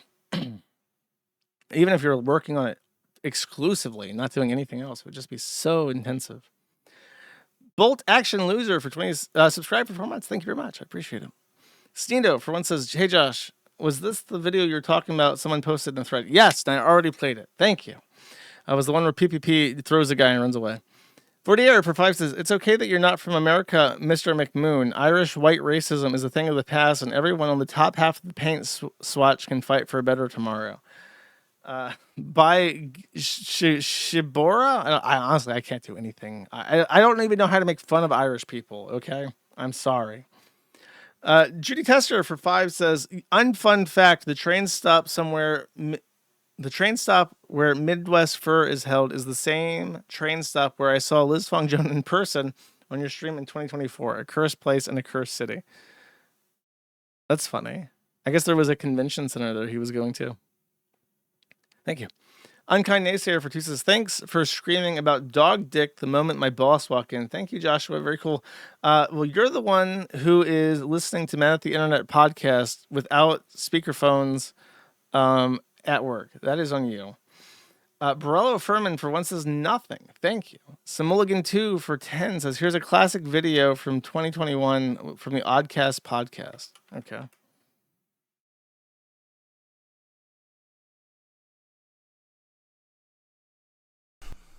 Where's Ninu at? There's like 25 Ninus in here. If I had to guess, this is the right Ninu. Ninu, welcome to the Oddcast podcast. It's a pleasure to have you in here this Sunday night. Thank you so much. You chose the wrong one. All right, please welcome Ninu to the stream. Ninu, welcome to the Oddcast podcast. It's a pleasure to have you in here this Sunday night. What's on your mind? What do you want to say? Go ahead, we're listening. Hey, I want to say you're a fucking method. All right, everybody, please welcome Ninu to the stream. Ninu, welcome to the Oddcast podcast. It's a pleasure to have you in here this Sunday night. What's on your mind? What do you want to say? Go ahead, we're listening. Wrong again. Everybody, please welcome Ninu. He has to be doing this as a bit, right? Like, he has to be intentionally doing this because it's funny. Ninu to the stream. Ninu, thank you so much for joining the Oddcast podcast this Sunday night. What's on your mind? What do you want to say? Go ahead, we are listening. God damn it, man. Everybody, please welcome. He's homeless the real now? Ninu 1030. Really? Ninu, welcome to the Oddcast podcast. Thank you so much for joining. What's up? The guy he brought in is called the real Ninu 1030%. Hey, what's up? Psych!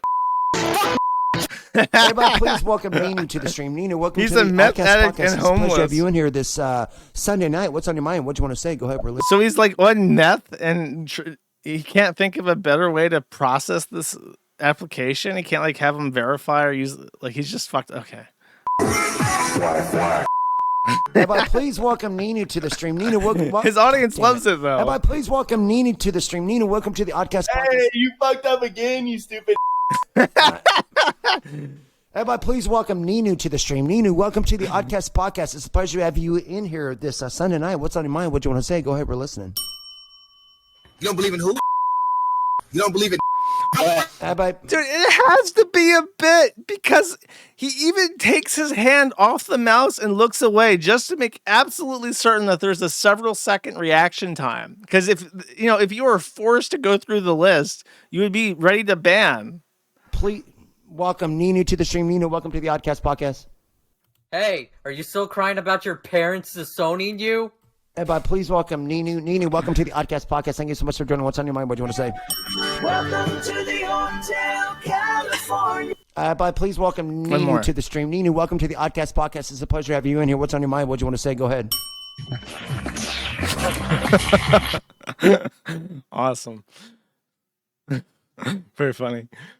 Unkind Naysayer for 2 says, do you identify more with heat miser or cold miser? I already answered that, and I don't know who they are. The Orange Gal for 10 says, Josh, if you're even thinking of submitting yourself to this tribunal, then you have truly forgotten that you are the world's neighbor. I mean, who knows? Maybe it's a good idea. Thank you. Foxes for 5 says, Jersh, the soy adipose guy sounds like Greer V 2.0. I mean, he's a cheap Indian knockoff, let's be honest. Monero Monkey for $30 says, I've been getting back into programming lately. I'm rewriting my Golang Rogue game in Rust, and I'm wondering what AI tools you use. If you're self-hosting, what hardware do you recommend, etc.? I use Gemini 3 Pro, and sometimes I do the Clauda one, Clauda 4.5.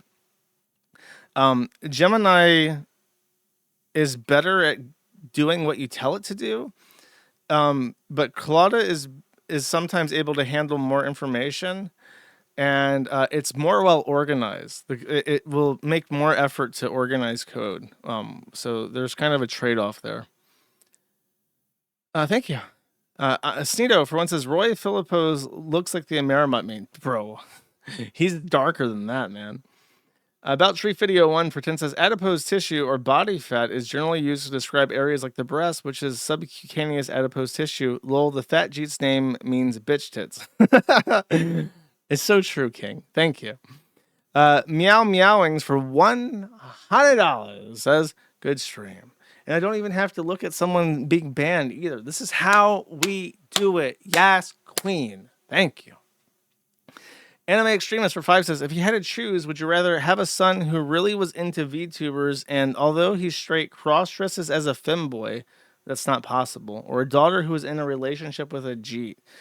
My daughter would be fathered and not in a relationship with a Jeet, and my son would be straight and not gay. So this is truly an impossible question for you to ask me because it makes no sense. Anime Extremist for one says, I am listening to this in public. I had to turn down the volume quickly over the hard R's. Thank you, Josh. Now everyone knows I like racist content. They already assumed if you're white. Nefarious Creature for 5 says, I'm so glad I'm not the only one who has every Dota voice line memorized. There are like 4 or 5 words in my vocabulary solely as a result of how much I played certain heroes. Oh, I know one. Here's a big one. Alacrity. That's a word I know exclusively because it is used by Invoker in a video game. And I've never heard the word in any way, shape, or form except in a filing that Hardin put in the word alacrity for some reason, and then in Invoker's lines. Okay. Nefarious Creature for 20 links to a voice line from Dota 2. Okay, let's hear it. I could hear your caterwauling from clear out on the rim. Caterwauling. I never paid too much attention to that one. That's a good word, though. Valve in general has extremely good word choice, and it ends up being very mimetic. It was like that with Portal as well. They have a lot of lines in Portal that are super mimetic, and they have a fancy word attached. Thank you. Colyodante for 20 says the difference between Shani for Christ and Anisa is Shani was arred by a pack of neighbors where Anisa only wishes she was. Okay, calm down. Oh God, what's his name? Not George Clooney. The guy from the Passion of the Christ. Guy from the Passion of the Christ. No, not Jim Caviezel. Mel Gibson. Thank you, Mel Gibson. Thank you. Bunker Housing for 4 says, regarding Eugenia Cooney's situation, is it not so that eating disorder is a sign of sexual abuse? It often is. So this is not a funny answer, but it's true. A lot of girls who are sexually abused develop an eating disorder for one of 2 reasons or both. The first is if you're in an abusive situation where you don't have a lot of freedom over your own body, deciding what you eat is often a way to cope with that by giving you more control over what's happening to you. So that's why a lot of them become like anorexic or whatever. The other reason is a lot of women who are routinely sexually abused start overeating, specifically because I don't know if it's subconscious or if it's like a conscious decision, but a lot of them will become super fat simply to hope that they become unattractive and they stop getting raped.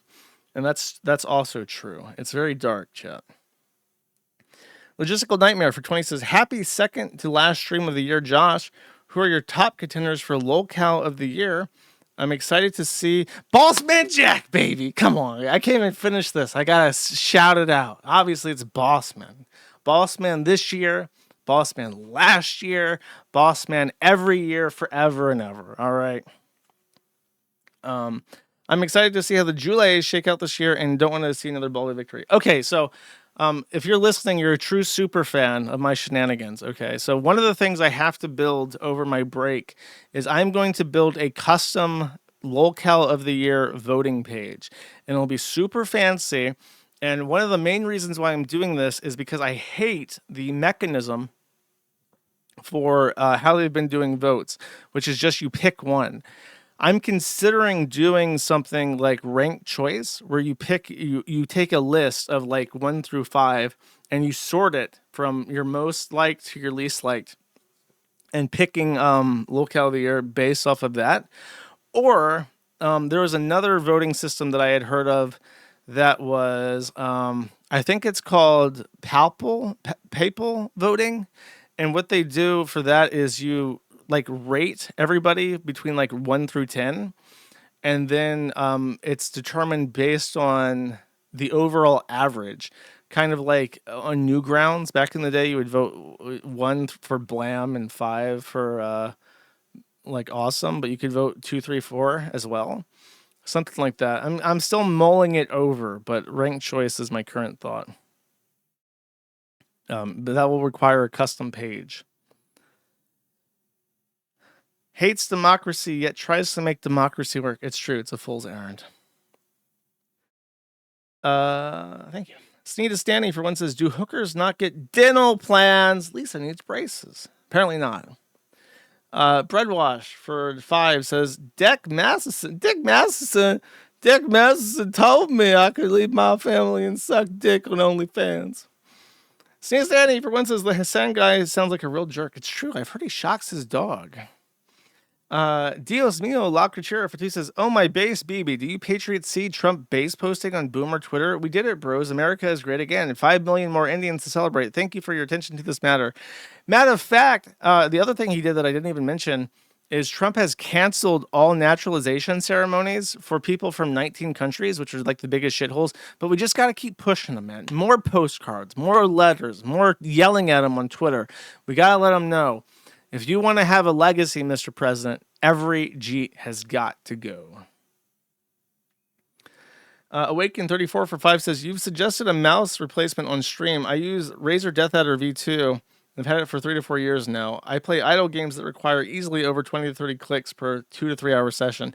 So you have a job, and in this job, you are clicking 30,000 times per day listening to my podcast while playing Cookie Clicker or something.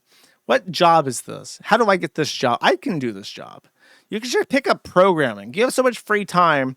Go talk to Microsoft Copilot or whatever the fuck and start learning Rust. You can build my forum software for me while I'm busy. Okay. Peen Wienerstein for 5. By the way, I was thinking of getting a Death Adder. I had seen the suggestion many times. Peen Wienerstein for 5 says, he's given Bookie a bussy. No. Dude, they even sometimes spell it Bucky like that. Like B-U-C-C and meant to say like bussy. It's so vile. Awaken 34 for 2 says, and it hasn't failed me yet. It has sensitivity settings on top of the mouse right behind the scroll wheel that has 2 shoulder buttons. The specific model you need for it is RZ010321. I know, bro. I've seen it. And he says, I found a text store near me called Micro Center. 200 word count is hell. When I forgot your email, I can't find it again. Don't worry, bro. I'm gonna get the fucking Death Adder, I promise. Peen Wienerstein for 5 says, I remember when I was retarded and thought I could find a 4chan GF on Soak. Simpler times. Be glad that you survived that, basically. Koomp Bala for 5 says, Munt, minor underage track and tracing AI. I don't like the first 2 letters on that one. That might work, though. Track and tracing. It's pretty good. Thank you. The lowercase L Linternet for $20 says, even if Asmongold won't host you on his stream, you can always call into the Alex Jones show. He often takes open calls several times a week. You two have a lot to agree on in regarding payment processors and getting harassed by dangerous retards. I'm not sure what kind of chemistry Alex Jones and I would have. That sounds like a dangerous idea. Much more dangerous than Asmongold. Humble Guardsman, thank you. Humble Guardsman one says, the pumpernickel bread was pretty good. Not my best. Well, try again.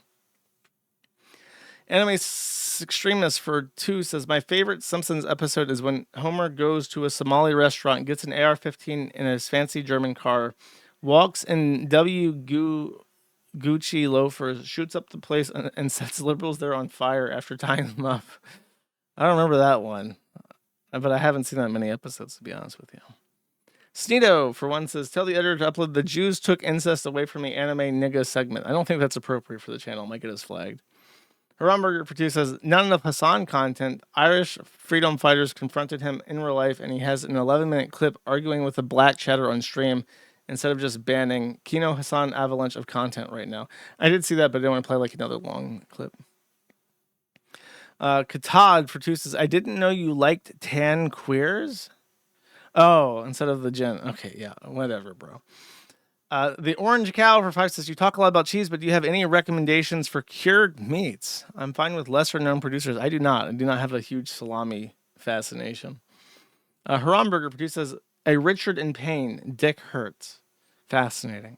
Fordier for 5 says, how the fuck have you not heard of Heat Miser, Cold Miser? This is a classic Christmas American Kana. Watch later.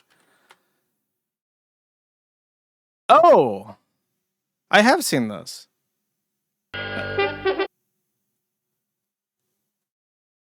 I just wasn't familiar. Oh, dude, I haven't seen this in like decades. Okay, I might have to watch it. Zcash is an Israeli op for 10 says, thoughts on base Euro job board. U.S. companies post jobs, native Euros apply. Indians eat shit as is their nature. In your opinion, potentially viable or retarded? I don't see any immediate issues with a national job board. I see issues if it becomes mandatory. Like, because then it's like, okay, I'm posting a job for my auto factory in Florida, and I prefer it if it was somebody local, but then you get like 10 replies from like Indians and black people all across the US. And it's like, that would suck. Sneedo for one says, your YouTube comments say that Agartha is closed for you since you're Italian. Italian Agartha is New Jersey. Oh no, I'm gonna be stuck with shoe on head. What was the fuck? Vicky Lasagna. Oh, it's gonna be me and Vicky Lasagna, New Jersey Agatha. Okay. Never Not Fishing for two says, it's trout season, brother. Have you purchased your fishing gear? I have it, but I don't know if I'll ever have time to do anything ever again for the rest of my life. Dios Mio Lacrachera for one says, the guy who said you need to take breaks is a homosexual. I will work you like the men of Al Zut work the Prophet Muhammad's bussy. 12-hour streams next year. No fucking chance. Remove Antler Menace for two says, it's the 4th of July drunk. Is the 4th of July junk stream going to be an annual event like the Halloween People stream? It might, depending on my mood. Haramburger for two says, work, what me doing? Yes, okie dokie, what you want, something work, me busy, leave me alone. Me not that kind of orc.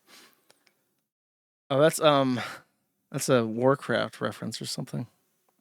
Peen Wienerstein for 5 says, drop a 5-pack and some Prague for Bossman in his hearing on the 18th of December. Prague for a Christmas miracle. I thought his he got continued all the way to January. So I guess I don't know if that's a different case, but I saw that he got continued until January. And Awaken 34 for 5 says, I just stay up until 11 p.m. I work 7 a.m. to 4 p.m. I see. Okay, enjoy your cookie clicker then. Not even numerals for $10 says, noticing people look young like the Vietnamese court officials is a sign of getting old. Well, I'm fucking there then, bro. Thank you. All right, what am I going to play? What have I got in my last music list? I'm going to spare you guys some country, I think, this time. What do I got? I could play this. It's kind of a sad song. It's by Colby Acuff. What do I got? What do Oh, I could play this. If I do that, though, I can't host an archive of this. Fuck it, I'll play this. All right, see you guys next week. Bye-bye.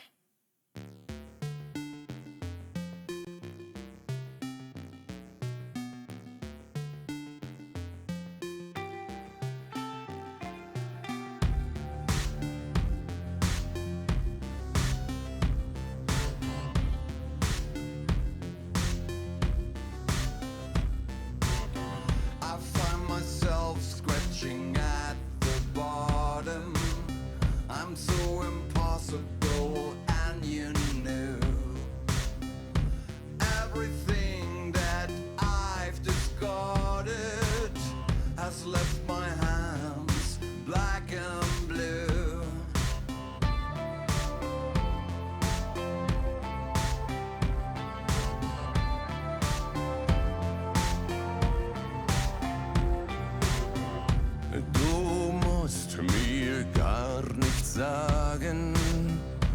Ich versteh dich mit dem Augenschein. Zwei Herzen in mir schlagen. Eins ist deins und eins ist mein.